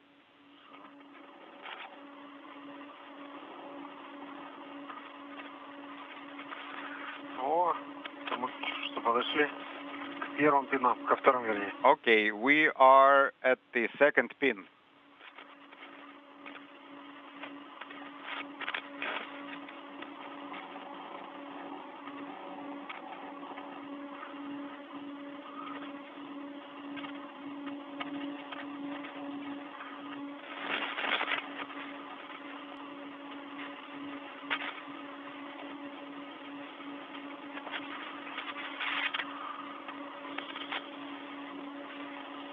Так. Я возле адаптера. I am near the adapter. Я думаю, как его обойти. I'm thinking, how can I get around it? Whether I should go over? Или внутри. How about through?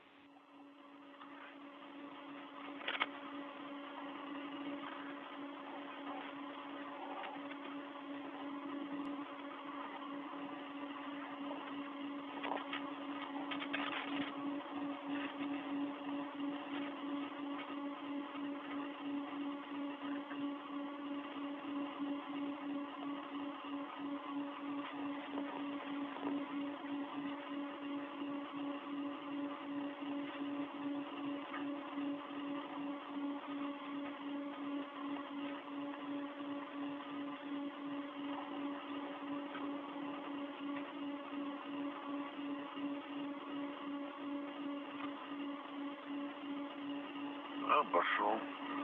Okay, I have cleared it.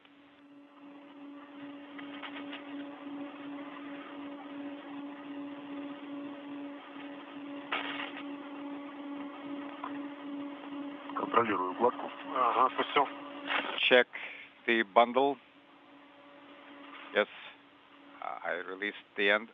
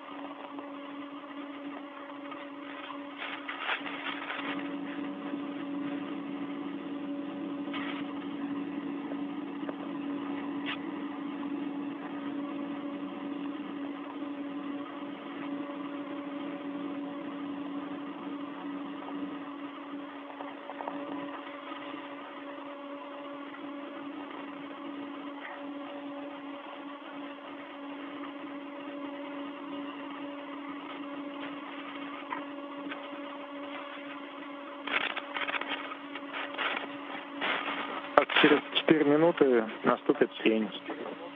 Dima Sergey, eclipse in 4 minutes. Copy.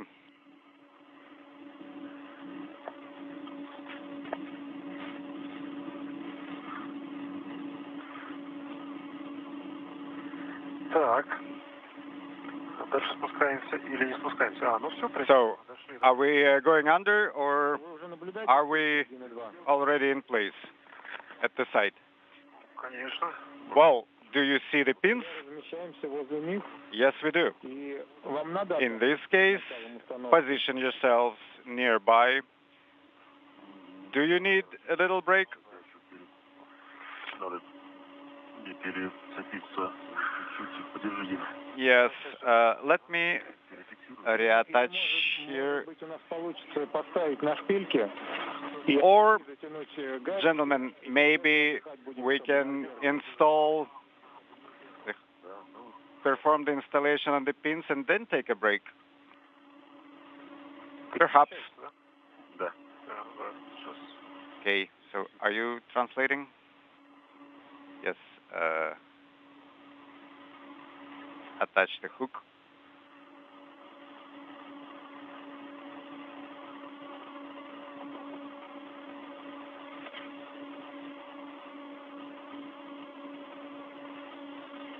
Так. Я в районе тоже шпильки. Okay, I am near the pins. Copy. Okay, let's start rotating it.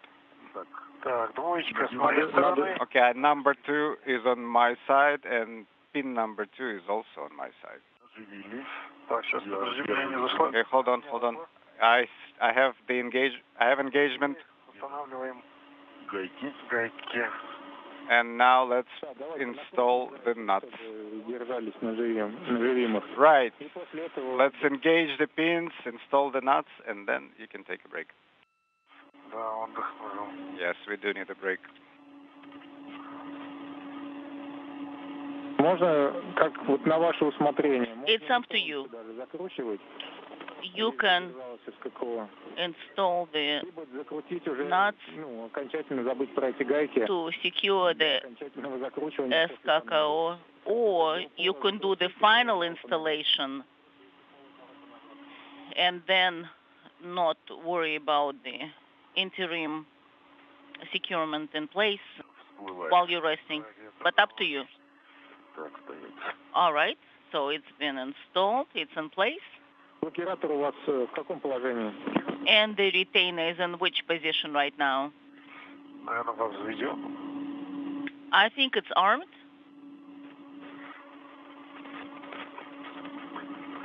Мы его не трогали? We didn't touch it. Не трогали, да? Didn't touch it. Значит, не отрабатывают. All right.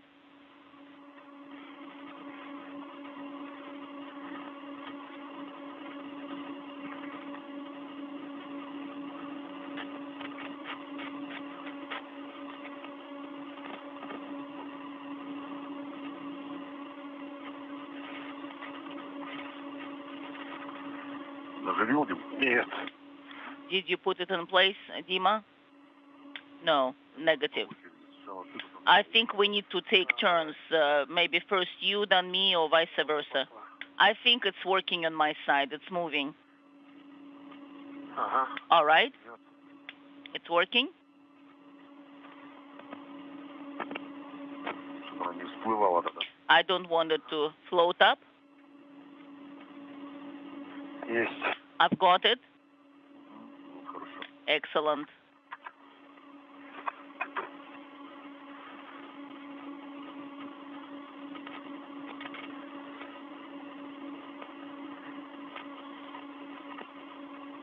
Так, вторая гайка установлена. The second nut is in place, installed, and hooks have been driven. So did you put them, put the nut to the full stop? Yes, manually to the full stop. All right, then take a break, rest a bit. Хорошо. Sounds good. Сейчас отдыхать неинтересно. Ничего не видно. Well, this is not an interesting break. We can't see anything. Well, what can we do?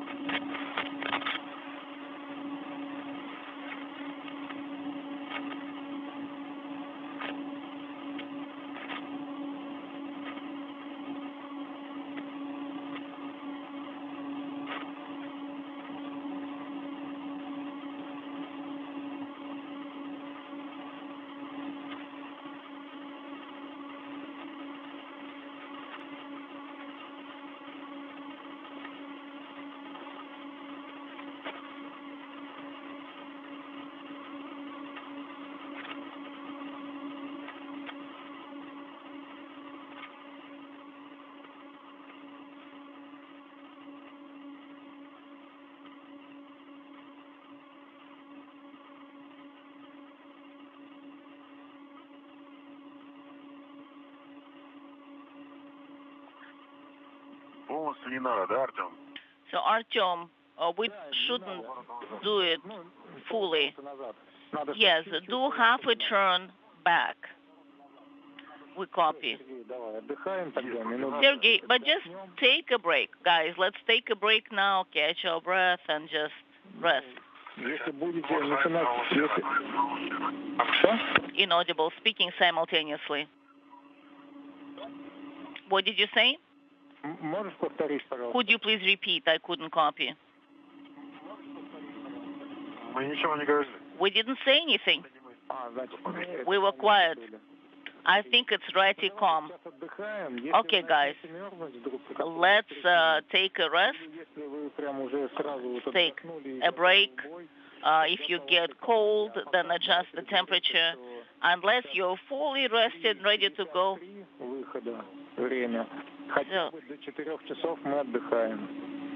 So therefore, let's just rest right now. It's 3:53, so let's rest till at least 400. Will do.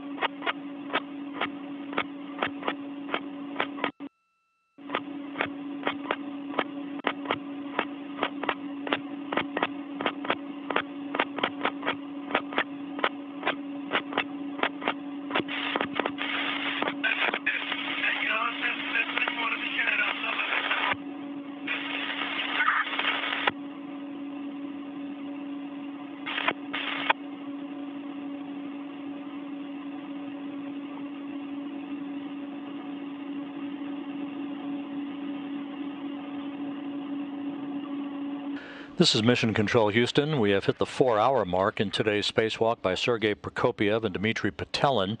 The International Space Station currently flying 260 miles just south of Moscow, about to begin a trajectory from northwest to southeast in an orbit inclined 51.6 degrees to either side of the equator.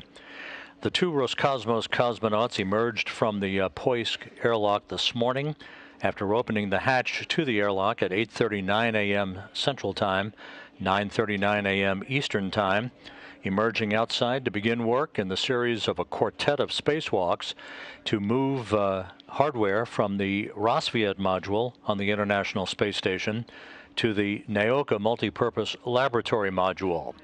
Today's activities focused on the preparation for the movement of a radiator on Rassvet that was launched along with an airlock 12 years ago on the STS-132 space shuttle mission of the shuttle Atlantis, delivering Rassvet and its associated hardware to the international outpost. The two cosmonauts installed an adapter on the airlock's grapple fixture. That grapple fixture will be grabbed by the European robotic arm under the direction of Anna Kikina from a control panel inside the station during the third in the series of spacewalks on December 6th. The two cosmonauts opened up valves to vent nitrogen out of hydraulic loops in the radiator that is attached to Rassvet and removed 6 launch restraints. They also installed a retainer on one of the two Strela telescoping booms that are used to move people and hardware around the Russian segment of the station, and are in the process, as they take a quick break in their activities, to complete the activities for the day with the installation of a device called a Large Object Attachment System on Naoka. Will be affixed. The next spacewalk by Prokopiev and Patelin is planned for November 25th. That's when the radiator will be moved from Rassvet to Naoka. December 6th, we'll see the airlock moved from Rassvet to Naoka. And then on December 21st, the subsequent spacewalk, which is called Russian Spacewalk 58, will see the two cosmonauts continue work on preparing the airlock and the radiator for their eventual operations. Basically, the radiator will be deployed on the final spacewalk in this series on December 21st, once it's relocated, and other associated preparatory tasks on Naoka will be conducted.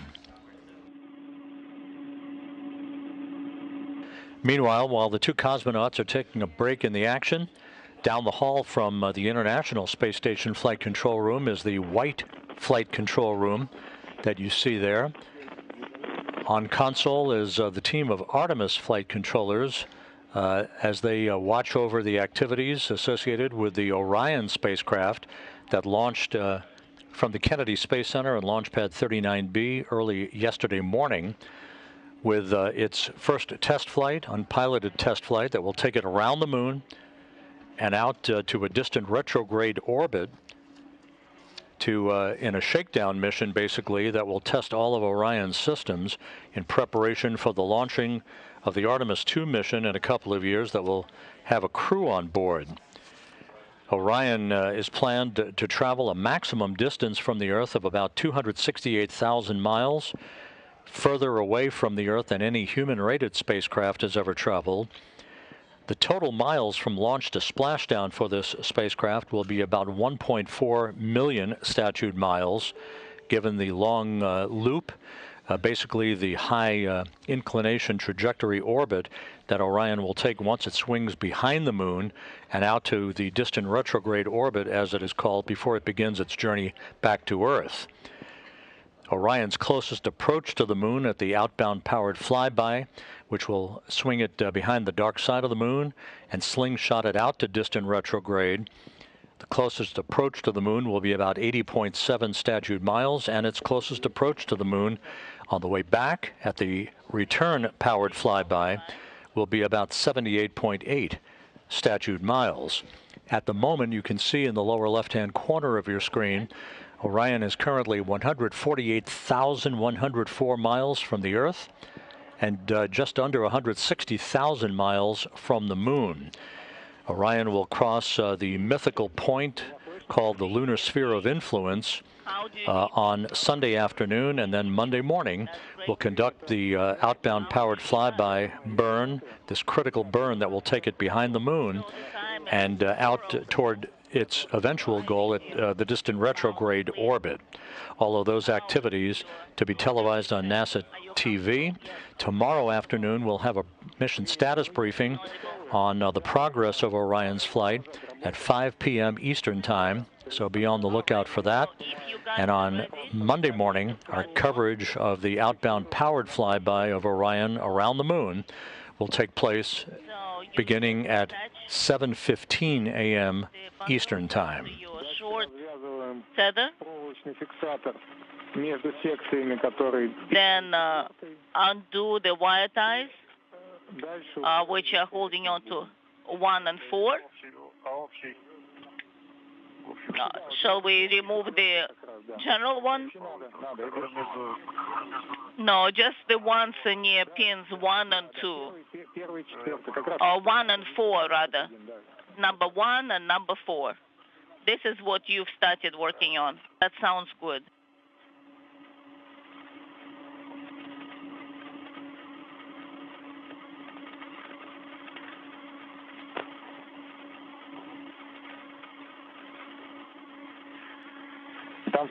We've got it. Will you have space in your crew log bag for the wire ties? Yes. Let's try to take them all with us. Sounds good. Will do.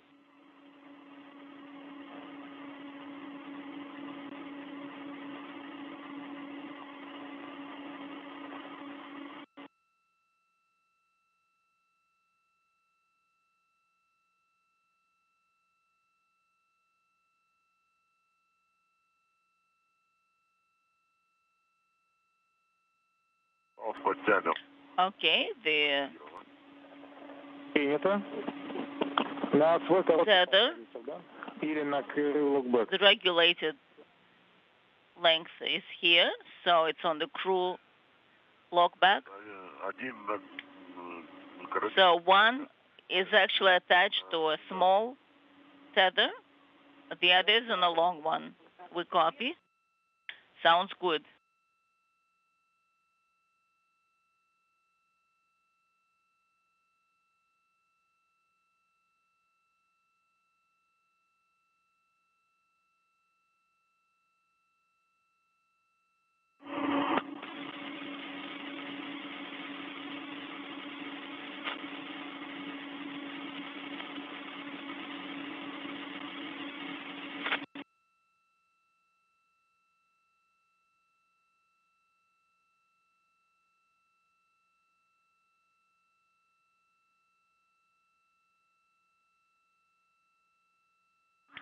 So I have collected the wire ties.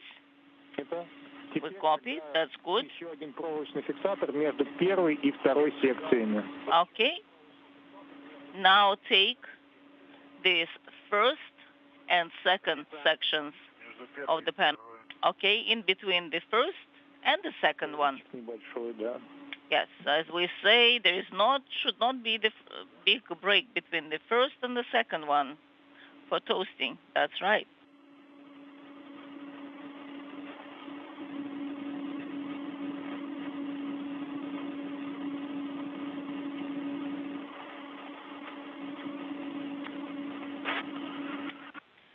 So, and what shall I do with the remaining wire ties? Well, let's try to remove them also. I would love to collect them all and take them all with us. Sounds good. So during the next EVA, we will be ejecting stuff and we'll be securing things with the wire ties. Excellent. So we'll try to collect them then.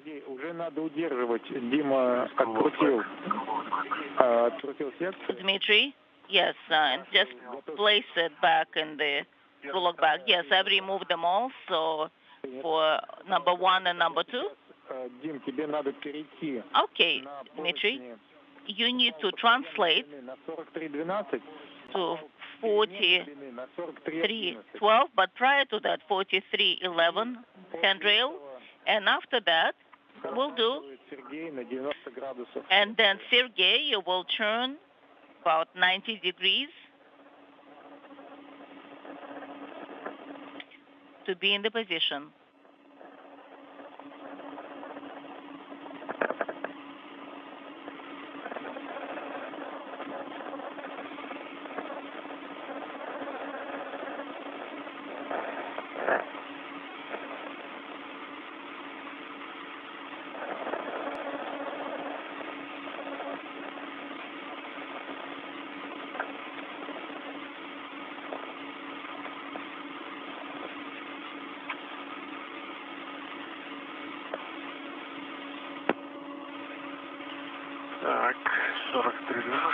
All right, 4312.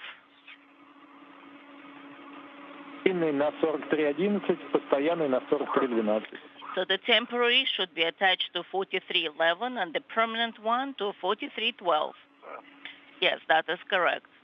I confirm.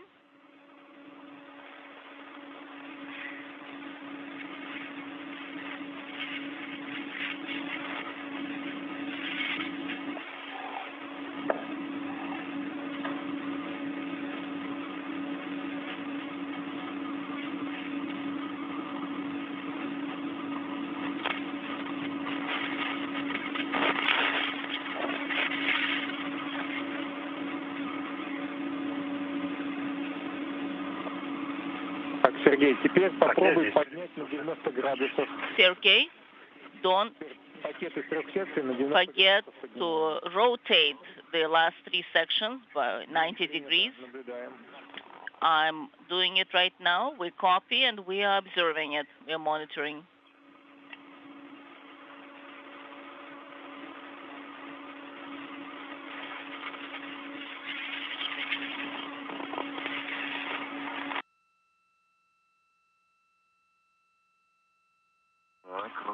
All right, turning it. And actually turned it, copy. Now, you need to remove the latch from the SKKO handrail.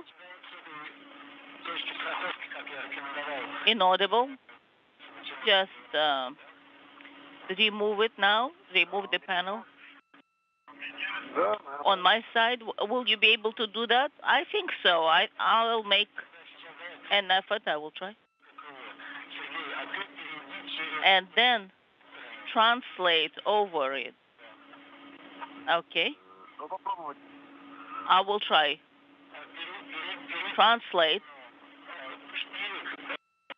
to the adapter side.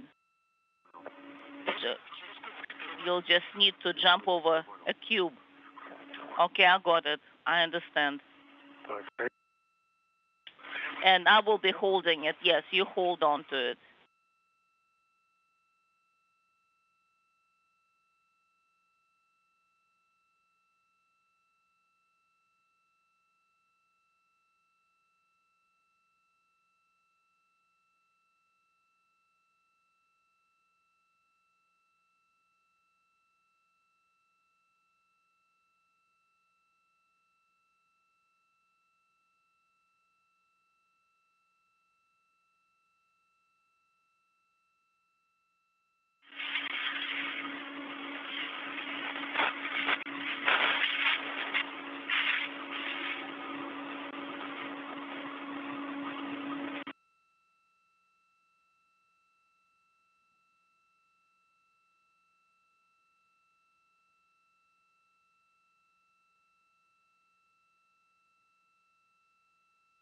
How did that happen?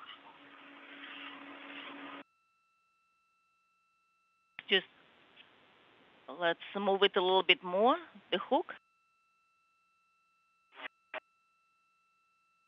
Just hold on to the adapter.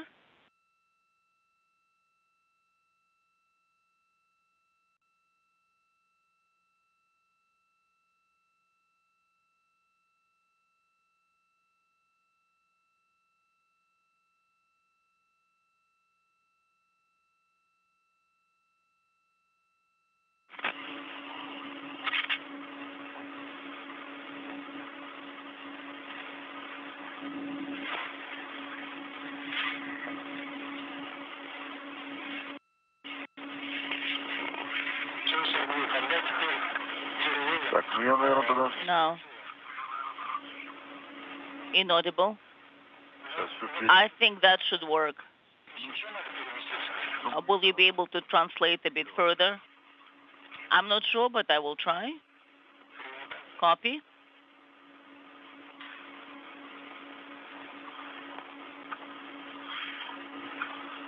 Так, все, я готов.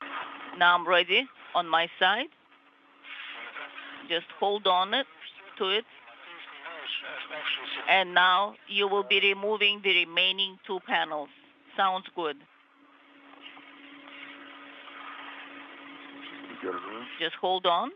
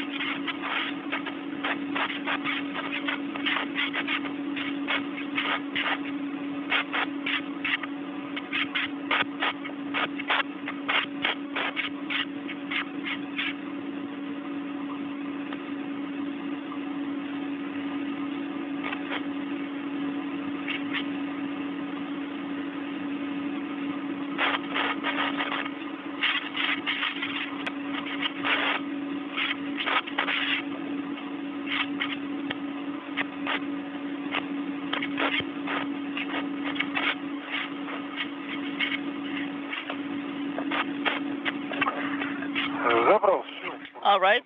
I have collected. Thank you.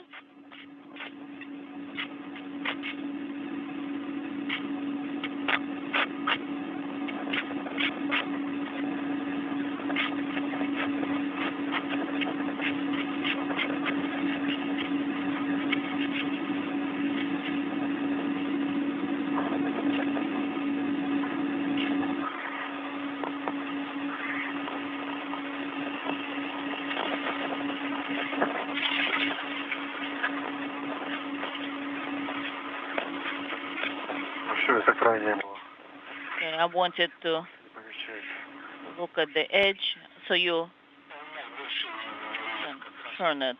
It will come out from this side. Well, and I see the marks on the panels as well. Yes, on the panels. Inaudible.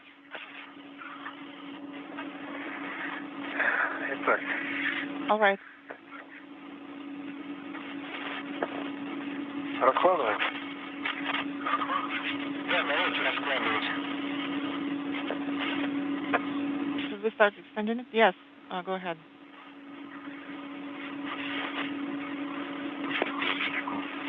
Move slowly. Do not rush.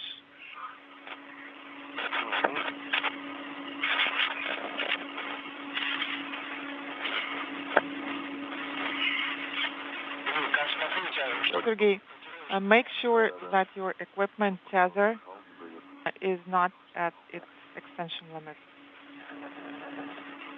Sure.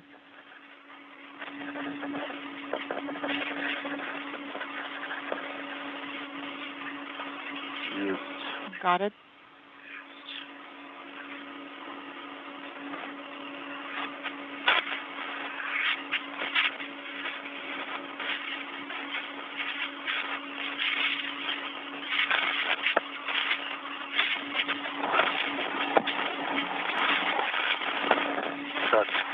Так, держишь? Давай, я держу, да. Do you have control of it? Yes, I do.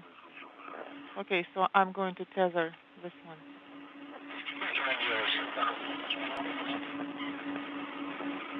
Стало на шпильке. It is set on the pins, number 3 and number 4.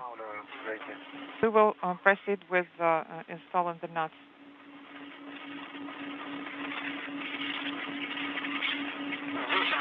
We're going to have to do this all the same step here.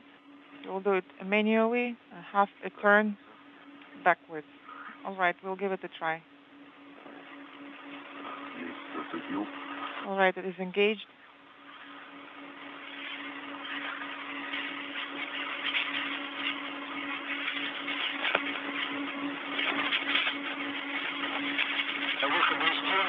Sunrise coming up in a few minutes.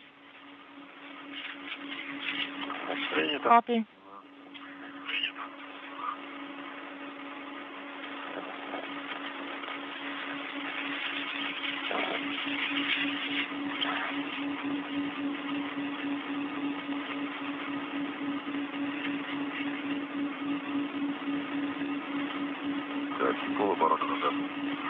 Half a turn backwards. That's done. All right, so let me try it on my side.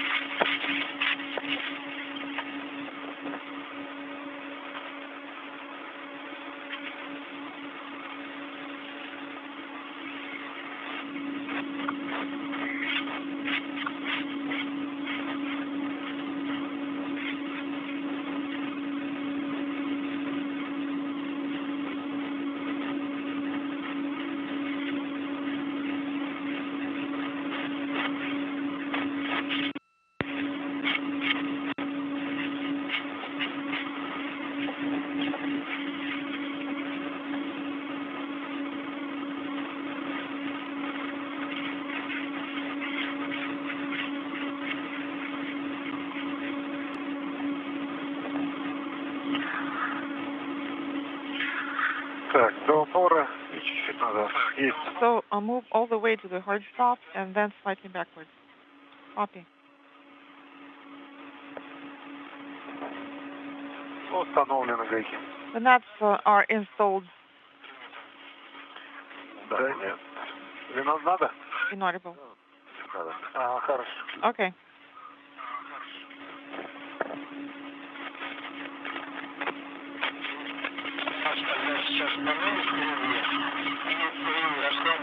So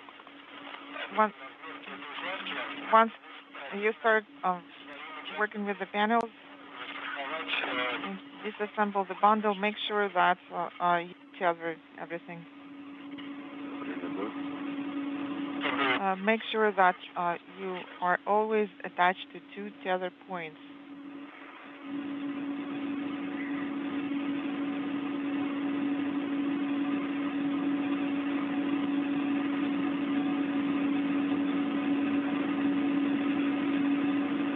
We'll start with panel number 2. And you'll have to install 4 bolts in a crisscross pattern. The bolts in section 3. And then you will install the 2 final bolts on the left. Так. Фиксируем, да? So we'll have to secure it first.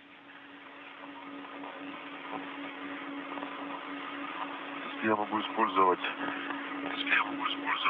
тот пал, который... Well, actually, I can use the tether that I just released. Yes, go ahead and use that tether. And also, you can keep your short tether attached to tether point 2.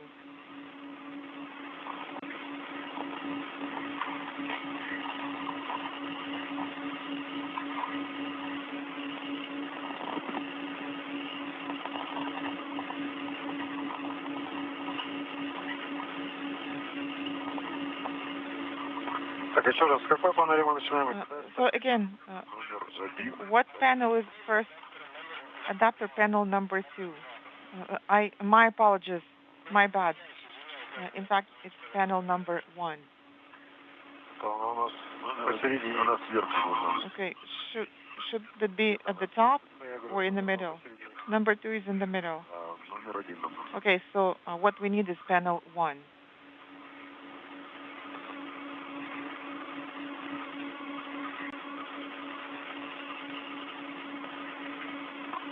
Affirmative, panel 1.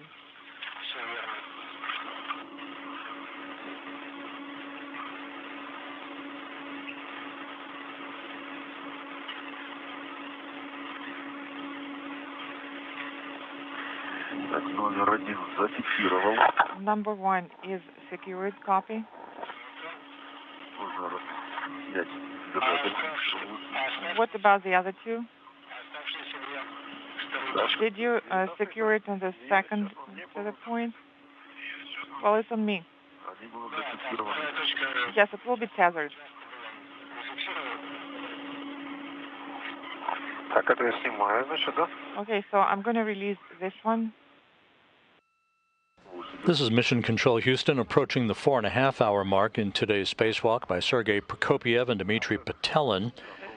After preparing a radiator on the Rosviet module for its eventual relocation from Rosviet to the Naoka Multipurpose Laboratory module that will take place on the next Russian spacewalk, scheduled for November 25th, the 2 cosmonauts are completing the installation of a device called the Large Object Attachment System on Naoka, to which an airlock that was launched on the Rosviet module 12 years ago, along with the radiator. That airlock will be robotically relocated on another Russian spacewalk that the 2 cosmonauts will conduct on December 6th. Basically an attachment system. They installed the system on a series of pins, basically attachment points on Naoka. Now they're installing adapter panels to wrap up what is expected to be the final task of today's spacewalk. That's the second tether point, attachment point.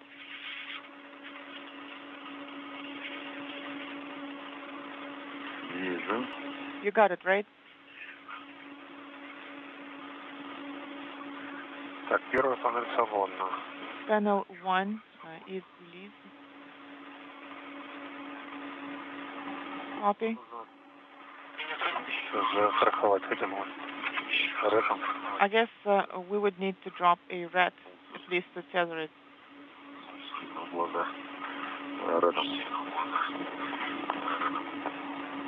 Yes, we can read it.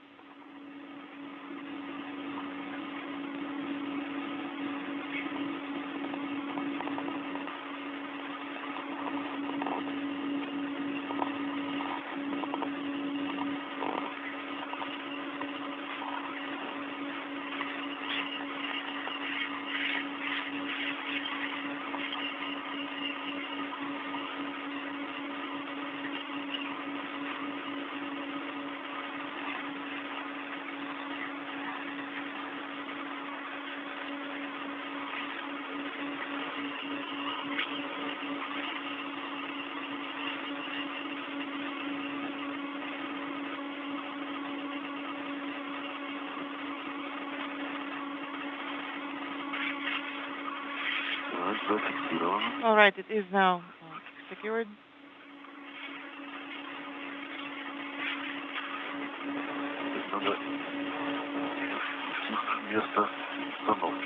Now we'll just have to look for the installation point. Yes, you will see that there are two triangles there on the MRM side to your left. Copy, two triangles.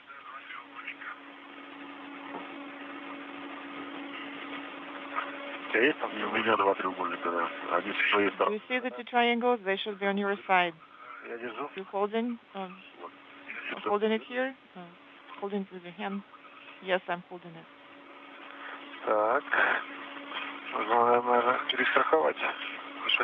I think I need to swap tethers. I think you can release the tether that's attached to the wind knob.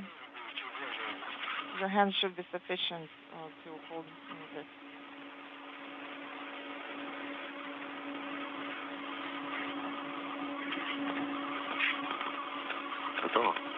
You ready?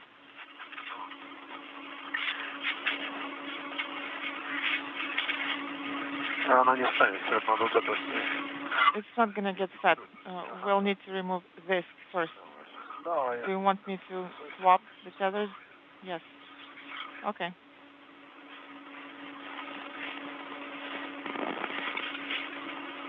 Okay, I'm holding it. Okay.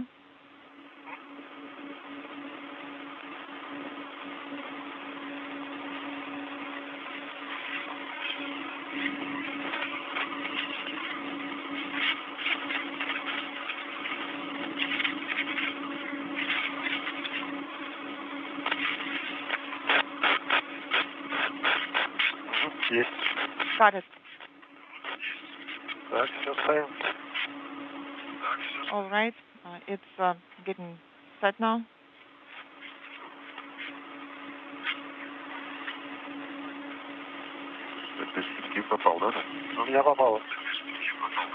Did you set it on the pins? Yes, I got it.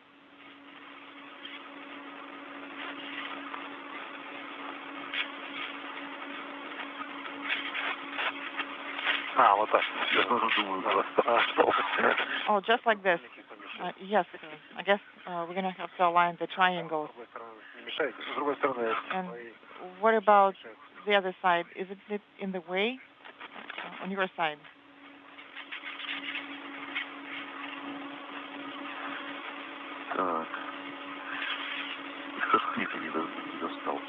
I can reach the pin here.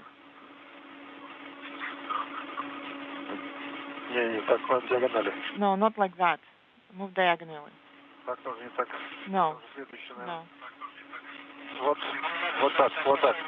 First, you have to set it on the pin and then align the second one while still holding it. And then one of you will proceed with starting the bolt.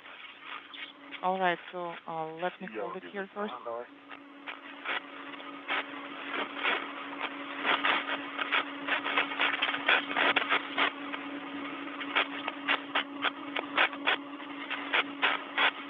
I'm going to release the tether from here.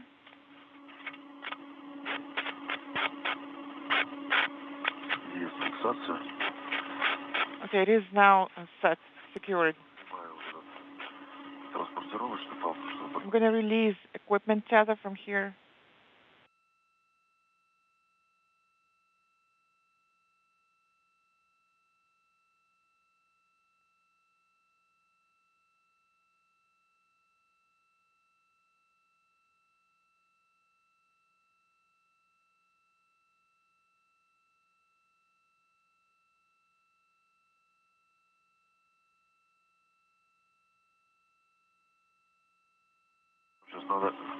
Move back. Dima, do you see that there is a pin here? Guys, we've just had a quick LOS. And we weren't getting the video. Copy. Okay, I see it now. Go ahead. Okay, got it. Okay, now it is set. You can start the bolt now.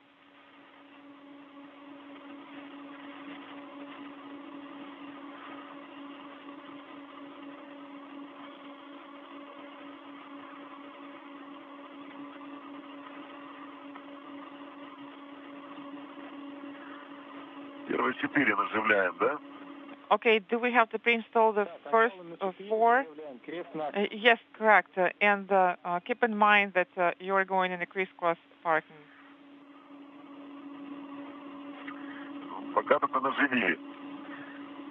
Okay, so we have started 2 of the bolts.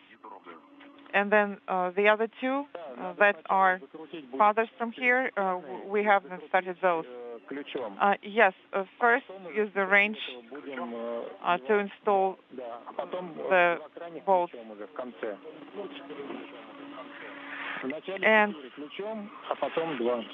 so you're going to install the first 4 bolts using the wrench first, and then the other 2.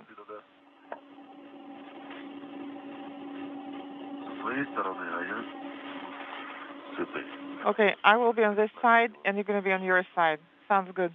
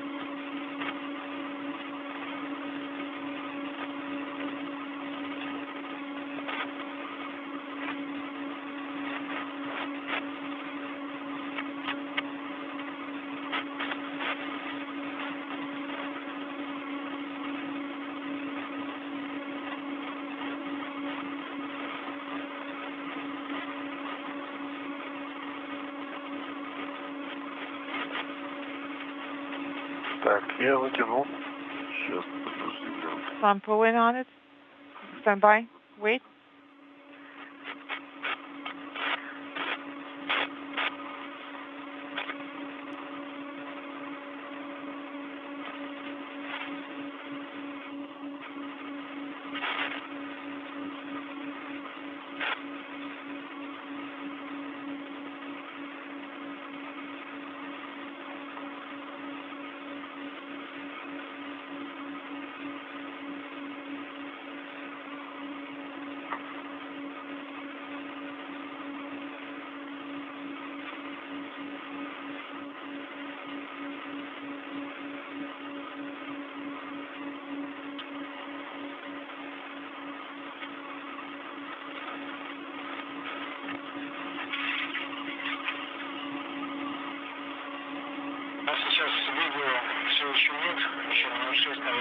We're still not getting the video.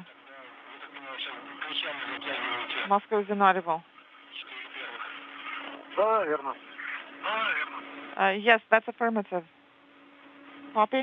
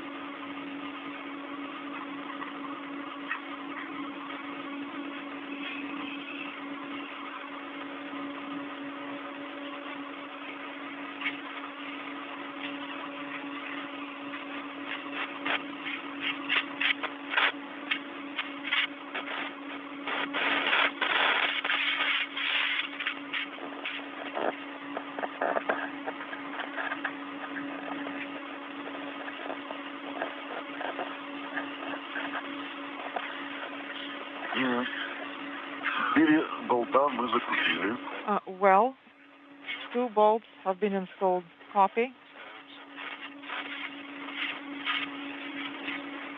4 bolts, correction.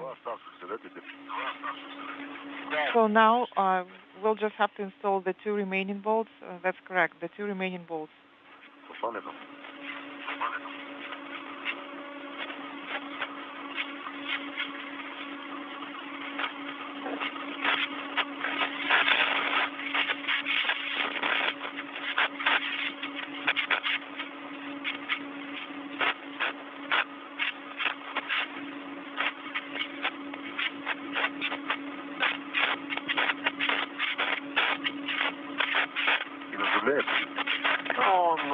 You can start it.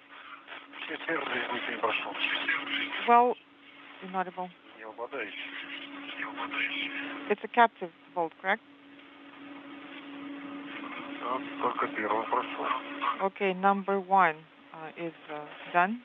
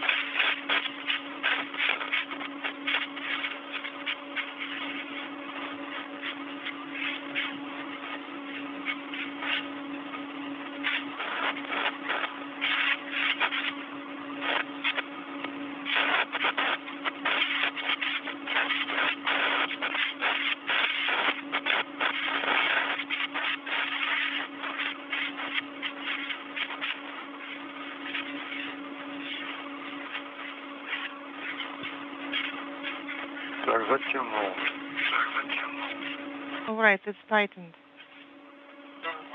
Bolt number 5 is done.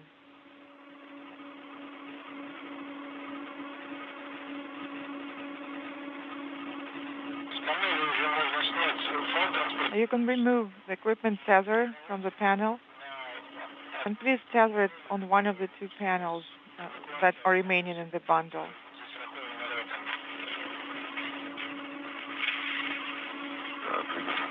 Copy.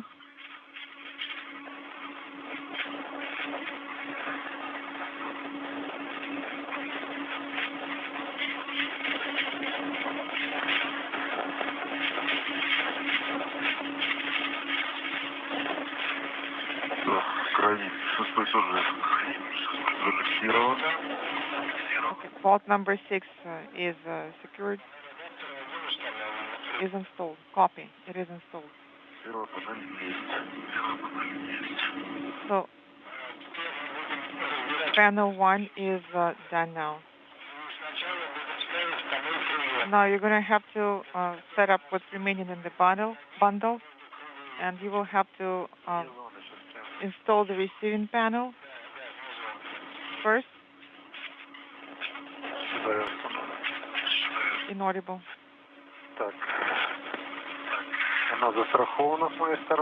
I see that it is tethered on my side.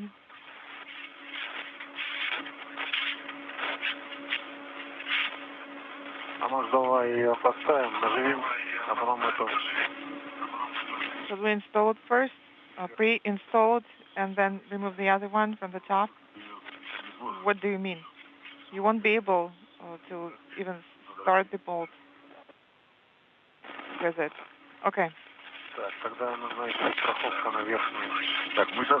I guess we're going to have to secure the one on the top. Which one are we installing now? Number 2? No, you will install the receiving panel first. Then you're going to have to tighten the nuts on pins 1 and 2, remove the equipment tethers, and then you will start translating towards the panel 2. Copy.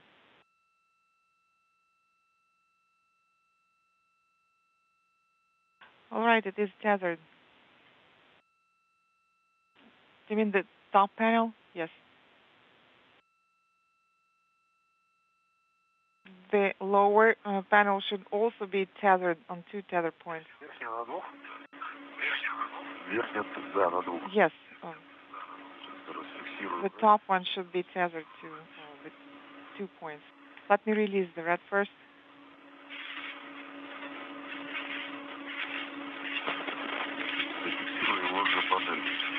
And I'm going to drop it in the panel.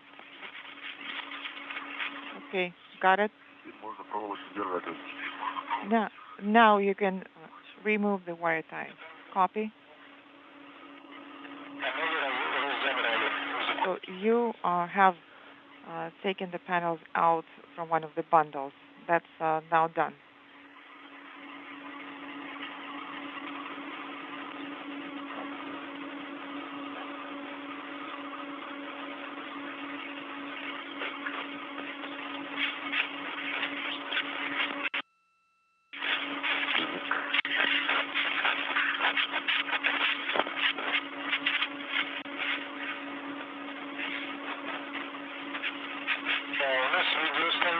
Okay, we're getting the video now.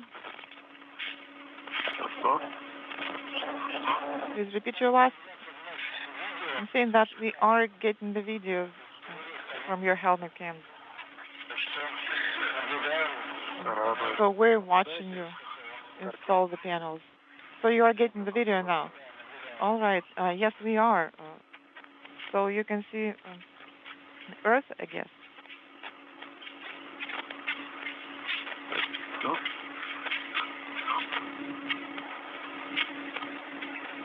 Убираешь, да? Я убрал, да, еще один. Did you clear it? Yes, I did. I can stow it in the Krylok bag as well. Yes, there is some room there.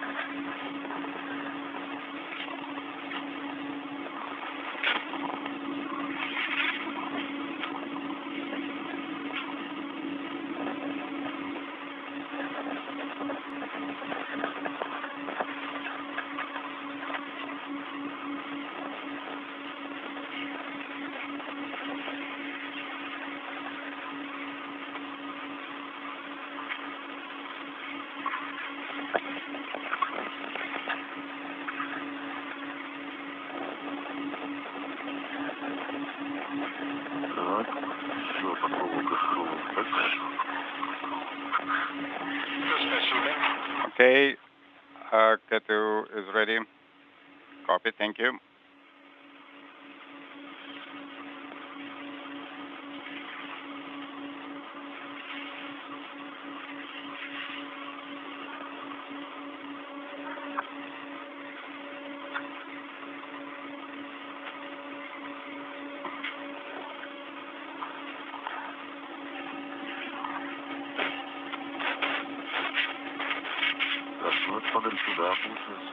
Inaudible.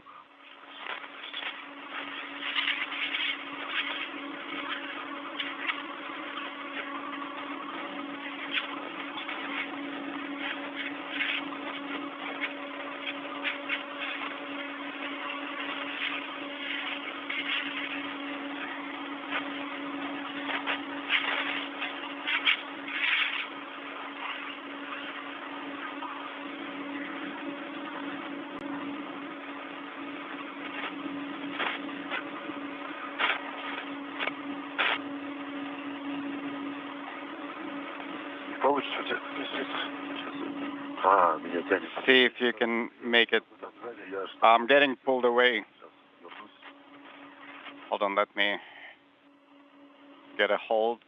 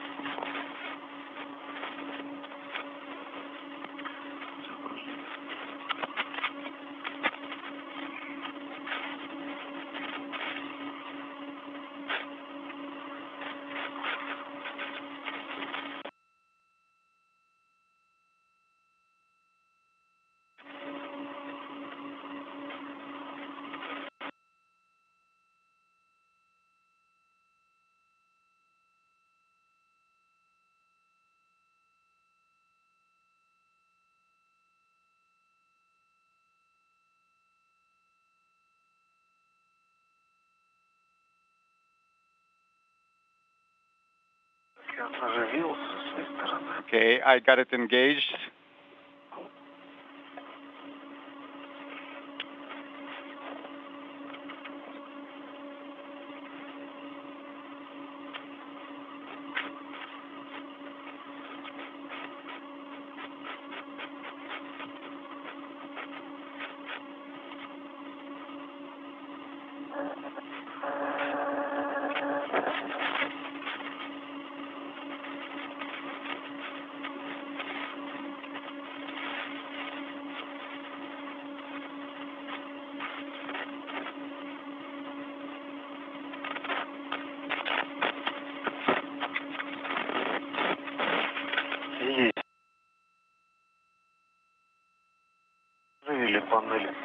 Okay, the receiving panel is done.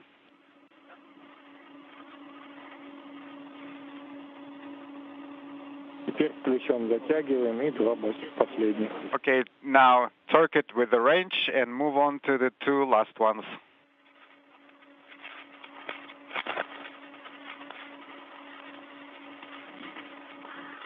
Да, принято. Okay, copy.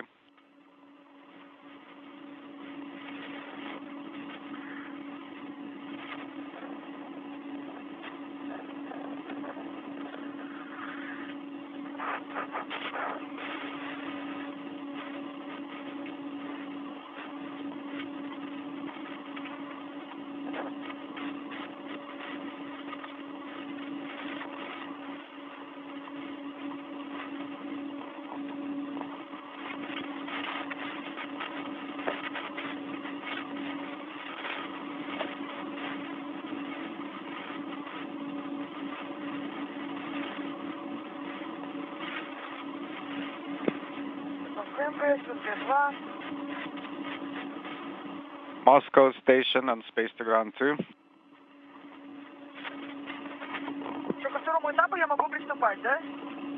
Do I have a go to start with stage 1? stage 2. Yes, you are go for stage 2 of the activation with the updates. You do not have to manipulate the SRVK, and you do not have to do the 30-minute wait. Anna, how copy?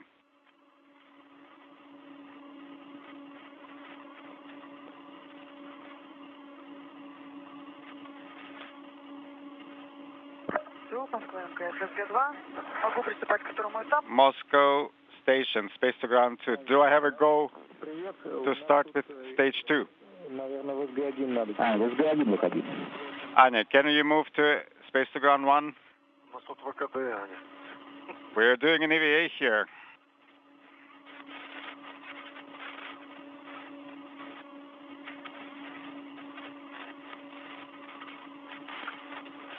Anna, how do you copy on Space to Ground 1?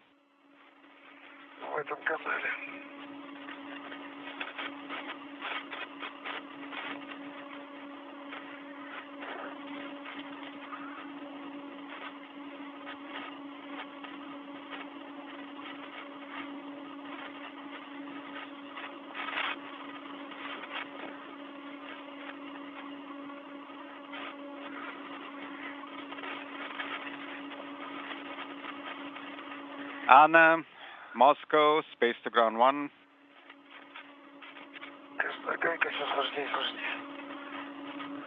Okay, hold on, let me fix that knot. Okay, how about we take a break after we finish working with this knot? Let's do it after we finish with the panel. Okay, sounds good.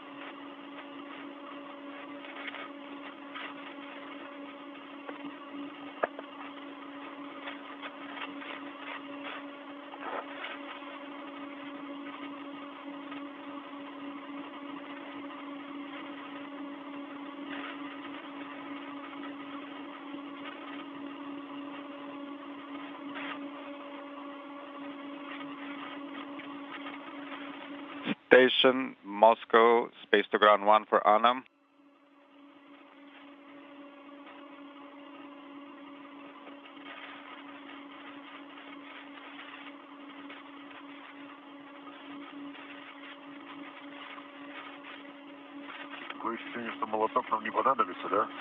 It looks like we are not going to need the hammer. Yes, looks like we're lucky and hammer will not be needed. Well, I was all excited about hammering away in space.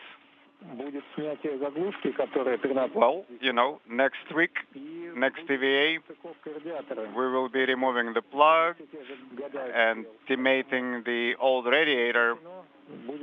So we're going to take all tools available with us so you may get your chance.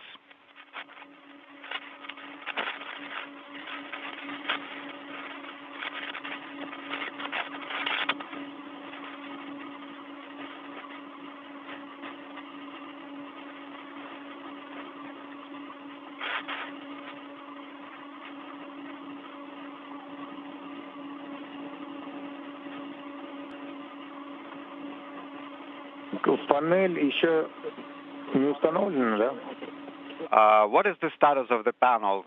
Are they installed? We're tightening the screws. Okay, so this is the first 4, right? Affirmative. Copy.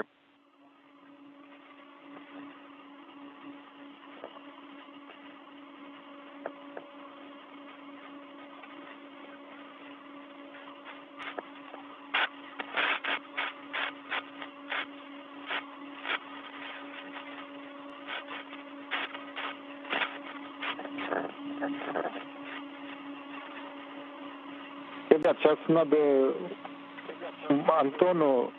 В общем, Сане надо поговорить. Guys, Через наш канал. Anton will need to call Anna on our loop in a couple of minutes. Just a heads up. Okay, we copy. Аня, ответь. Супа Москвы в канале СГ-2. Anna, Moscow on Space to Ground 2.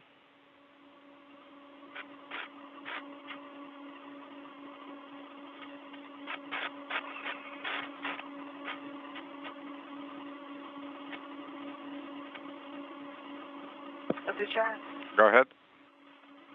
Не получается с тобой связаться в СГ-1. We were unable на третьем пульте абонента зажать линию 1. to call you on Space to Ground 1. Try to press line 1 on COM panel 3.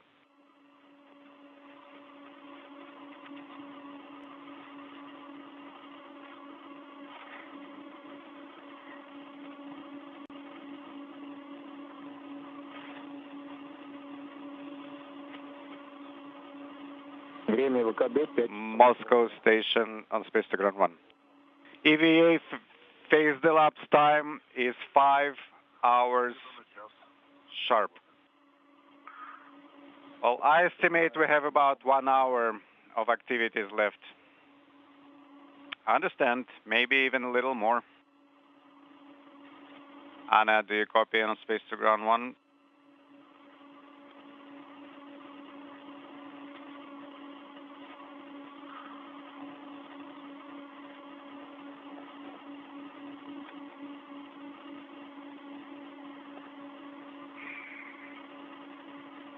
Moscow station on Space to Ground 1. Go ahead on Space to Ground 1. How do you copy me? I have loud and clear. Anya, you are go for part 2 of the activation, except KL3 stays open and no 30-minute wait on SRVK shutdown.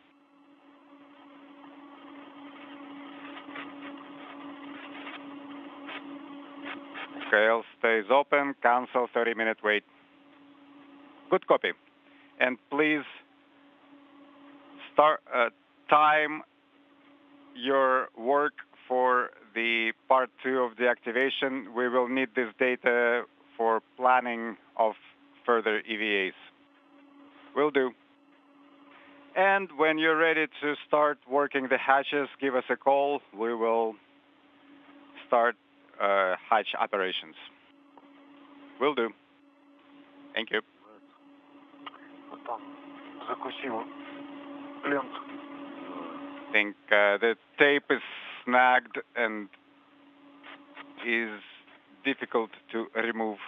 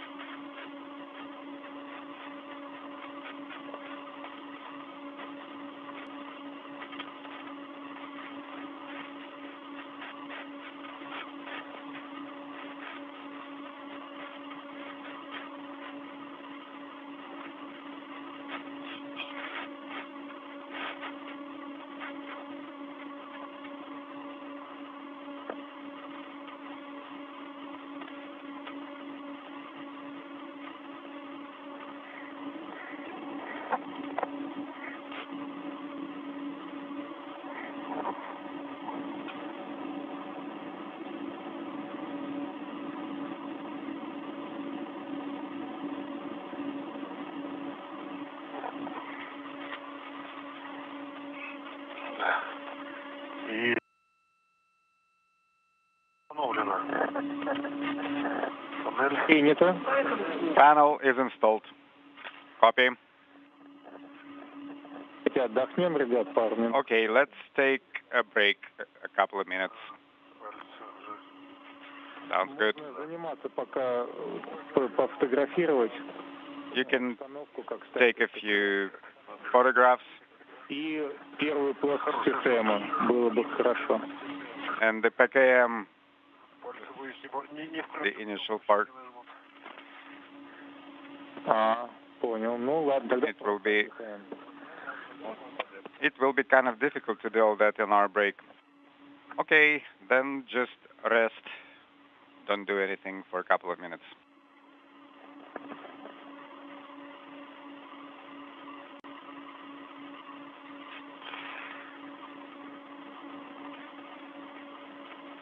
This is Mission Control Houston, 5 hours, 8 minutes into today's spacewalk. Sergei Prokopyev and Dmitry Petelin are in the home stretch of their activities for the day today, the first in a series of 4 planned Russian spacewalks between now and December 21st to prepare and relocate two key components that are housed on the Rosviet module of the International Space Station, one being a radiator that will dissipate heat once it is transferred to the Naoka multipurpose laboratory module, the other being an airlock that will serve as a second embarkation point for Russian spacewalkers in the future. The current airlock, including the one used today by Prokopyev and Petelin, is the Poisk module on the space-facing side of the Russian segment of the station.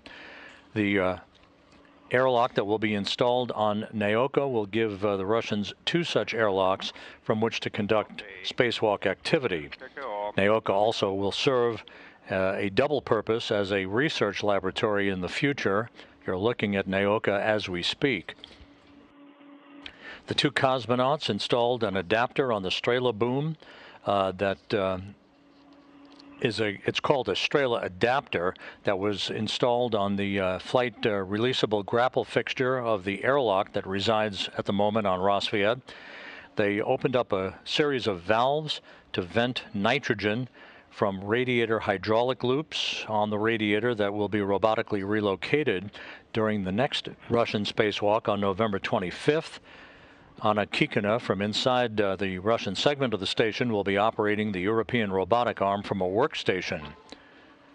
They also removed 6 launch restraints holding the radiator in place on Rosviet, installed a retainer device on one of the 2 Strela booms, the telescoping booms used by the cosmonauts to move back and forth along work sites on the Russian segment, and they're wrapping up work to install a device called a Large Object Attachment System on Naoka.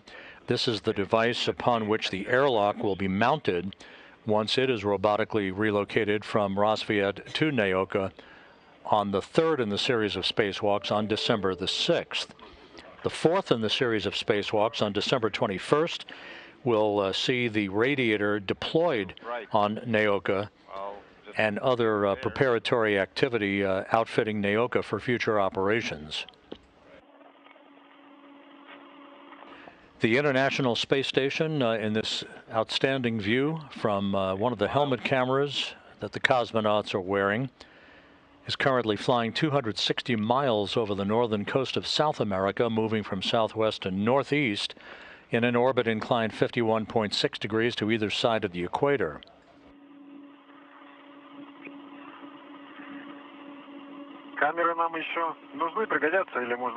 Are we going to need cameras later, or can we put them away?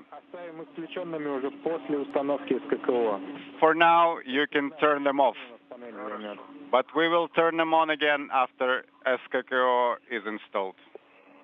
Okay, copy.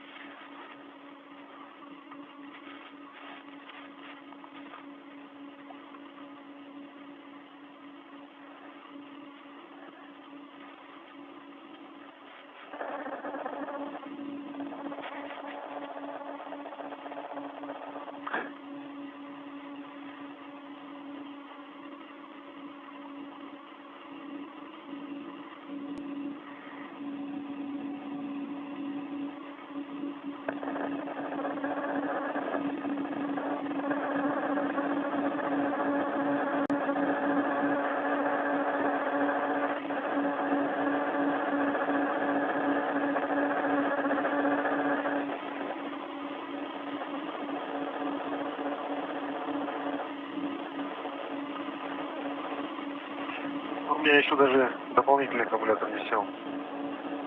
I still have charge in my backup battery. Еще даже дополнительный аккумулятор не сел.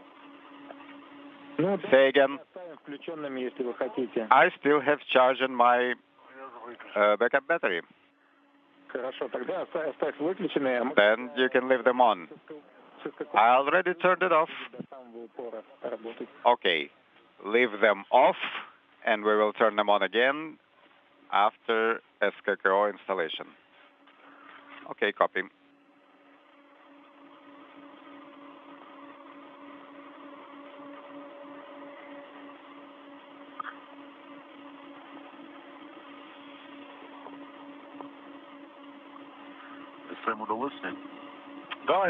Did you take pictures of the service module? Yes, I did.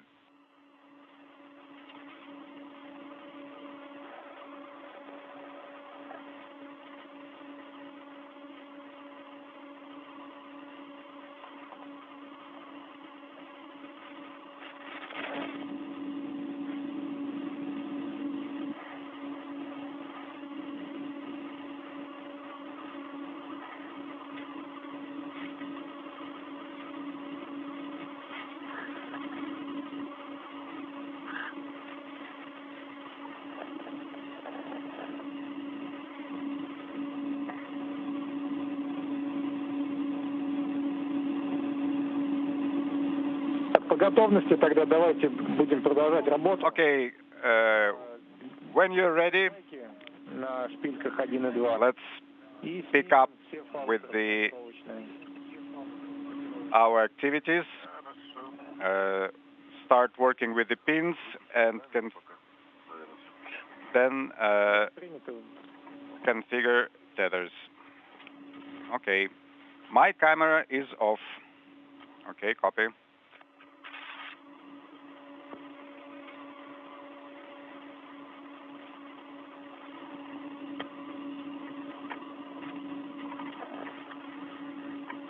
Так, гайки. Гайки, да, заворачиваем. Okay, so we remove, we install the nuts with the wrench. Affirmative. Use the wrench and then lock the nut. Как обычно, на полоборота после. Copy. Не прям сильно-сильно. Do this as we always do, half a turn with a wrench. Don't put too much force. Okay.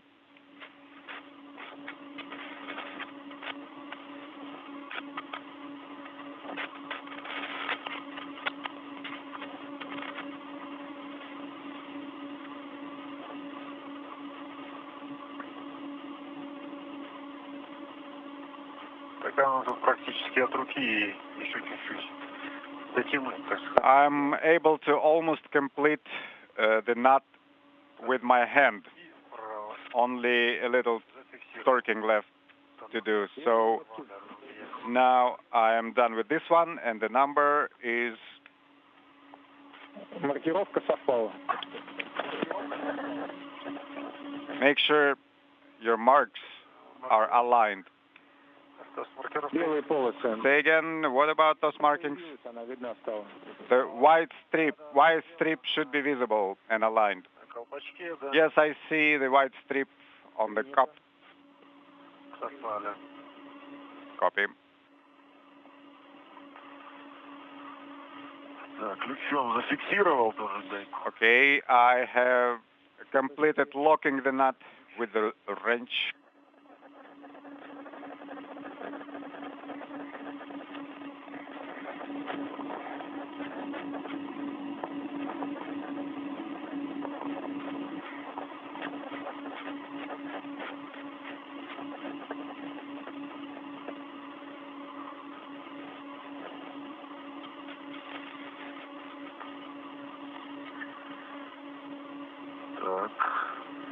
Фиксатор установил. Okay, retainer is installed. Marks are aligned. Теперь Copy. переходим в шпиль. Talking at the same time. Фалы забираем на себя, на короткий фалсовый вешаем. So take it and attach it to the short tether, or if it is easier for Sergey to attach it to the crew log back, you can do that too. Okay, I'm going to take it from my side. Образом потихонечку переходим к месту установки панели номер 2. And then we start moving towards the panel 2 installation site. Copy.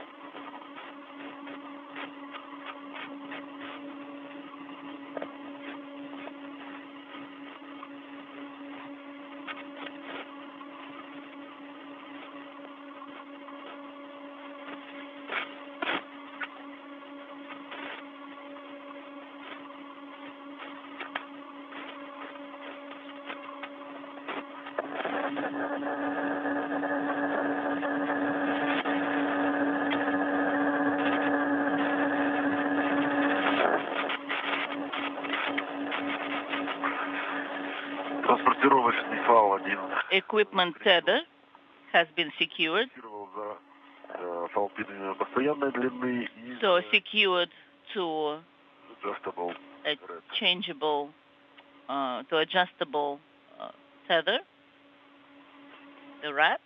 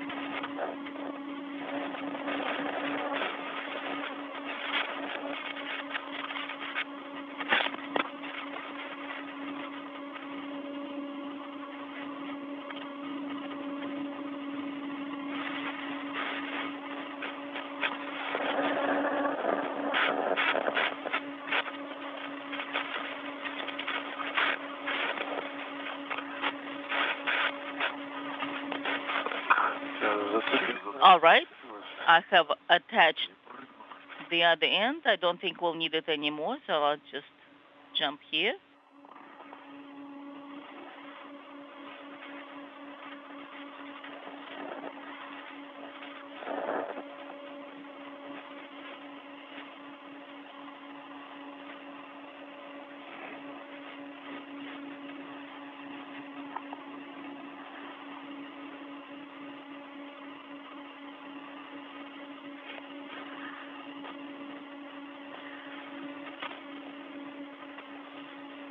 Так, надо развернуть на 180. I think we need to move it around about, 180 degrees.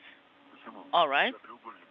So I'm going to pull it by the triangle. Yes, I can see it. Now we'll need to remove the equipment tether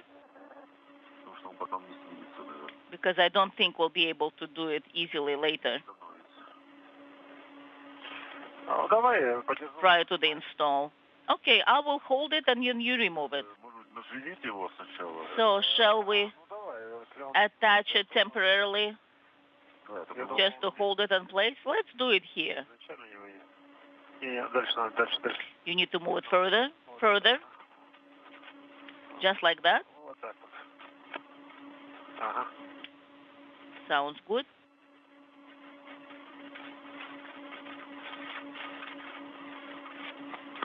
Зафиксирован.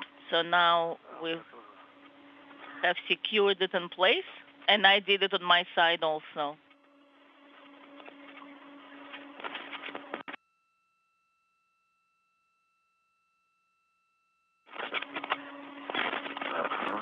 Я забыл вас I forgot to tell you, минуты у нас наступит тень. in about half a minute we'll have an eclipse. Видим. Наступает. Yes, we can see it. It's coming. Принято. We copy. Thanks. Наступило. It has arrived, the eclipse.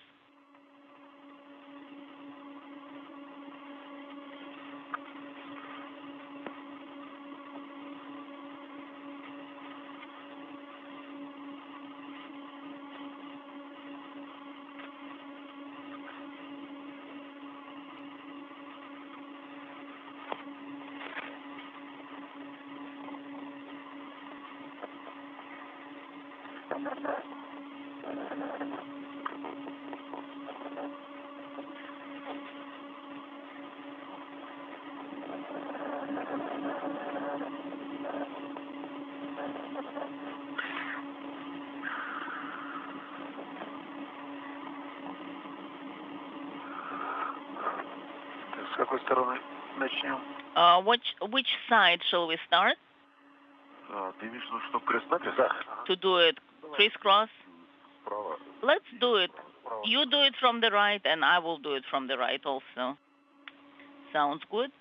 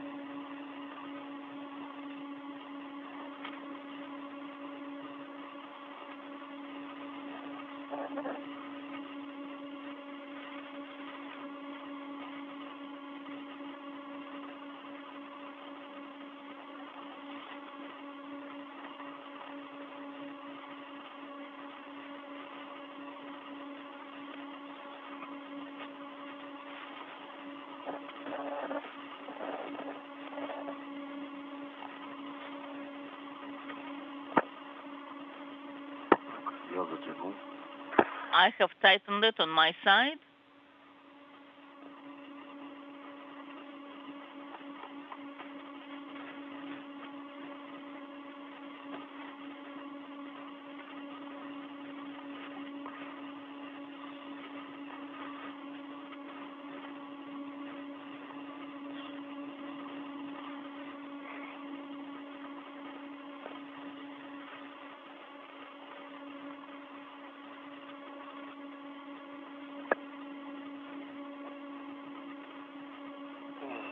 Вверх.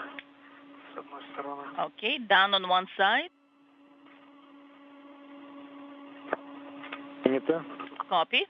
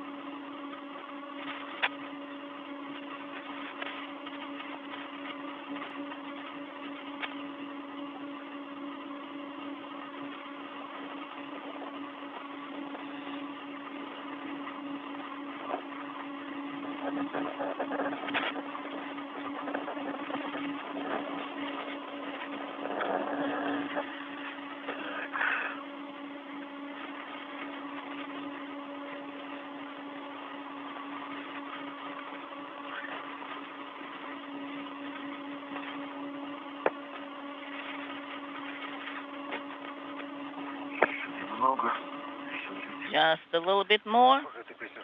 Just one more. Are you singing the song? That's the one I remembered also. The last battle is the most difficult one.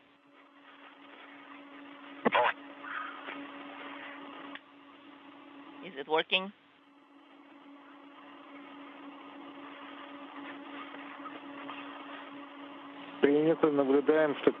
Copy. And we are monitoring the installation on your end.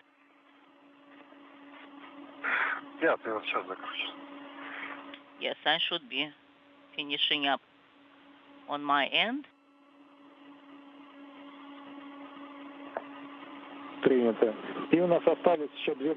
Copy. We have 2 more nuts left, after the installation of which I propose you guys take a rest.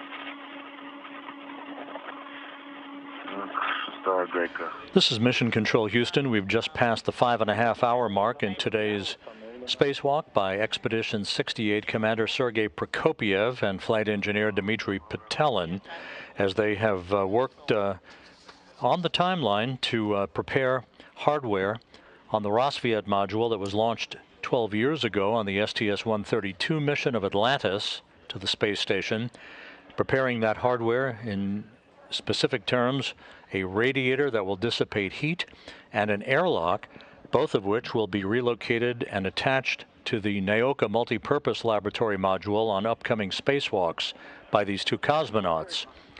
Today, Prokopiev and Petelin installed an adapter on a airlock grapple fixture on Rosviet. This is the airlock, again, that will be robotically relocated through the use of the European robotic arm during the 3rd in the series of spacewalks they will conduct on December 6th.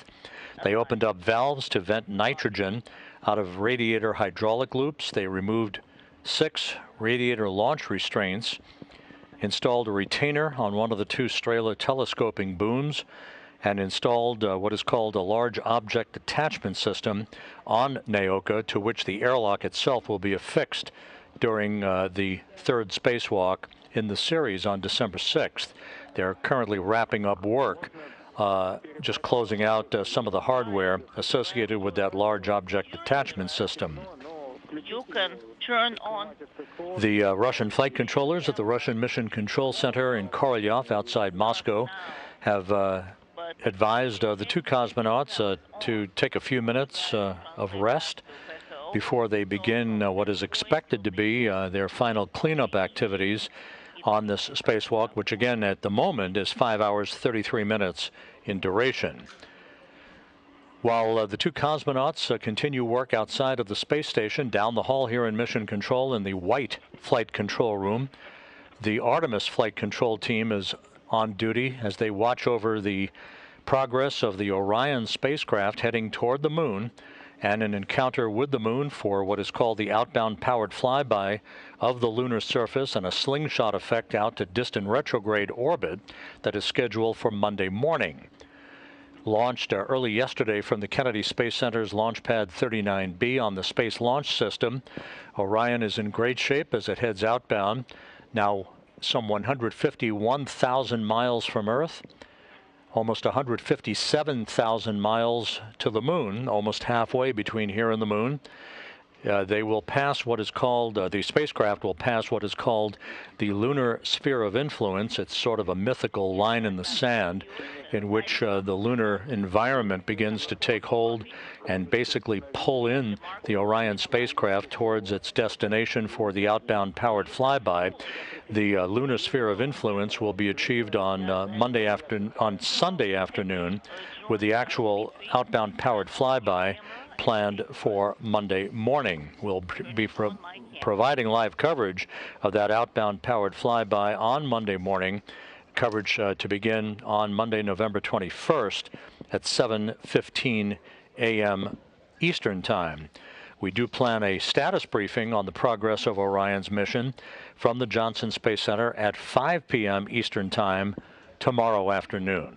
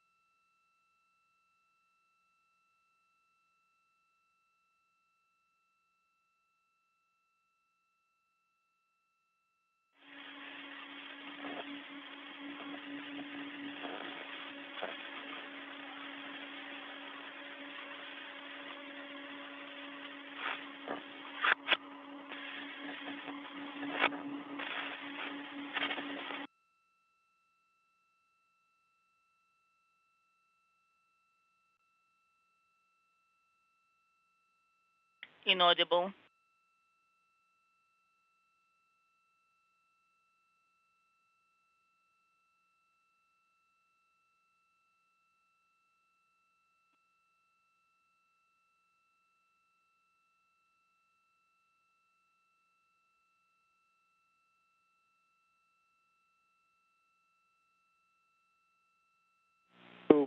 Перерыв связи небольшой.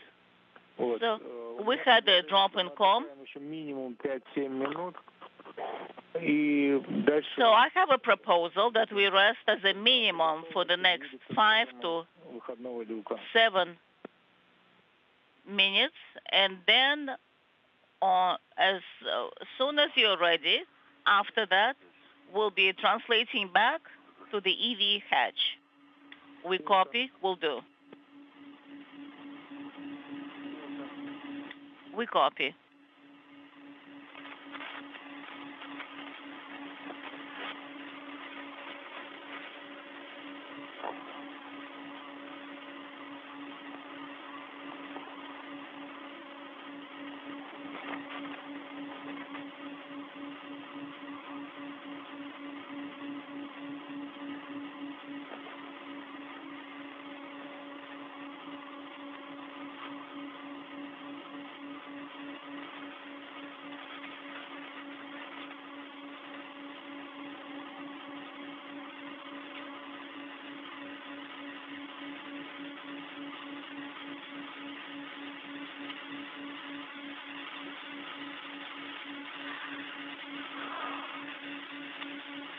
Формирование МЛМ на этом закончено.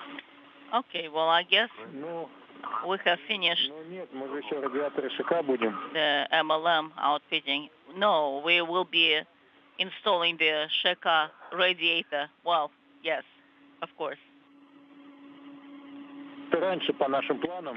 Before, prior to that, for установка СККО на 60. our plans previous, we were to finish the outfitting of the MLM with the SKKO panels, and that would coincide with spacewalk number 60. But then we have reshuffled the EVA tasks, so now this is not the end yet. Oh yes, we understand. We copy.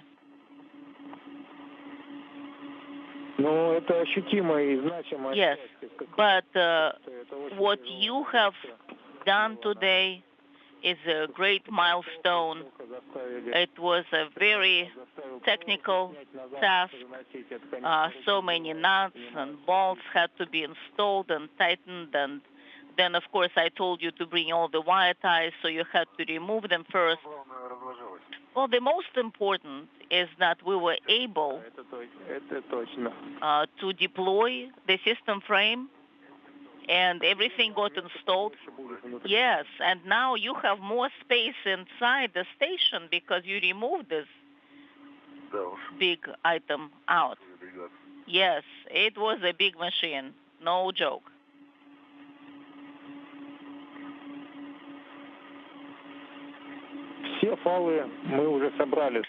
And we have collected all the tethers from the SKKO. Is that correct? So after you finish resting, then we can just translate back. That is correct. And let's verify we don't have any wire ties left anywhere. It doesn't seem so. Come again. We did not copy what you said, and we have collected all the equipment tethers. No wire ties. We're just verifying. So we've collected, it seems like, all the wire ties as well as all the equipment tethers. So we're in good shape. That sounds great. Thank you.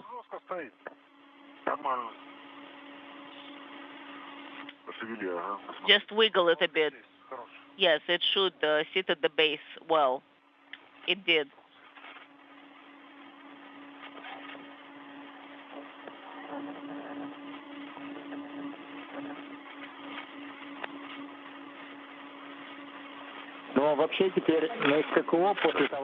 But now, after you've installed and tightened the nuts on SKKO, then now these safety tethers can be used. So you can secure things to them, you can hold on to them. So they're the primary, actually, translation path. And actually, before you translate back inside your home, you can try out one each, just to make sure you christen them before we go back. Sounds good. All right, and I'm removing it on this end, on this side. And I can see it. It's pretty tight.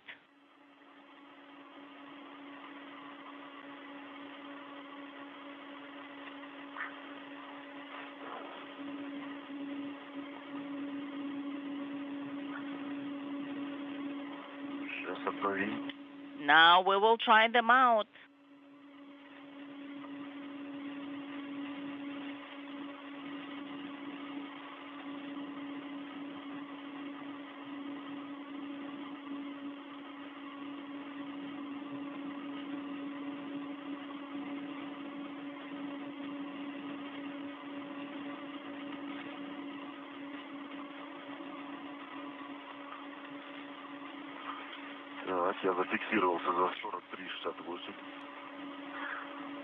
All right, I have attached to 4368, copy. I'm trying it out. They seem to be kind of more reliable in a way. Is that what you feel? Pretty good. It's a little easier.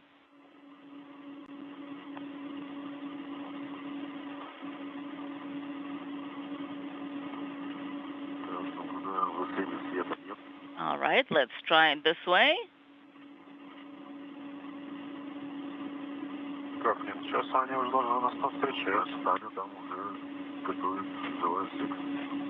We don't see it. No. Well, they should be waiting for us inside. Yes, we confirm. Oleg is waiting for you inside the station, and in a minute or two, when you guys are ready, you can start translating back to the EV hatch. We copy. Shall we go? Yes. So we are heading back.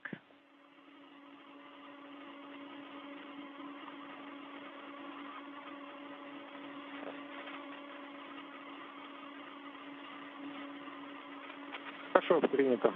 We copy all, guys.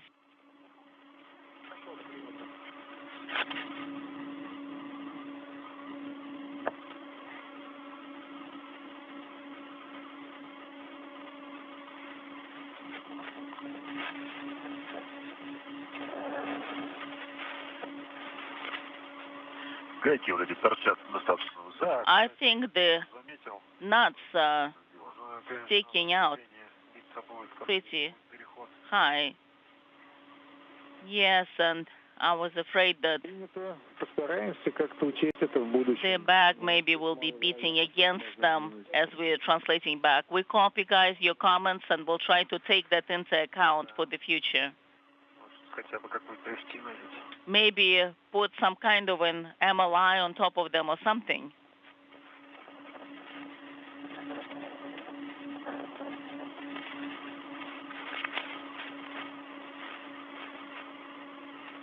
Так, мне бы не пропустить.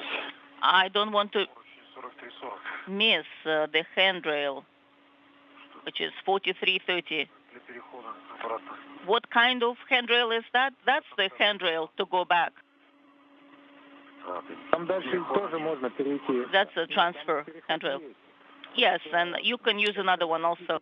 Вдвоем. Там неудобно было бы идти. It's just when you're translating both of you То можно и так. with the bundle, then it's not very convenient. But once you don't have the bundle and you go one by one, then you can translate Нет, лучше я пойду and проверю. transfer in an alternate location. That should not be a problem. No, I want to go with the trusted and tested path, and that's the handrail I'm trying to find. На самом деле отличный поручень, We have an excellent handrail и that was recently installed.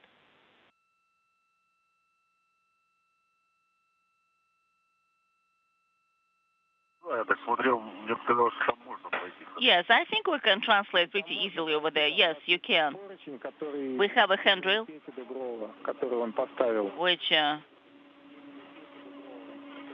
Dubrov installed. Там это у нас было просто... Это Which one? действительно именной поручень, потому Oh, so it's named after someone. Yes. ну, большие сложности были с этим поручнем. We had quite a few challenges Много усилий with that particular handrail. It required a lot of effort to be installed, and then we finally succeeded in installing it. So yes, it's a memorable handrail. That is, Давали этот поручень. we renamed that particular handrail after a particular cosmonaut.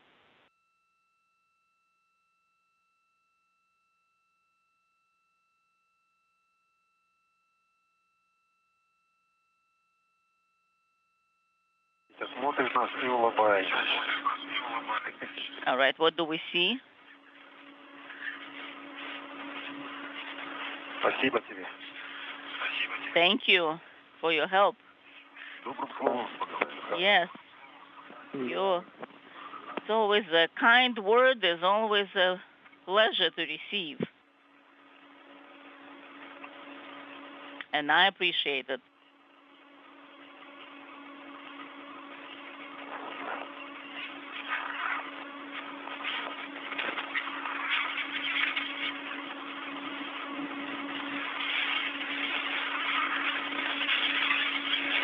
Да, даже просто быстрее получается. Yes, I think it would have been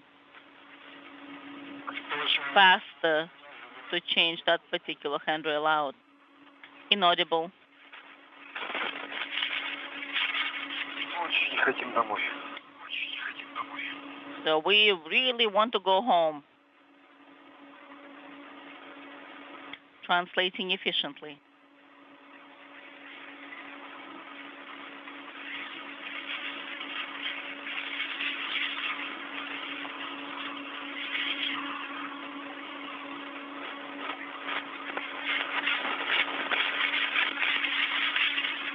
Да какой сложный. Which handrail are you hooking to? 45. Is it 4005? Да вон, да. Yes, I can see it. Странный. Inaudible. Yes, we do have such a handrail, and it can be used for translation.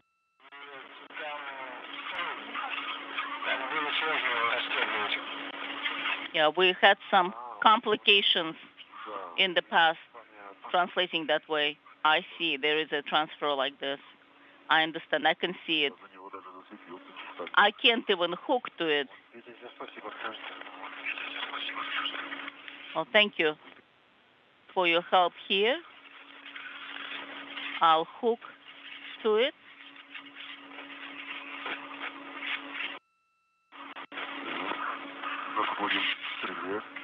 And then we'll unhook from this one and hook to the next one. We copy.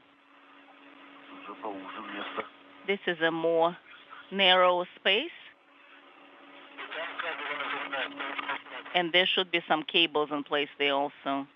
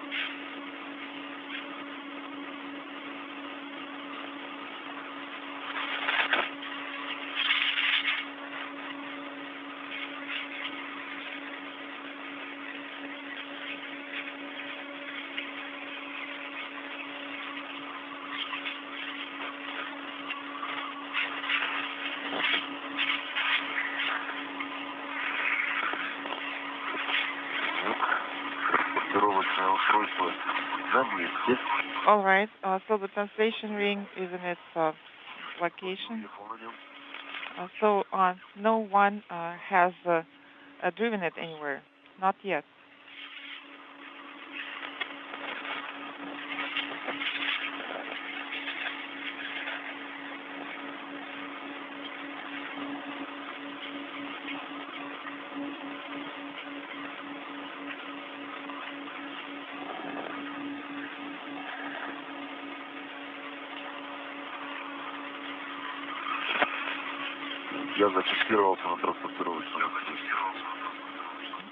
I am tethered at the translation ring.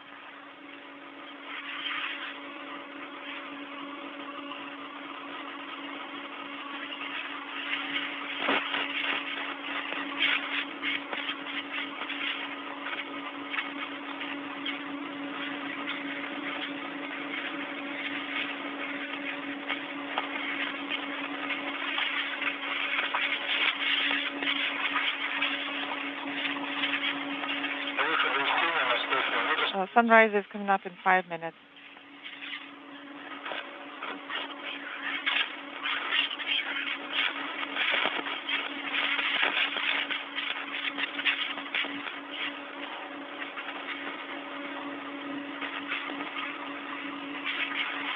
Так.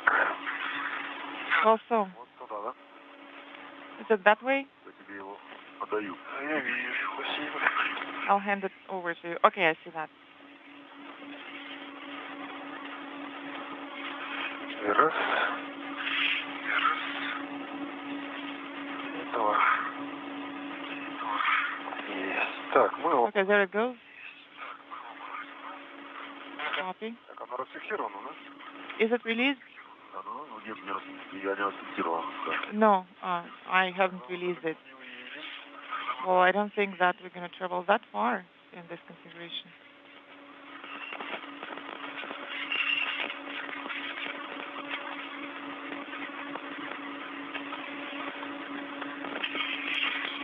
Вот теперь можно начать. All right, now we can start. Там Also, watch out for the target. That's going to be on your side. It's coming up on your side. Okay, copy.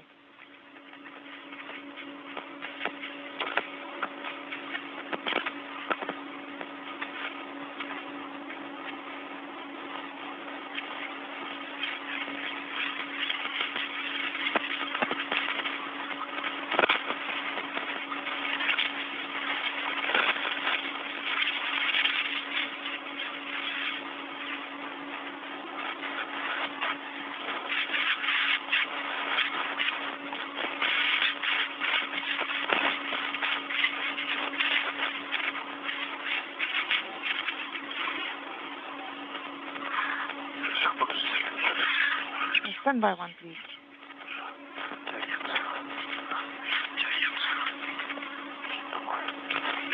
What's going on? I guess I got snagged somewhere, somehow.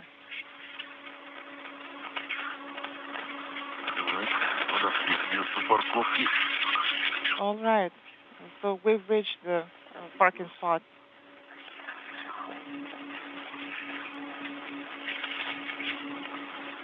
Let's tether it.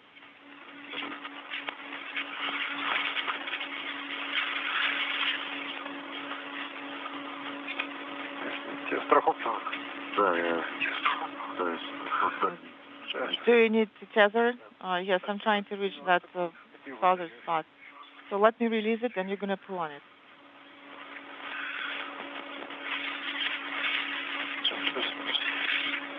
Stand by. Wait.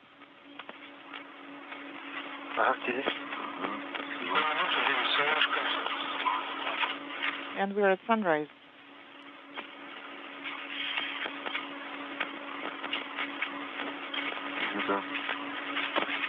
Copy.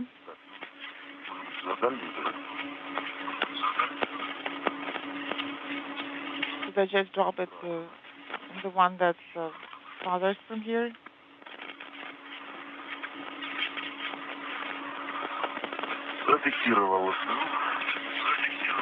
So translation ring is tethered.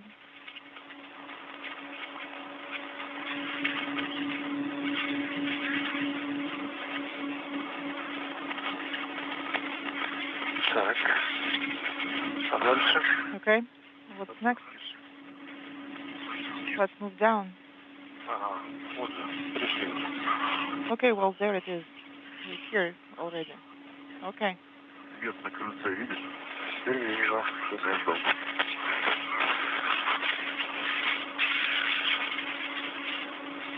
Do you see the light on the porch?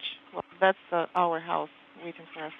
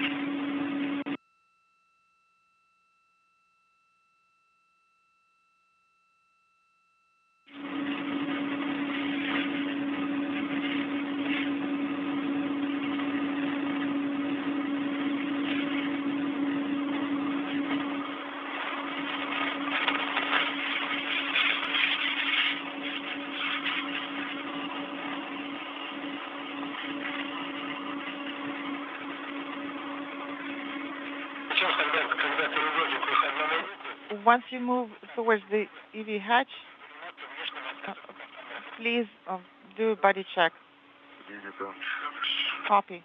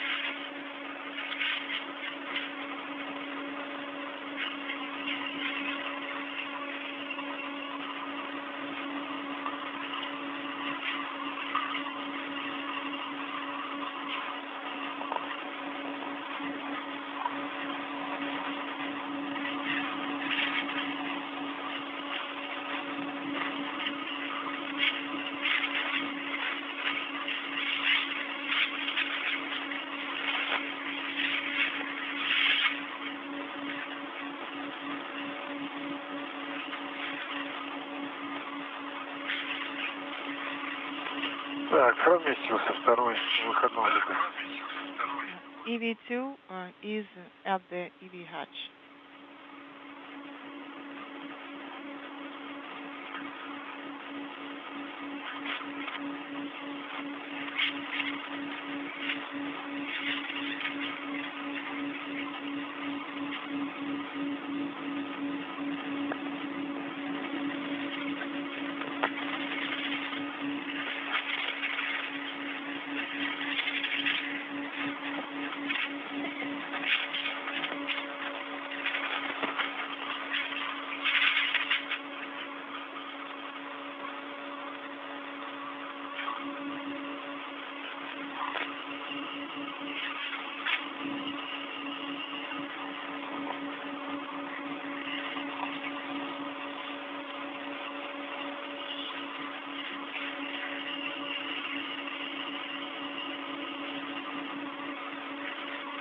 Так, мы друг против друга. All right, we are looking at each other. We're positioned in front of each other. Please check out your spacesuits, lower torso, arms, cameras, and anything else for contamination.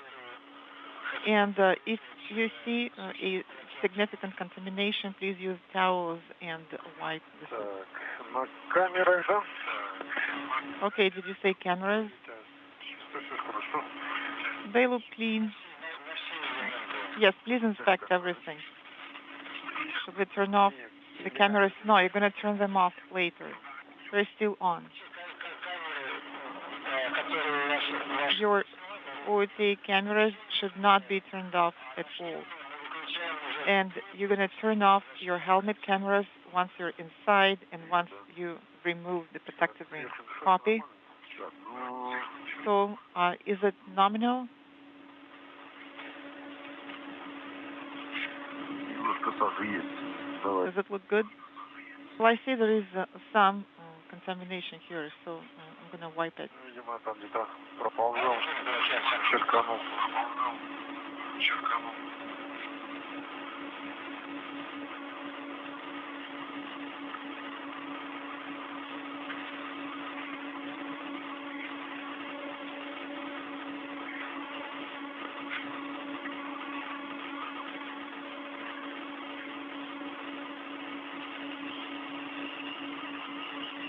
Полотенце как дополнительно фиксировать надо? Do we need to secure the towels in any additional manner? Вот я рядом его зацеплю. I'm going to read it.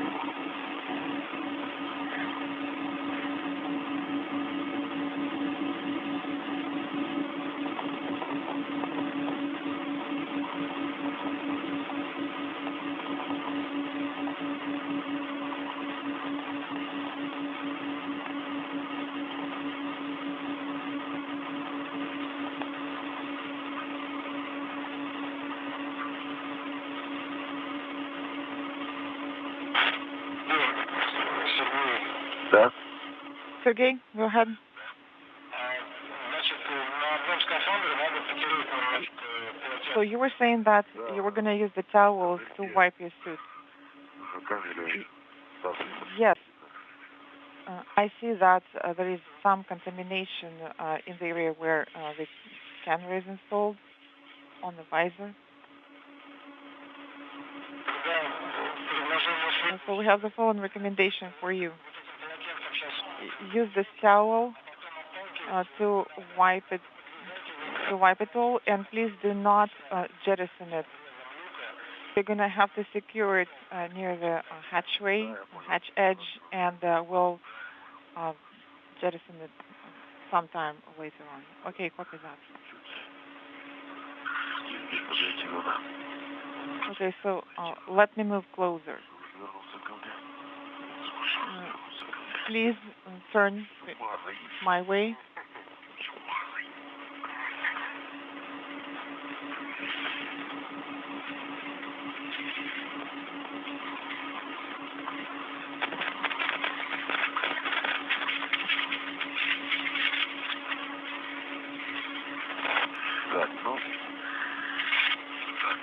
Well, so I guess that's it. Inaudible. Yes, and let me inspect you sit from the other side.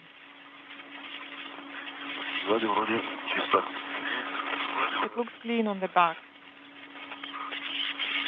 Copy. Turn around. Sergey, what about your oar line? Please turn around. Okay, let me turn around.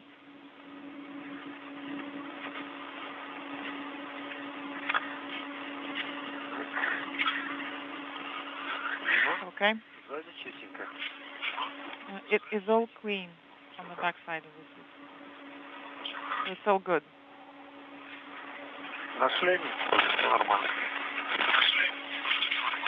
And the helmet is also clean.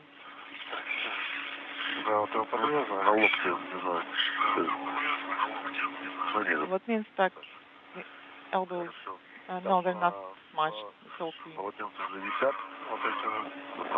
So there are 2 towels hanging there already, and we're going to add one more. Yes, we're going to secure one more towel in that area, and then maybe we'll do the jettison during EVA 57, when we'll have to jettison a lot of equipment that will be removed.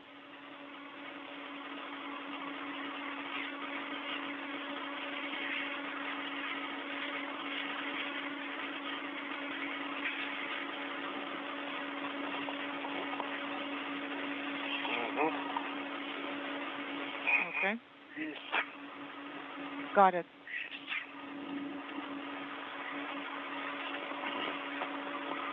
Copy. So let's do the OTA's inventory now. Copy.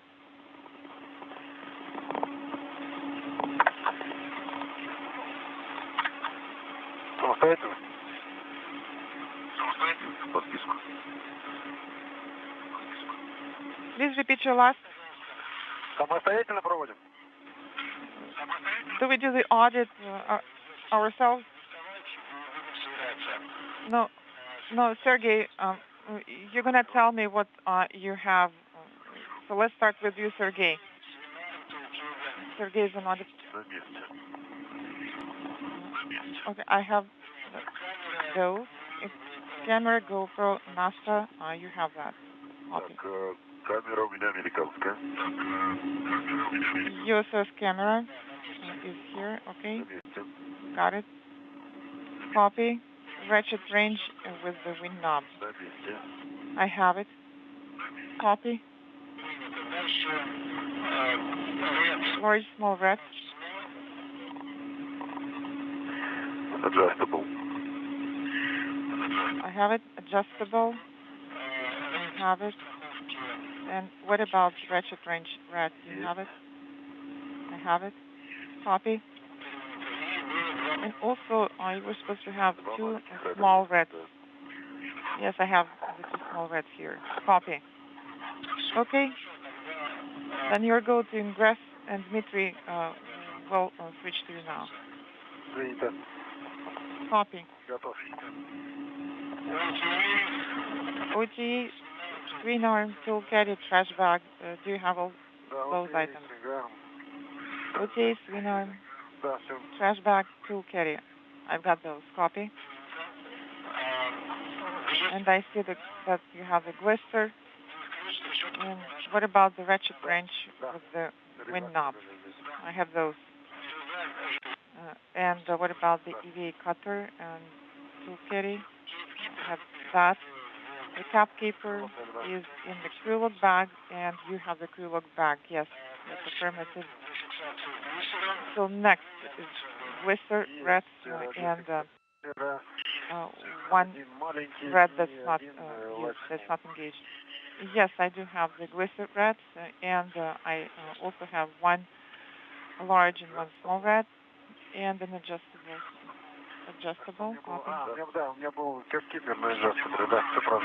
Oh yeah, I have the cap keeper tether to the adjustable tether. Correct. All right, so wait for Sergey to ingress, and then you will ingress as well. Copy. This is Sergey. I'm starting to ingress the airlock. And also, if you'd like, you can do some filming and photography. Так, у меня мигают светодиоды O2. Oxygen LED is blinking. 225. This is Mission Control Houston, 6 hours, 11 minutes into today's spacewalk by Expedition 68 Commander Sergei Prokopiev and Flight Engineer Dmitry Petelin. You're looking into the Poisk airlock, into the hatchway, through one of the two cosmonauts' helmet cameras, as the two spacewalkers today have wrapped up all of their activities. They're conducting an inventory of their tools, tethers, and other equipment they used in the conduct of the spacewalk, which was essentially designed to prepare a heat-dissipating radiator that has been stowed on the outside of the Rosviet module for its robotic transfer and installation to the Naoka Multipurpose Laboratory module on the next spacewalk the two will embark on, which will be November 25th.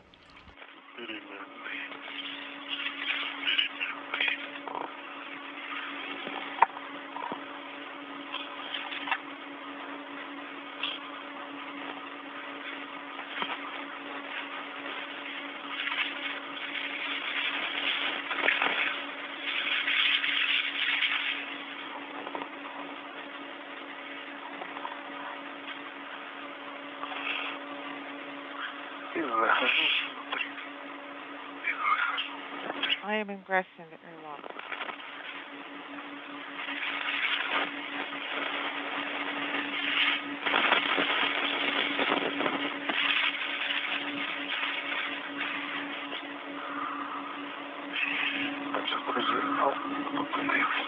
Stand by. Is the tether here? Есть. Так, внутри. Okay, I am inside the airlock. So with that, here is what you're going to do. Remove the protective ring, turn off your helmet cameras, and start sublimator drying. Copy. And I will start removing the protective ring now.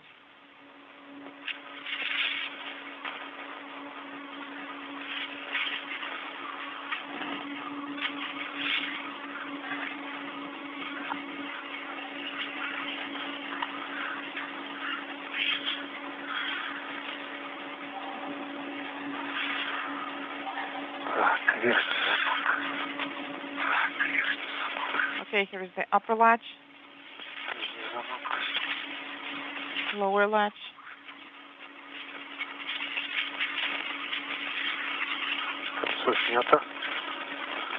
protective ring has been removed.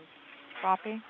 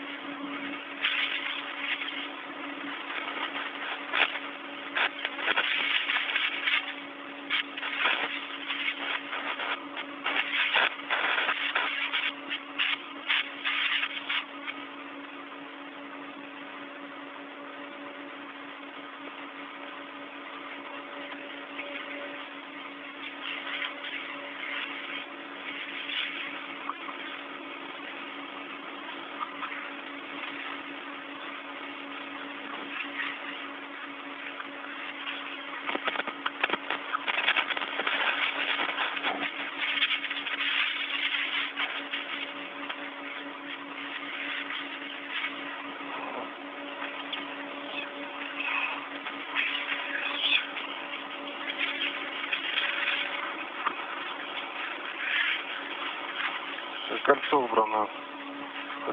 Protective ring is removed and stowed near the hatch.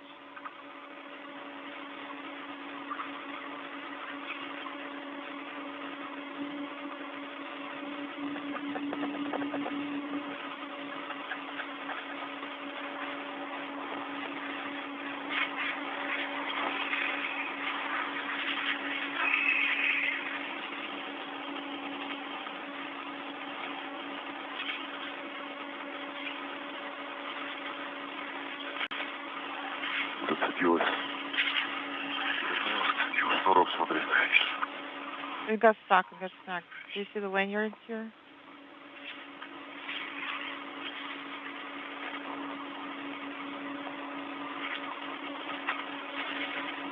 Покажите, в таком положении еще попадает в тросу люка кольца.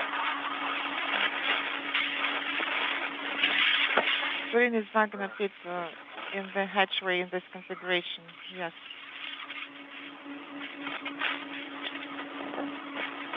Так вот сделал. We're going to do it like this. Расфиксирую. Okay, so let me release it. Okay. Please do not touch the hatch just yet. Да, сейчас мы выключаем нашлемные камеры. Please turn off your helmet cameras now. Start sublimator drying. Then you'll wait for sublimator drying, and while you're waiting, you have to inspect the hatch shaft surfaces.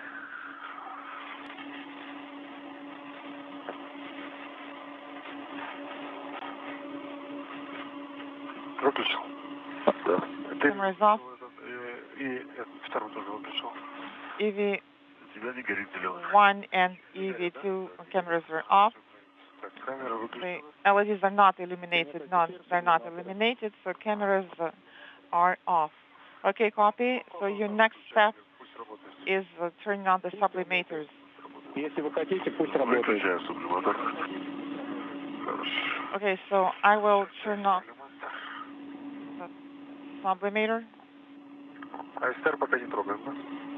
What about the STR? Сейчас уточним. Так, сушка ТО загорелась. Stand by, we'll check. Sublimator drying indicator is on. Так, есть сушка ТО на втором. This is EV2. Drying is in progress. Copy.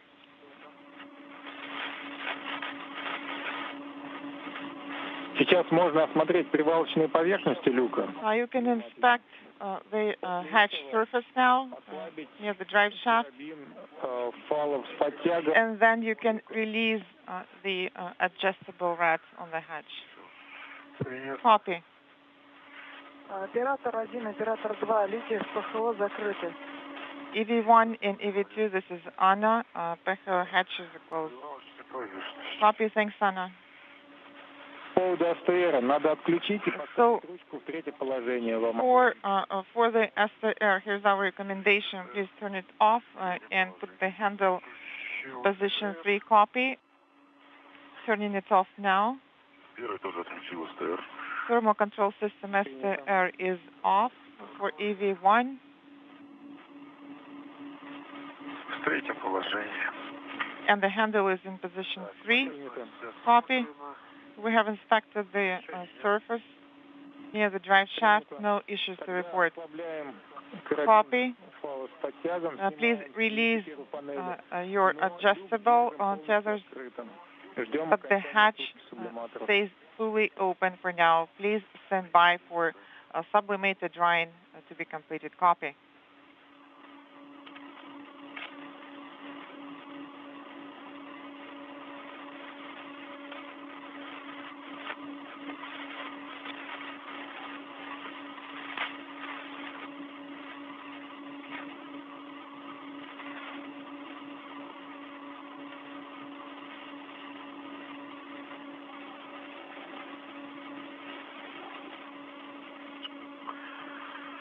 Ослабил.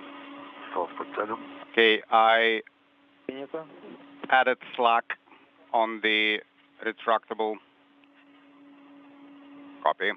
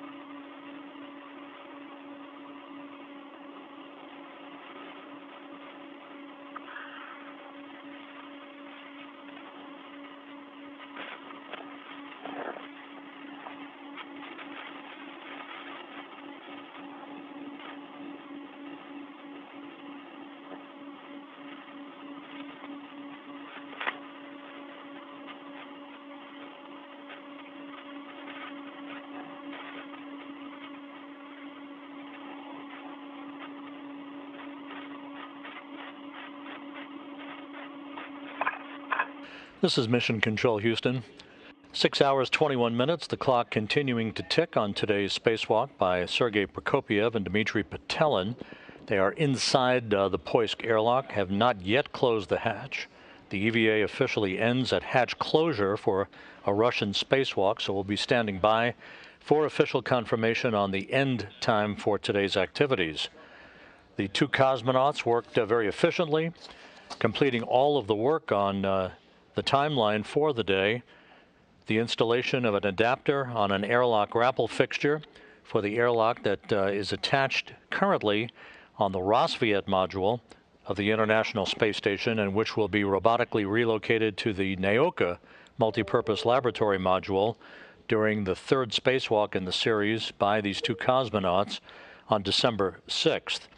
They opened up valves to vent nitrogen out of radiator hydraulic loops on the radiator on Rosviet that will also be robotically relocated. In this case, the radiator gets relocated on the next spacewalk by this spacewalking duo on November 25th.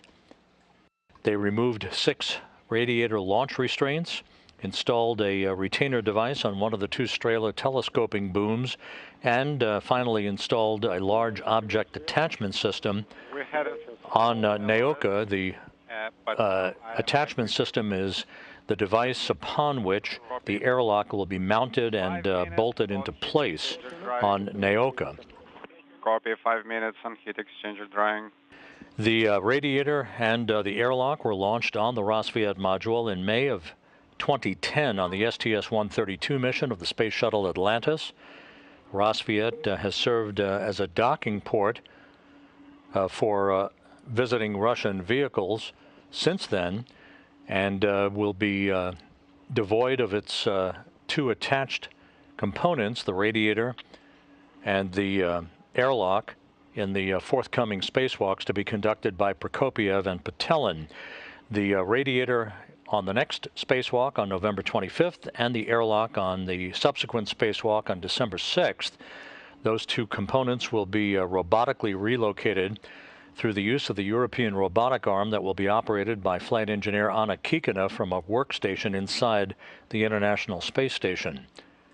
The 4th in the series of spacewalks on December 21st will find the 2 cosmonauts monitoring the deployment of the radiator on Naoka that will be robotically relocated and mated in place on the multipurpose laboratory module on the next spacewalk.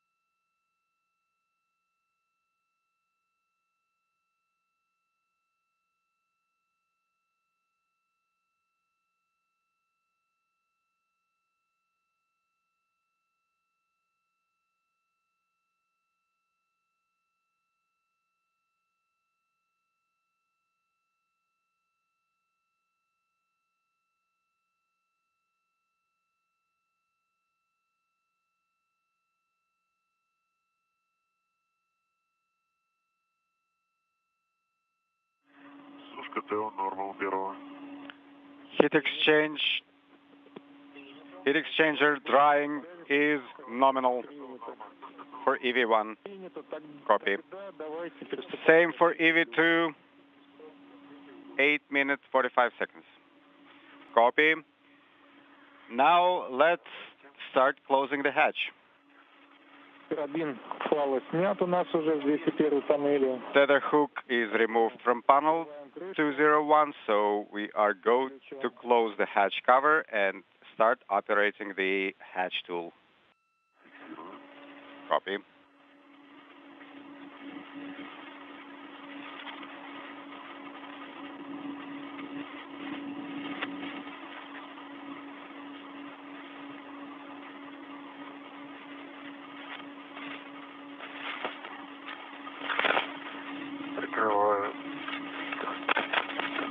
Okay, I am shutting the hatch cover. Copy.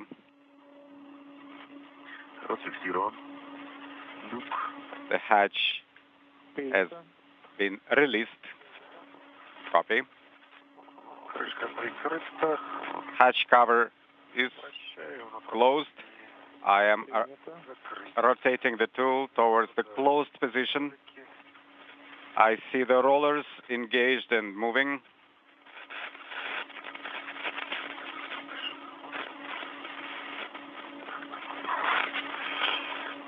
Зацепление. Есть срабатывание. Люк закрыт. Принято. The hatch is closed. The mechanism is locked. С люка тоже. И что, я хочу вас поздравить, ребят. 6 часов 25 минут. Copy that, guys. So, congratulations. 6 hours, 25 minutes, EVA time. Dmitry, congratulations on your first EVA. Sergey, your third. Thank you, thank you. Congratulations to you as well. All right, guys. Good luck on your repress.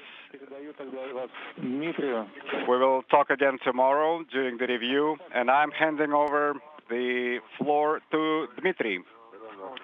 Thank you, and hope you have a good night. It is night in Moscow. This is Mission Control Houston. The hatch now closed on the Poisk module, marking an end to today's spacewalk at 6 hours 25 minutes. The hatch closing at 3:07 p.m. Central Time, 4:07 p.m. Eastern Time. Again, the spacewalk by Prokopiev and Patelin now at an end at 6 hours and 25 minutes. We will have full statistics for you in just a moment. Hello, hello. Yes, hello, guys. Great job. You did very well. In order to move forward, we need to prepare Q card 9, step 4.16. Repress after the EVA. Anna will be assisting on the station side.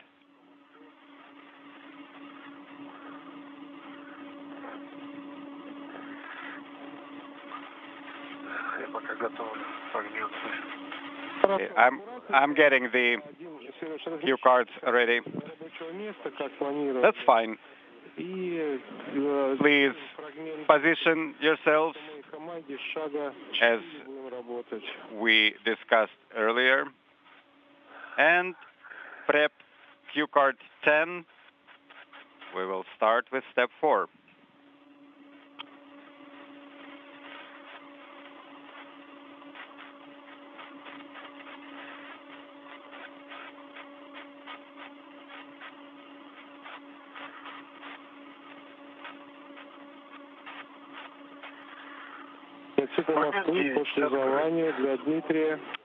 I have cue card 9 open.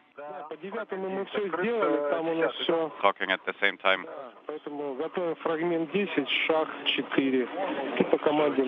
Okay, please perform step 4. Cue card 10.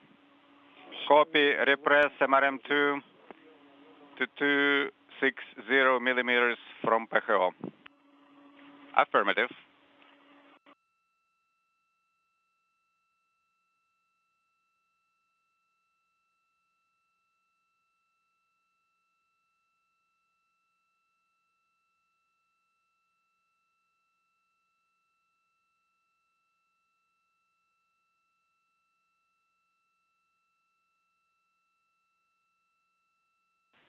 Station Moscow on space to ground 1. Anna, how do you copy on space to ground 1?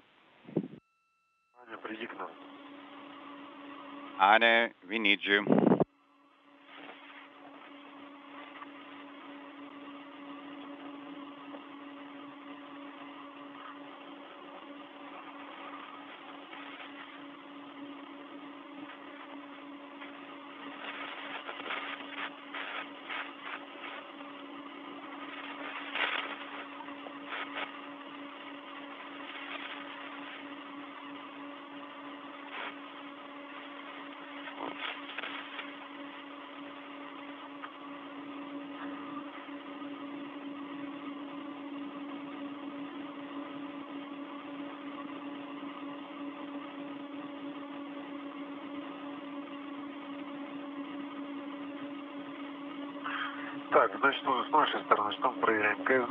Okay, so we verify KSD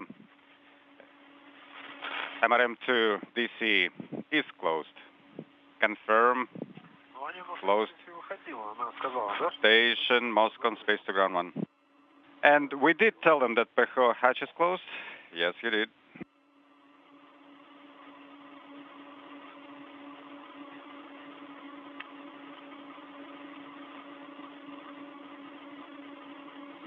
Да, Аня люки все закрыла, сейчас мы пытаемся ее вызвать. Okay, guys, I confirm. Anna has closed the hatches, but we're waiting for her to respond on space to ground 1. Okay. Это по времени 8,5 часов. This is Mission Control Houston. The two cosmonauts back inside the Poisk airlock with the hatch closed, standing by for the start of the repressurization of the airlock. There is a time limit, 8. Here are some statistics for you on today's spacewalk. This was the 255th spacewalk in support of space station assembly, maintenance, and upgrades. The 10th spacewalk conducted out of the International Space Station this year, and the second for Expedition 68. For Sergei Prokopyev, this was the third spacewalk of his career, now totaling 21 hours and 56 minutes of spacewalking time. For Dmitry Petelin, the first spacewalk for his career, 6 hours, 25 minutes. The Russians, flight controllers of the Russian Mission Control Center in Korolyov, they altered slightly the start time of today's spacewalk, making it now a start time of 8:42 a.m. Central Time. But the end time at 3:07 p.m. Central Time made this a 6-hour, 25-minute spacewalk. 6 hours, 25 minutes. The 255 spacewalks in support of space station activities throughout the years have now totaled 1,616 hours and 13 minutes, which is the equivalent of 71 days, 7 hours, and 13 minutes of spacewalking time.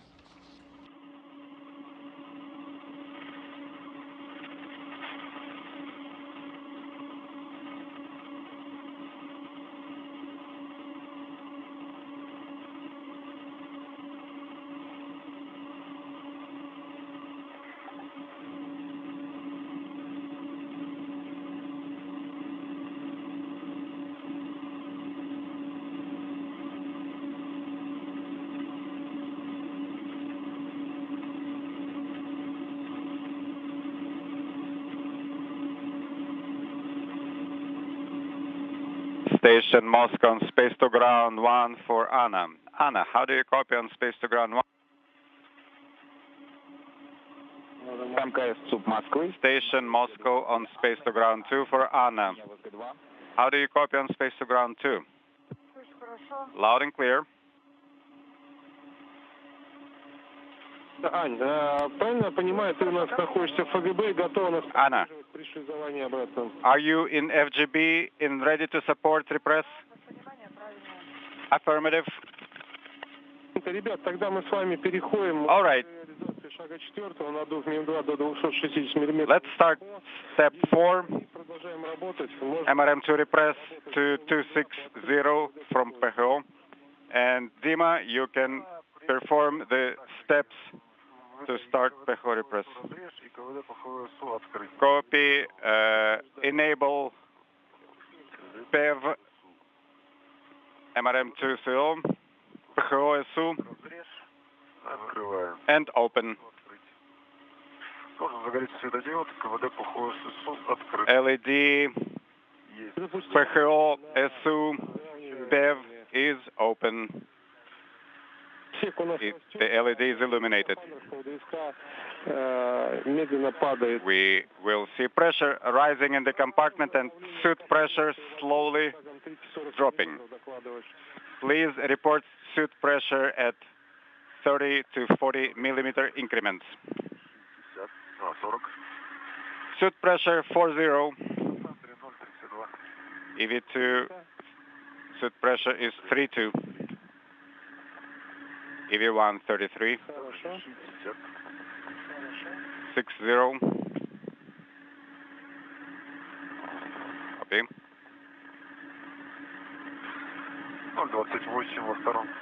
EV2 028. Ditto EV1 80 pressure. Copy. Good words. Cartridge is limiting us. Pressure is 100. 004 for EV2.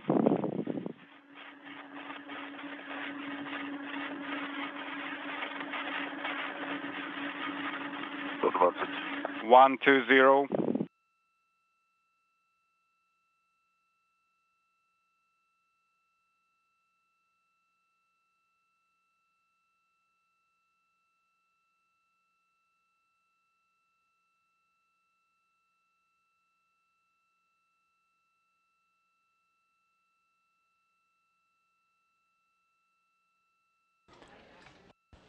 Once again, standing by for the repressurization of the Poisk airlock.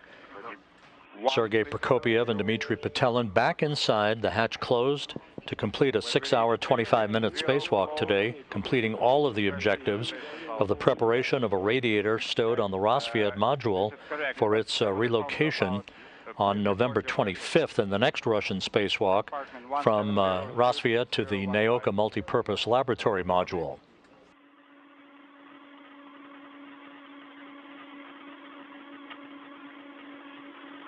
Давление 190. 190 pressure. Copy.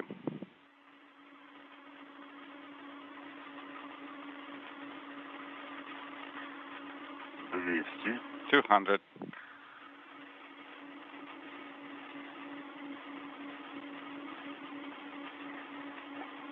Избыточная 0,1. Gauge pressure 01. Copy.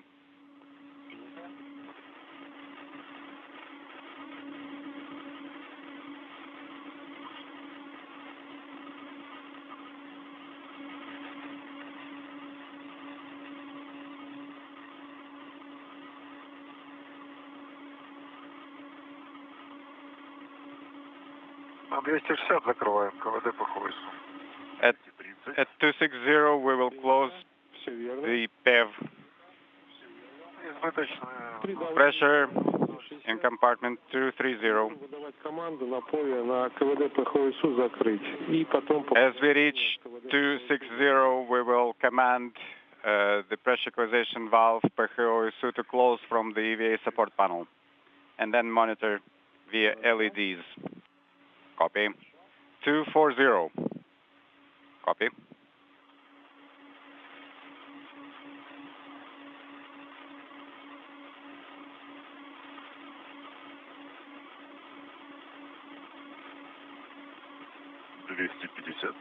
$250. 250. Copy.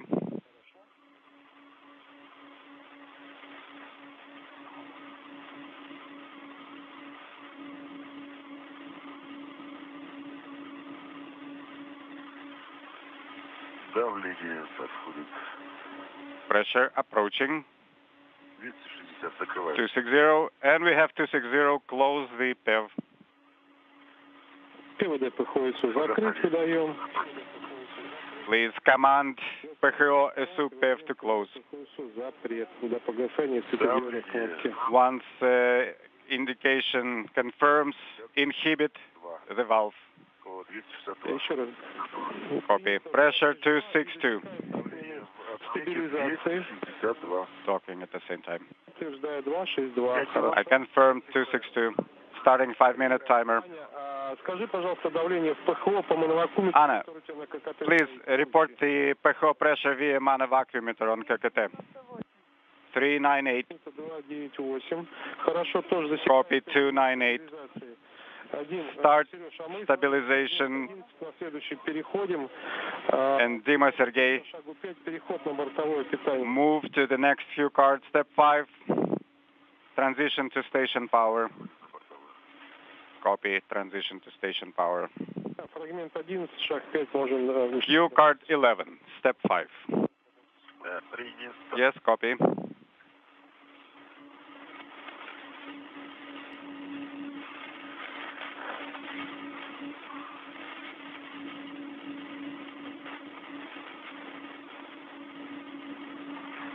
Так, переход на бортов станции.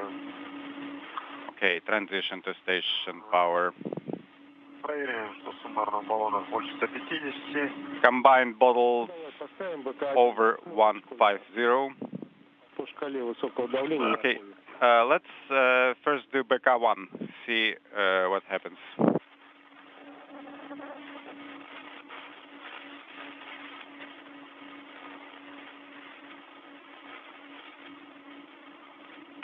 Первым это вполне достаточно. Почти 300. I think we have enough. It's almost 300. 290. Okay, I agree. All right, I'm switching Orlan interface panel for the station power. Attach umbilical connector. Correct. If it's easier for you, you can help each other when docking the umbilical connectors to your suits.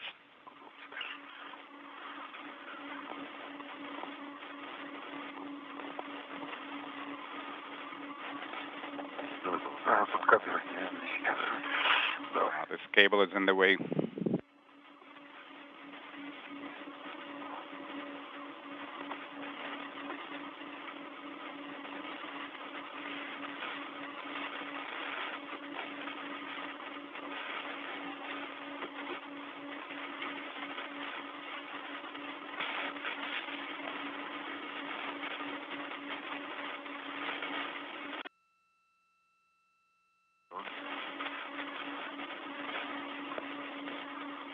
Второго бортколодка подсоединена. EV2 umbilical connector mated. Copy, good news.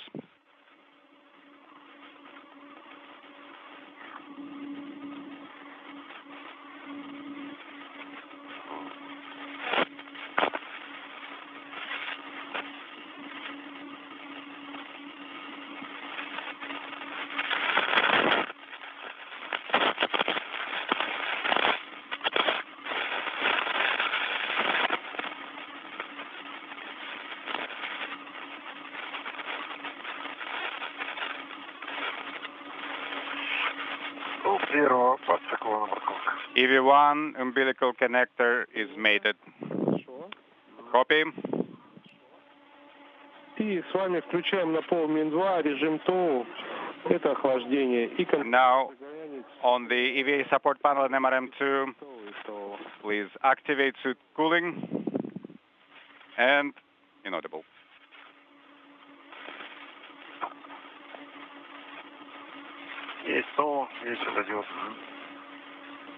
I see LED illuminated. Okay. Now, step 5.2, connect electrical umbilicals to your suits. Again, you can assist each other. Okay, electrical umbilicals.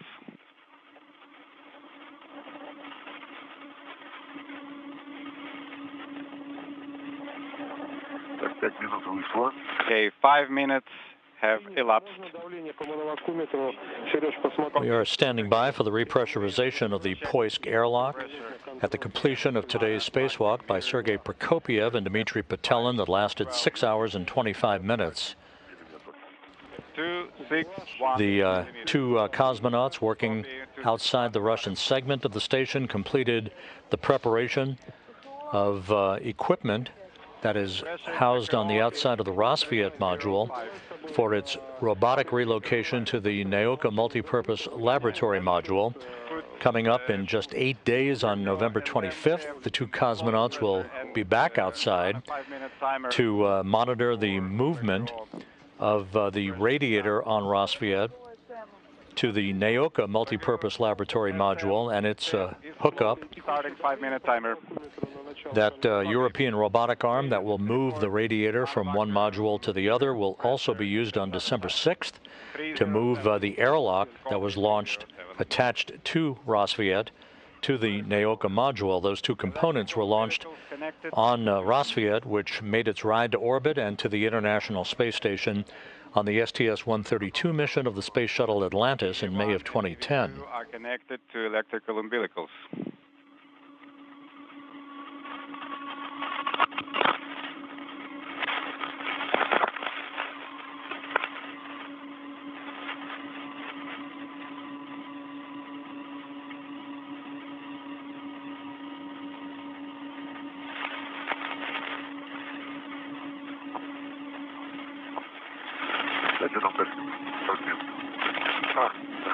Inaudible.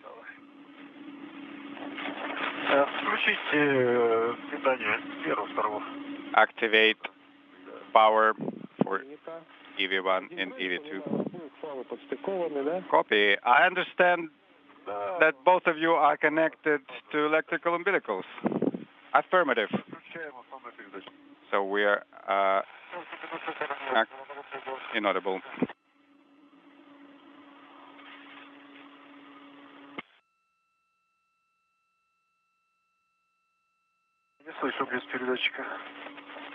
I am not copying without the transmitter.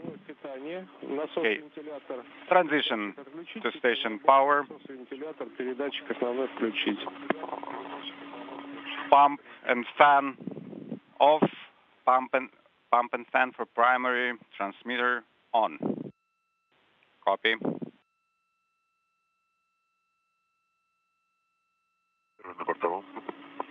Yes, we are attached to the station side. Sergei, we copy.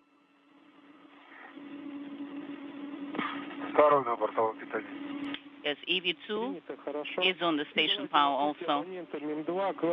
And in MRM2, at the COM panel, please depress transmit and work.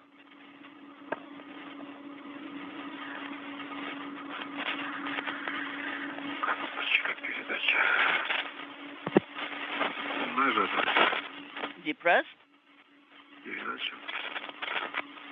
Transmit.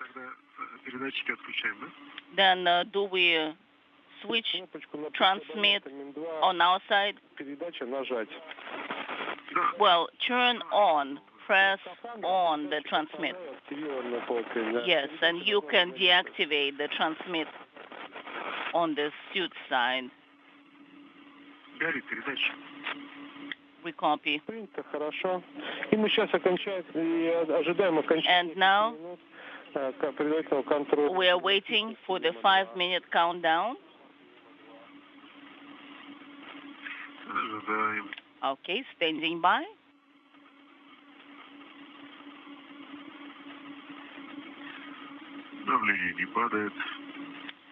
Pressure.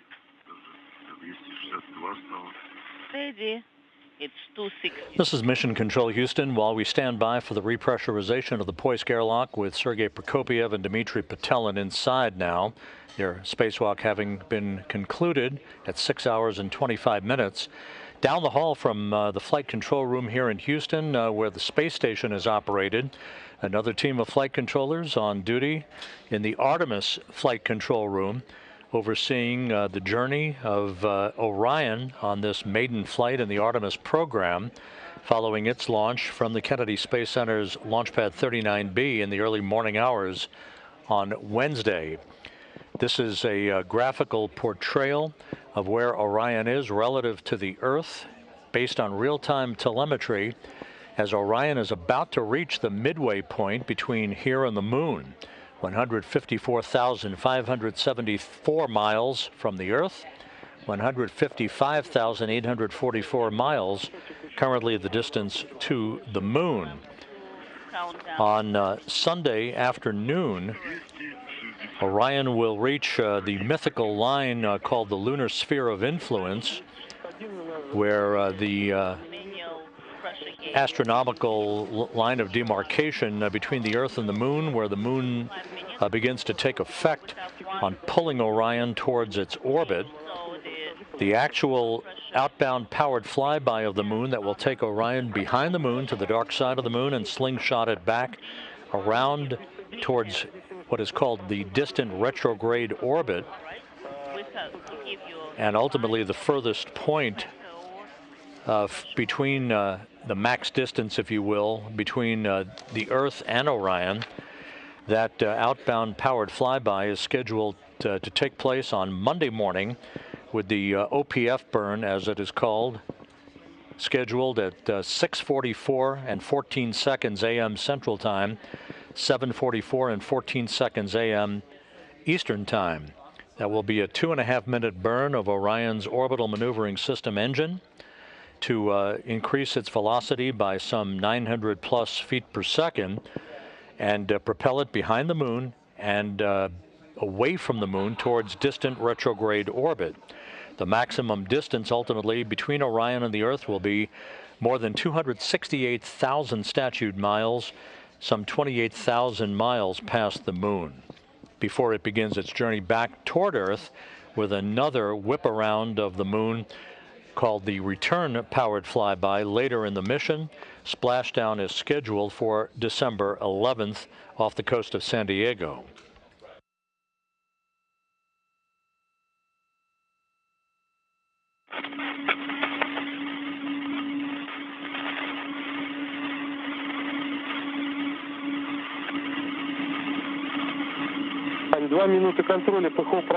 So 2 minutes have passed. So what is the pressure, current pressure inside the PHO, Anna? So increased by 1 millimeter. So now it's 311, 311. Copy.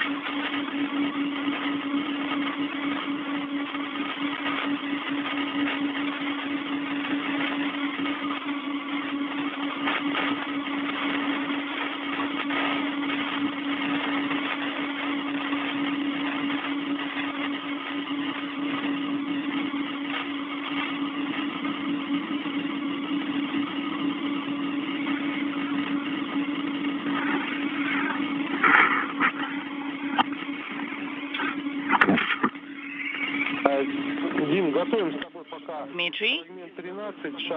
Let's work on Q card 13.7. So pressurization, and we'll wait for Anna for about 30 seconds. That will be 5 minutes coming to an end, and then, yes, we are ready.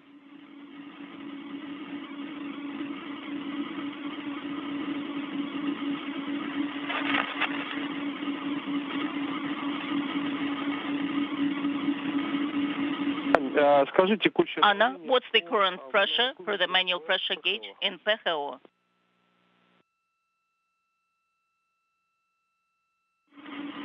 $314.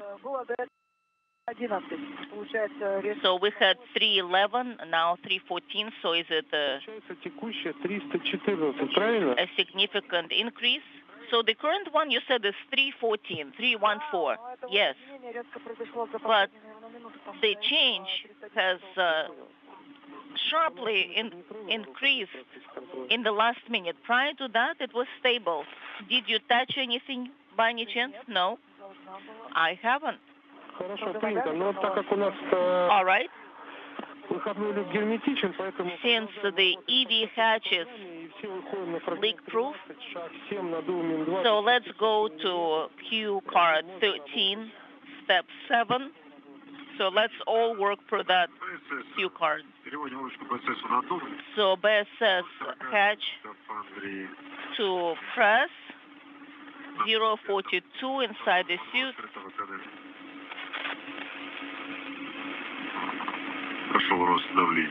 So I'm observing the increase in pressure.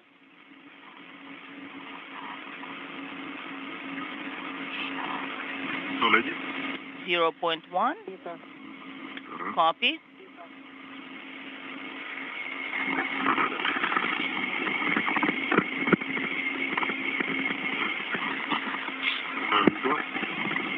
$2. 0.2.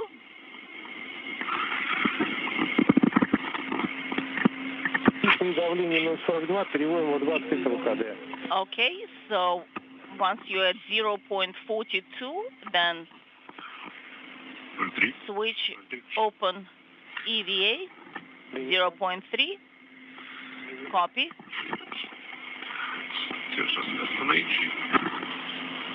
It's holding.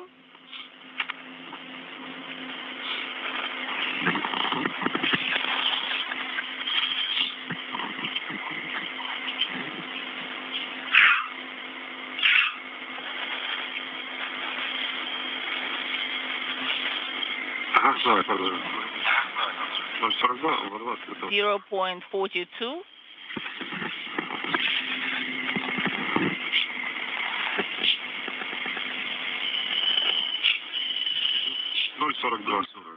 So 0.42, 42.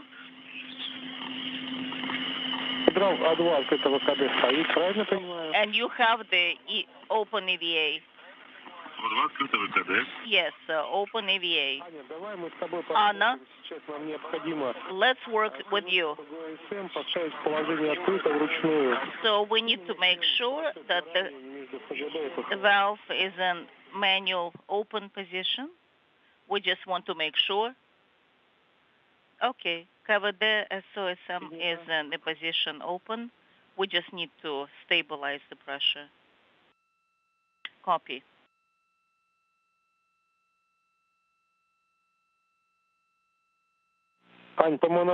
Anna, do you have the pressure increase inside the PHO per manual pressure gauge? KVD SO is open. What about the manual pressure gauge reading? Do you see an increase?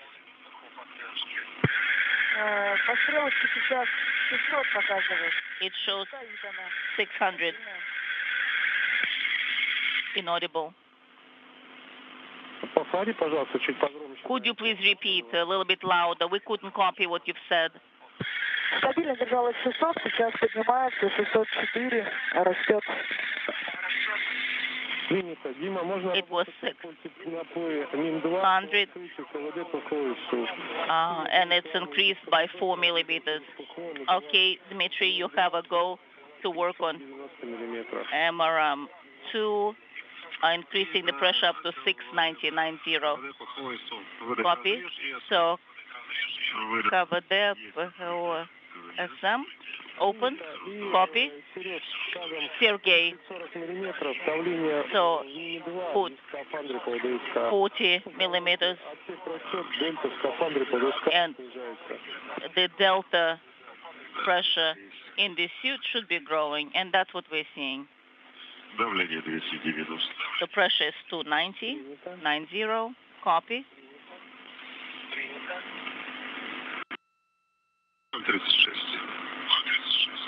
0.36.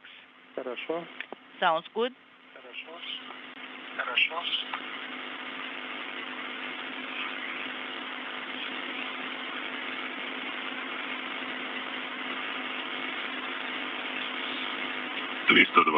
$320.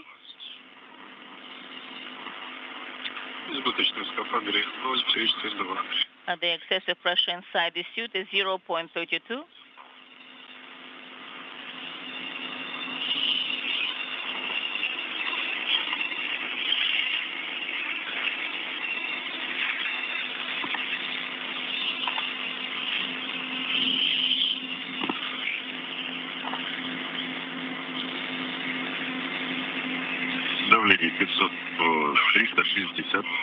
Pressure is 360.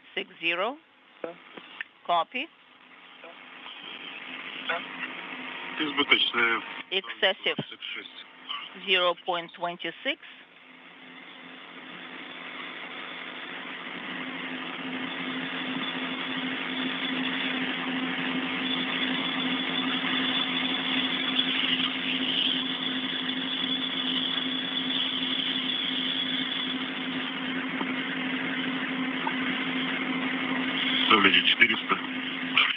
Pressure is 400.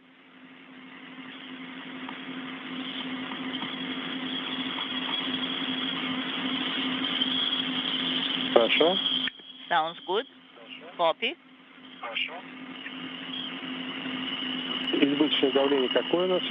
What's the delta? Pressure delta 0.2. Copy.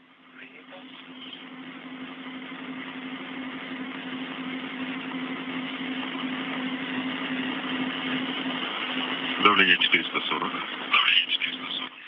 440. Copy. Избыточное 0,17. Delta pressure is 0.17. This is Mission Control Houston. The repressurization of the Poisk airlock on the International Space Station is underway.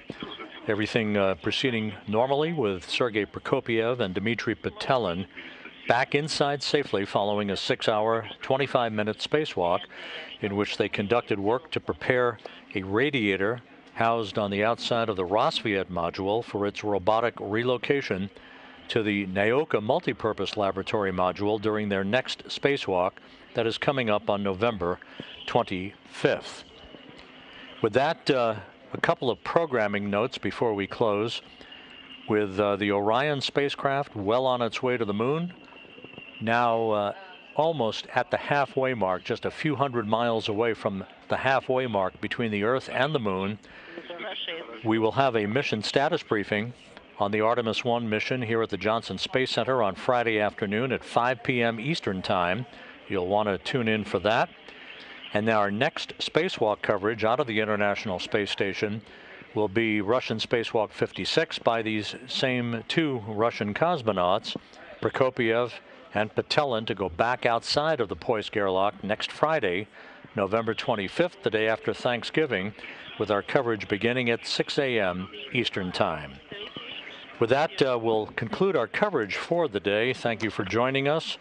Prokopyev and Petelin inside the International Space Station after a 6-hour, 25-minute spacewalk. This is Mission Control Houston.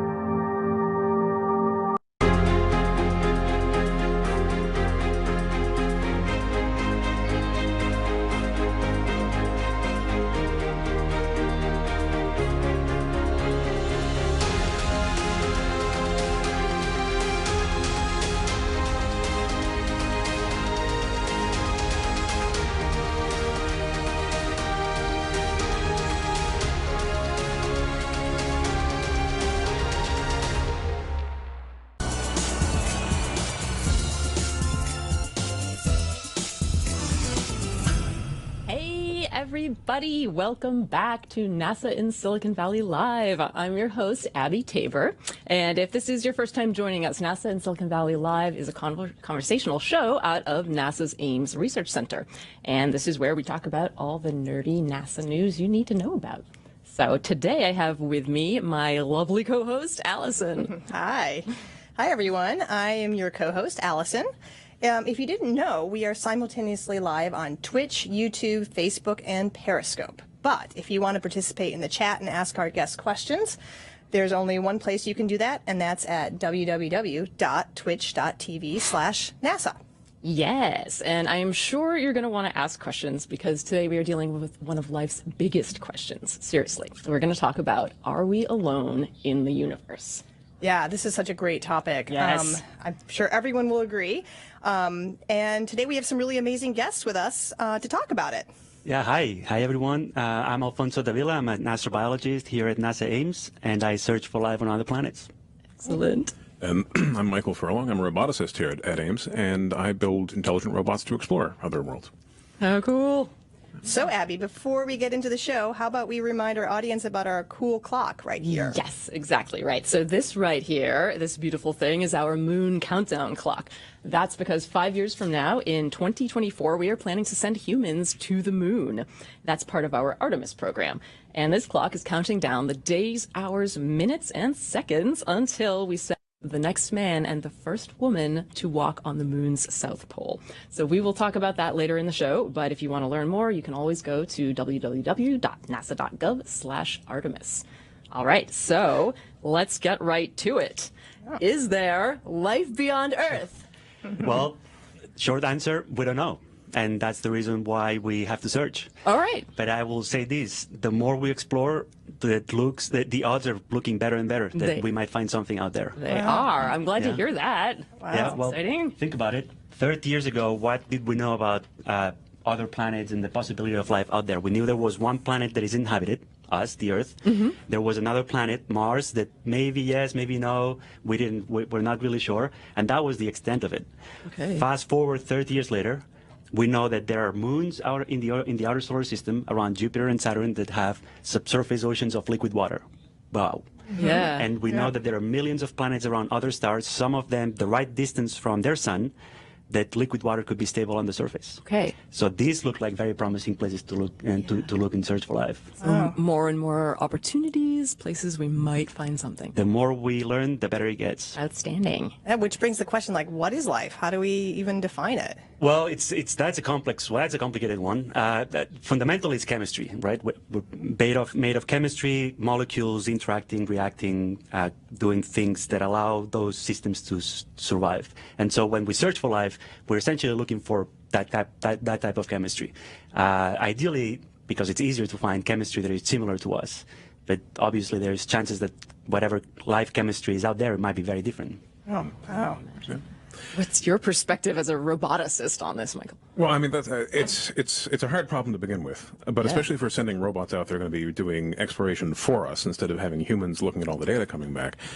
Actually, trying to quantify so a computer can say, yes, this is life, is a massive challenge in and of itself. And I think it's fair to say we don't really have a good way to do that just yet. No, we know. And if the question is already difficult, imagine trying to answer the questions with robots, with surrogates, not with humans doing the actual experiments. Yeah. So that's the real challenge. Like you say, you have to teach a machine to be able to do that. You really do, to do these things that you can sort of instinctively do, but it's hard for you to write down, this is how I did that. Yeah. Fascinating. Well, where would you go to look for life? If you were going to go out there and really place your bets on the best place to look, where would you go? If I have to pick one place, Mars is still top of my list. Yeah? Okay. Yeah. And the reason is because Mars is close enough to the Earth that we can actually study it repeatedly. We've been sending probes to Mars almost continuously for the past 20 years, and that's given us a very good perspective and idea of how the planet is today and how it was in the past. Good enough that we know now that Mars, in many different aspects, is very similar to the Earth. It's a very familiar place. Mountains, volcanoes, meteorite impacts, sediments, rocks that are composed of the same types of minerals that rocks on Earth, and so. It looks like at some point the conditions for life to exist on Mars might have existed, and if that was the case, those forms of life might have been similar to us. similar enough that we might recognize. Okay. Similar to some kind of Earth life. Yes, not something completely alien that we wouldn't be able to recognize even if it was staring at us in the face. Okay. So Mars is a good candidate for those reasons. Oh, wow. There's some comments about that already. Yeah. Gibbs MT, take me to Mars, please. Hobbs 555, I hope there is human life on Mars in my lifetime. So first the robots are going to go. Yeah. Then... Fun fact: there is life on Mars that we know of, because obviously every mission that goes to Mars carries a tiny bit of bioburden in it. So some Earth microorganisms or something. Yeah. Okay. So technically. Yeah. All right. Well, Michael, what do you think the odds are of actually finding life on Mars? I mean, honestly, like we've taken samples now, and so far we haven't found definitive proof of life, and so the odds don't look great. But that's because it's a very big planet, and we're sort of sifting through it like grams at a time.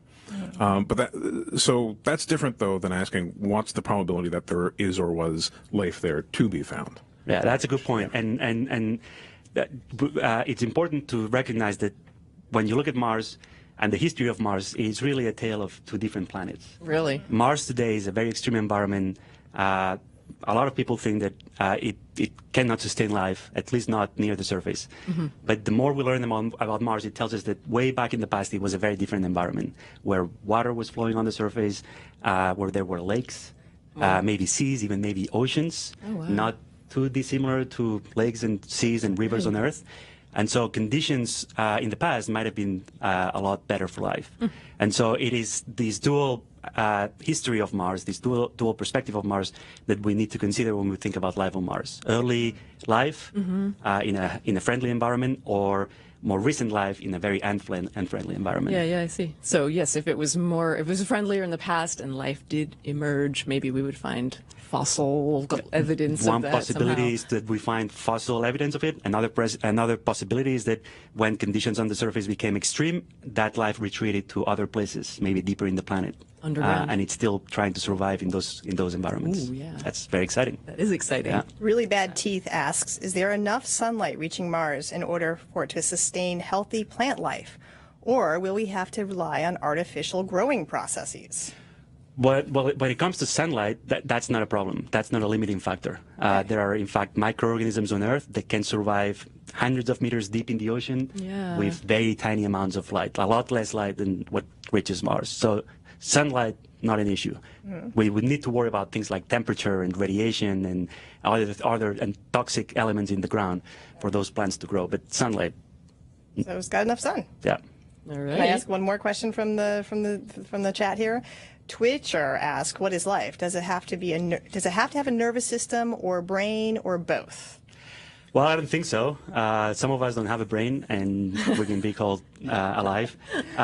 Most of the history of life on Earth, there were no brains and no nervous systems. It was microbial life, single-celled microorganisms. And in fact, if anything, the example of life on Earth is telling us is that being a single-cell organism without a brain and nervous system might be a good thing, because they've been around for billions of years. Oh, yeah. Brains and nervous systems have been around for a lot less time. And so, yeah, definitely not required.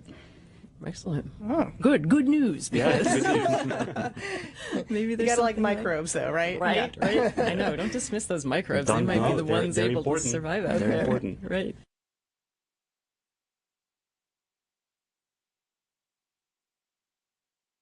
I just want to talk about.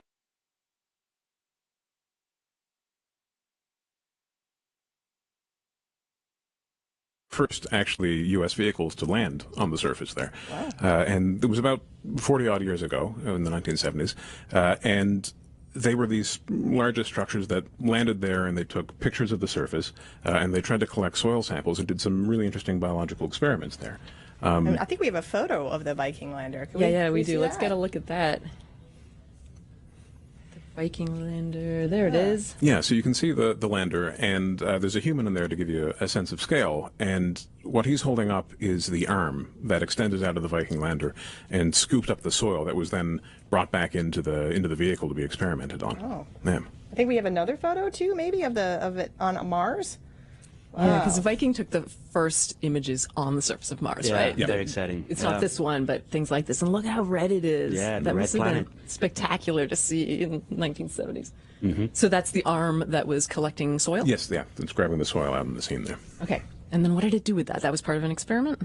That was part of a very cool experiment. The first experiment to search for life on another planet. No more and no less. Viking did a lot of cool stuff. It took a lot of pictures. It showed us Mars up close for the first time. But the biological experiments is what really made the mission truly exciting.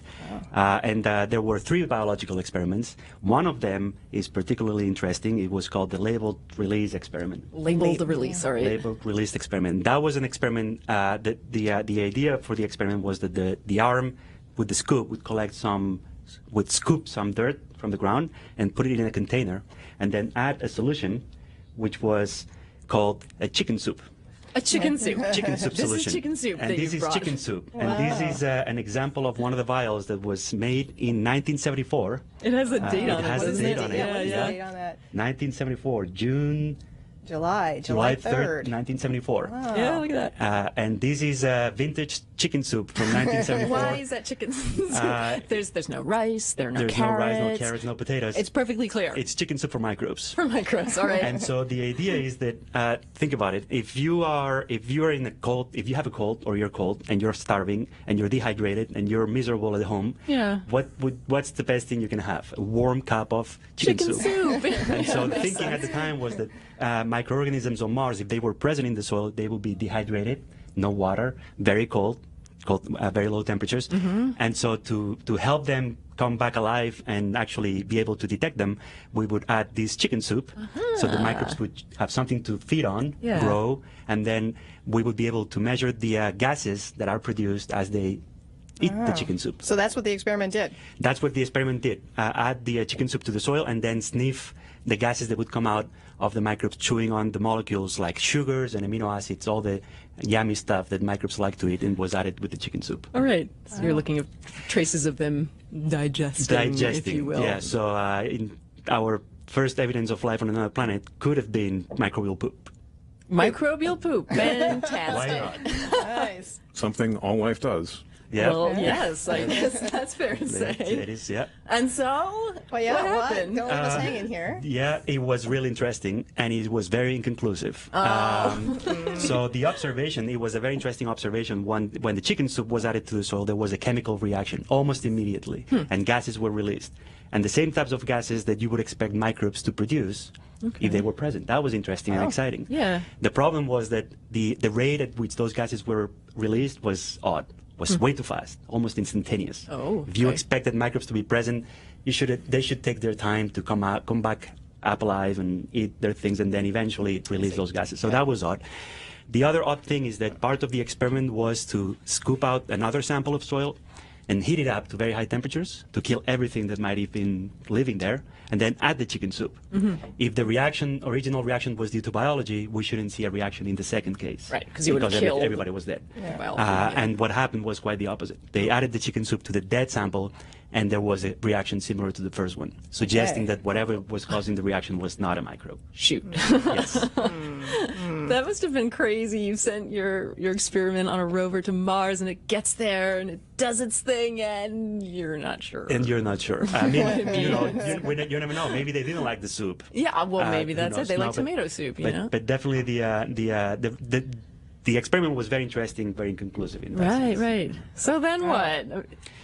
Well, it was clear from Viking that maybe our thinking about searching for life at that time was a bit naive, because we really didn't know much about Mars until Viking went to Mars. I see. Now, hindsight is always 20/20. So with what we know now, we might think it was naive. At the time, it was probably a very smart thing to do. Yeah. Well, we hadn't been there yet. We hadn't been there yet. So, but what followed up after Viking was a realization that when next time we search for life, we might want to know in advance a bit more about the planet, what conditions are there, and what the history of the planet was. And so a lot of the follow-up missions tried to bridge that gap, that knowledge gap, understand what happened to Mars over the course of its history, how it became the extremely dry, extremely cold planet that it is today, and maybe try to understand if life was present at some point, whether it could still be there, maybe in other places, or maybe the chances of life surviving throughout Mars's history were pretty much zero. Yeah. How'd you go from oceans to desert? Deserts, right? exactly, and how does life react to that?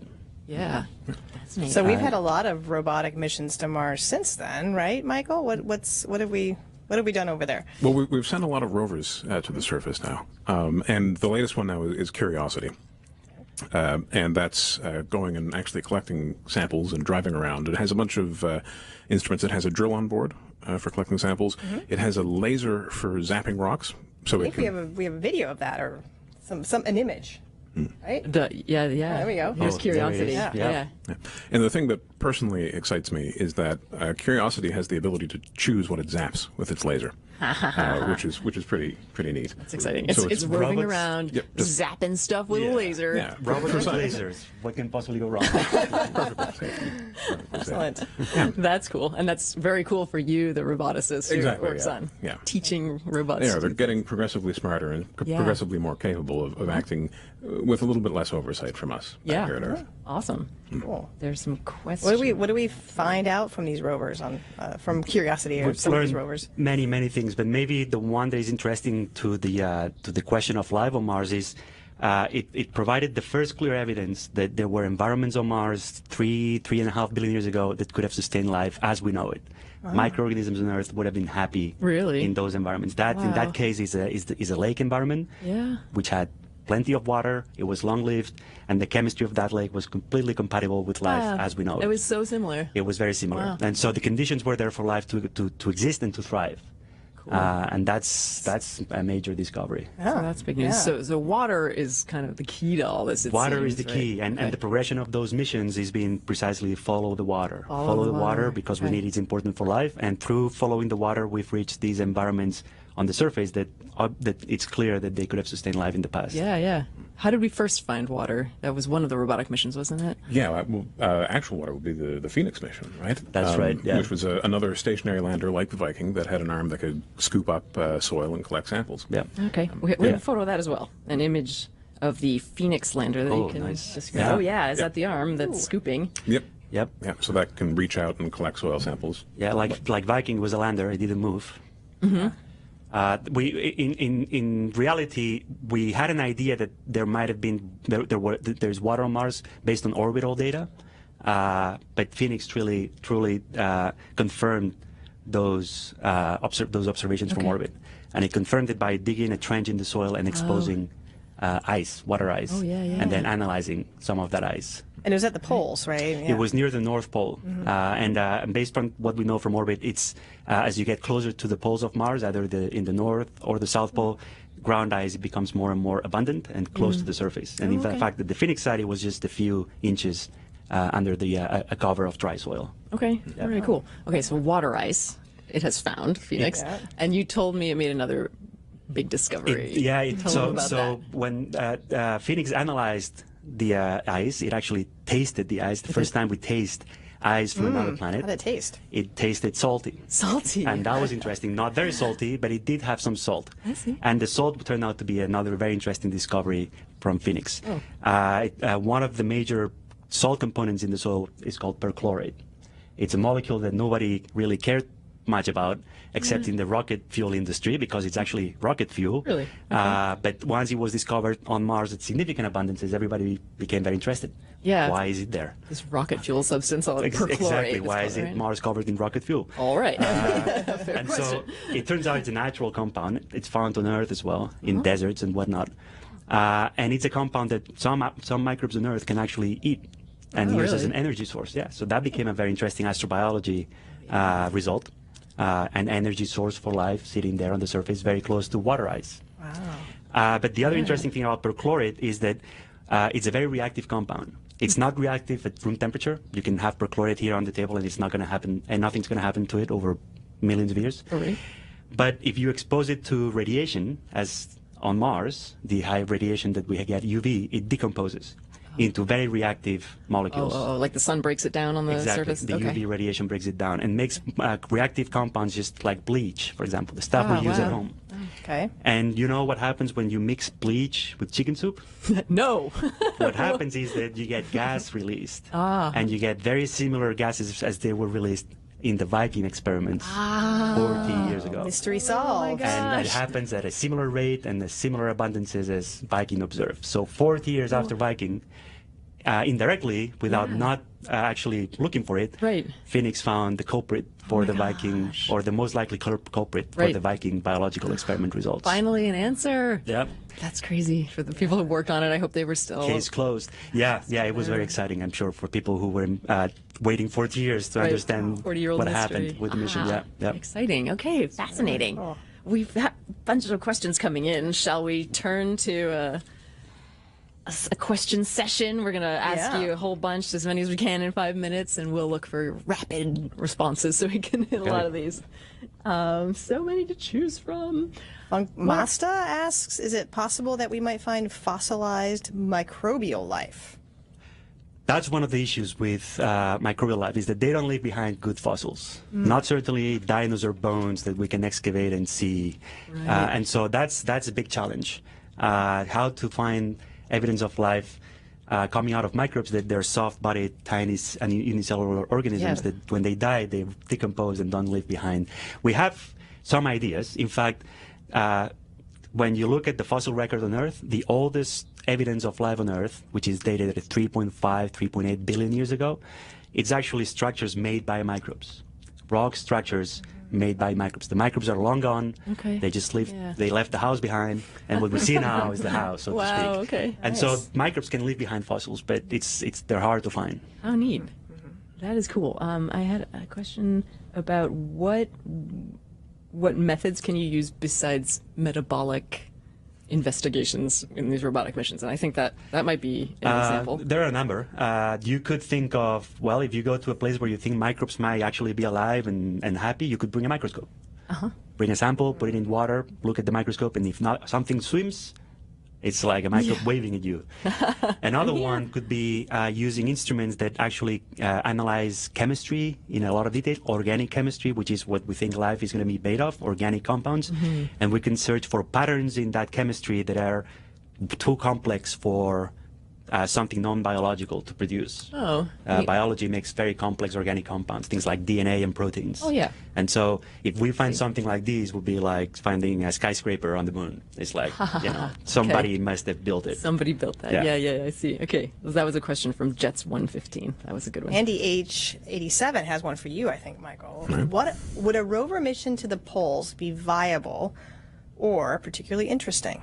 I think it would definitely be interesting, and I think actually operating in an icy environment, unlike where the rovers have been driving, would be a lot more interesting, a big challenge, and also interesting. But then there's also the worry about planetary protection, right? Because if we don't want to bring things there, and if there's ice there, we could conceivably make water, and if we make water and we have microbes on the rover, then there's the risk that we could bring our own microbes there and pollute the planet. Something else to worry about on top of everything else. Here's a related question from Trablador. How long would it take to be certain there is no life, and so we wouldn't have to sterilize everything we send? Could you ever be certain? You can never be certain. I don't know you could ever be certain, because we're used to the Earth as a planet where it's covered in biology, but sometimes when you go to some places on the Earth that are extreme, life is not everywhere. It's hiding in very specific places. And if you can imagine a planet that is extreme like Mars, maybe life is sitting somewhere in a very tiny place, maybe kilometers deep. Oh, right. Oh, wow. Okay. So how can you be sure of that it's not there? So we always need to proceed with caution, I think. Yeah. Smilebringer asks, what about non-carbon-based life forms? We usually base life upon life on Earth. There are good reasons why we are made the way we are, and there are some of them are reasons that are hard to. There's only so much you can bend the laws of physics and chemistry to make things work, and there are ideas about non-carbon-based life, but there are so far no places in the universe that we know of where non-carbon-based life could exist. They might be there, we haven't found them, and so. To start searching, it's probably a good idea to search for first things that you're familiar with, that you can recognize and you know where to search for, rather than search for things that are so different that we, again, might not be able to recognize it even if it's standing in front of us. I wonder if that's related to this question, so let me throw this out from DeathShaft 20119. Why follow water? We don't know for sure that organisms live only through water, right? Yeah, it's a good point, but it goes back to what we were talking about. Mars had water. Other places in the solar system had water. We know what life in water looks like or is made of, thanks to Earth biology. So why not go there? It's a familiar place. Right. If we find it there, one of the interesting reasons why we search for life is because once we find life 2.0, even if it's water-based and carbon-based, but very different from us, then our ideas of life will change, will expand, and then maybe we can think more seriously about life that is completely different from us. Yeah. But I think we need life 2.0 before we can make that big step. That's so exciting. I remember maybe a year ago, the three of us had a conversation, and you were telling us that even if you found one dead microbe on Mars, we don't discriminate. You would be completely satisfied. That's and right. Super excited about that. That's right. Dead microbes, living microbes, and in fact, if we find a living microbe, we have to kill it in order to understand it.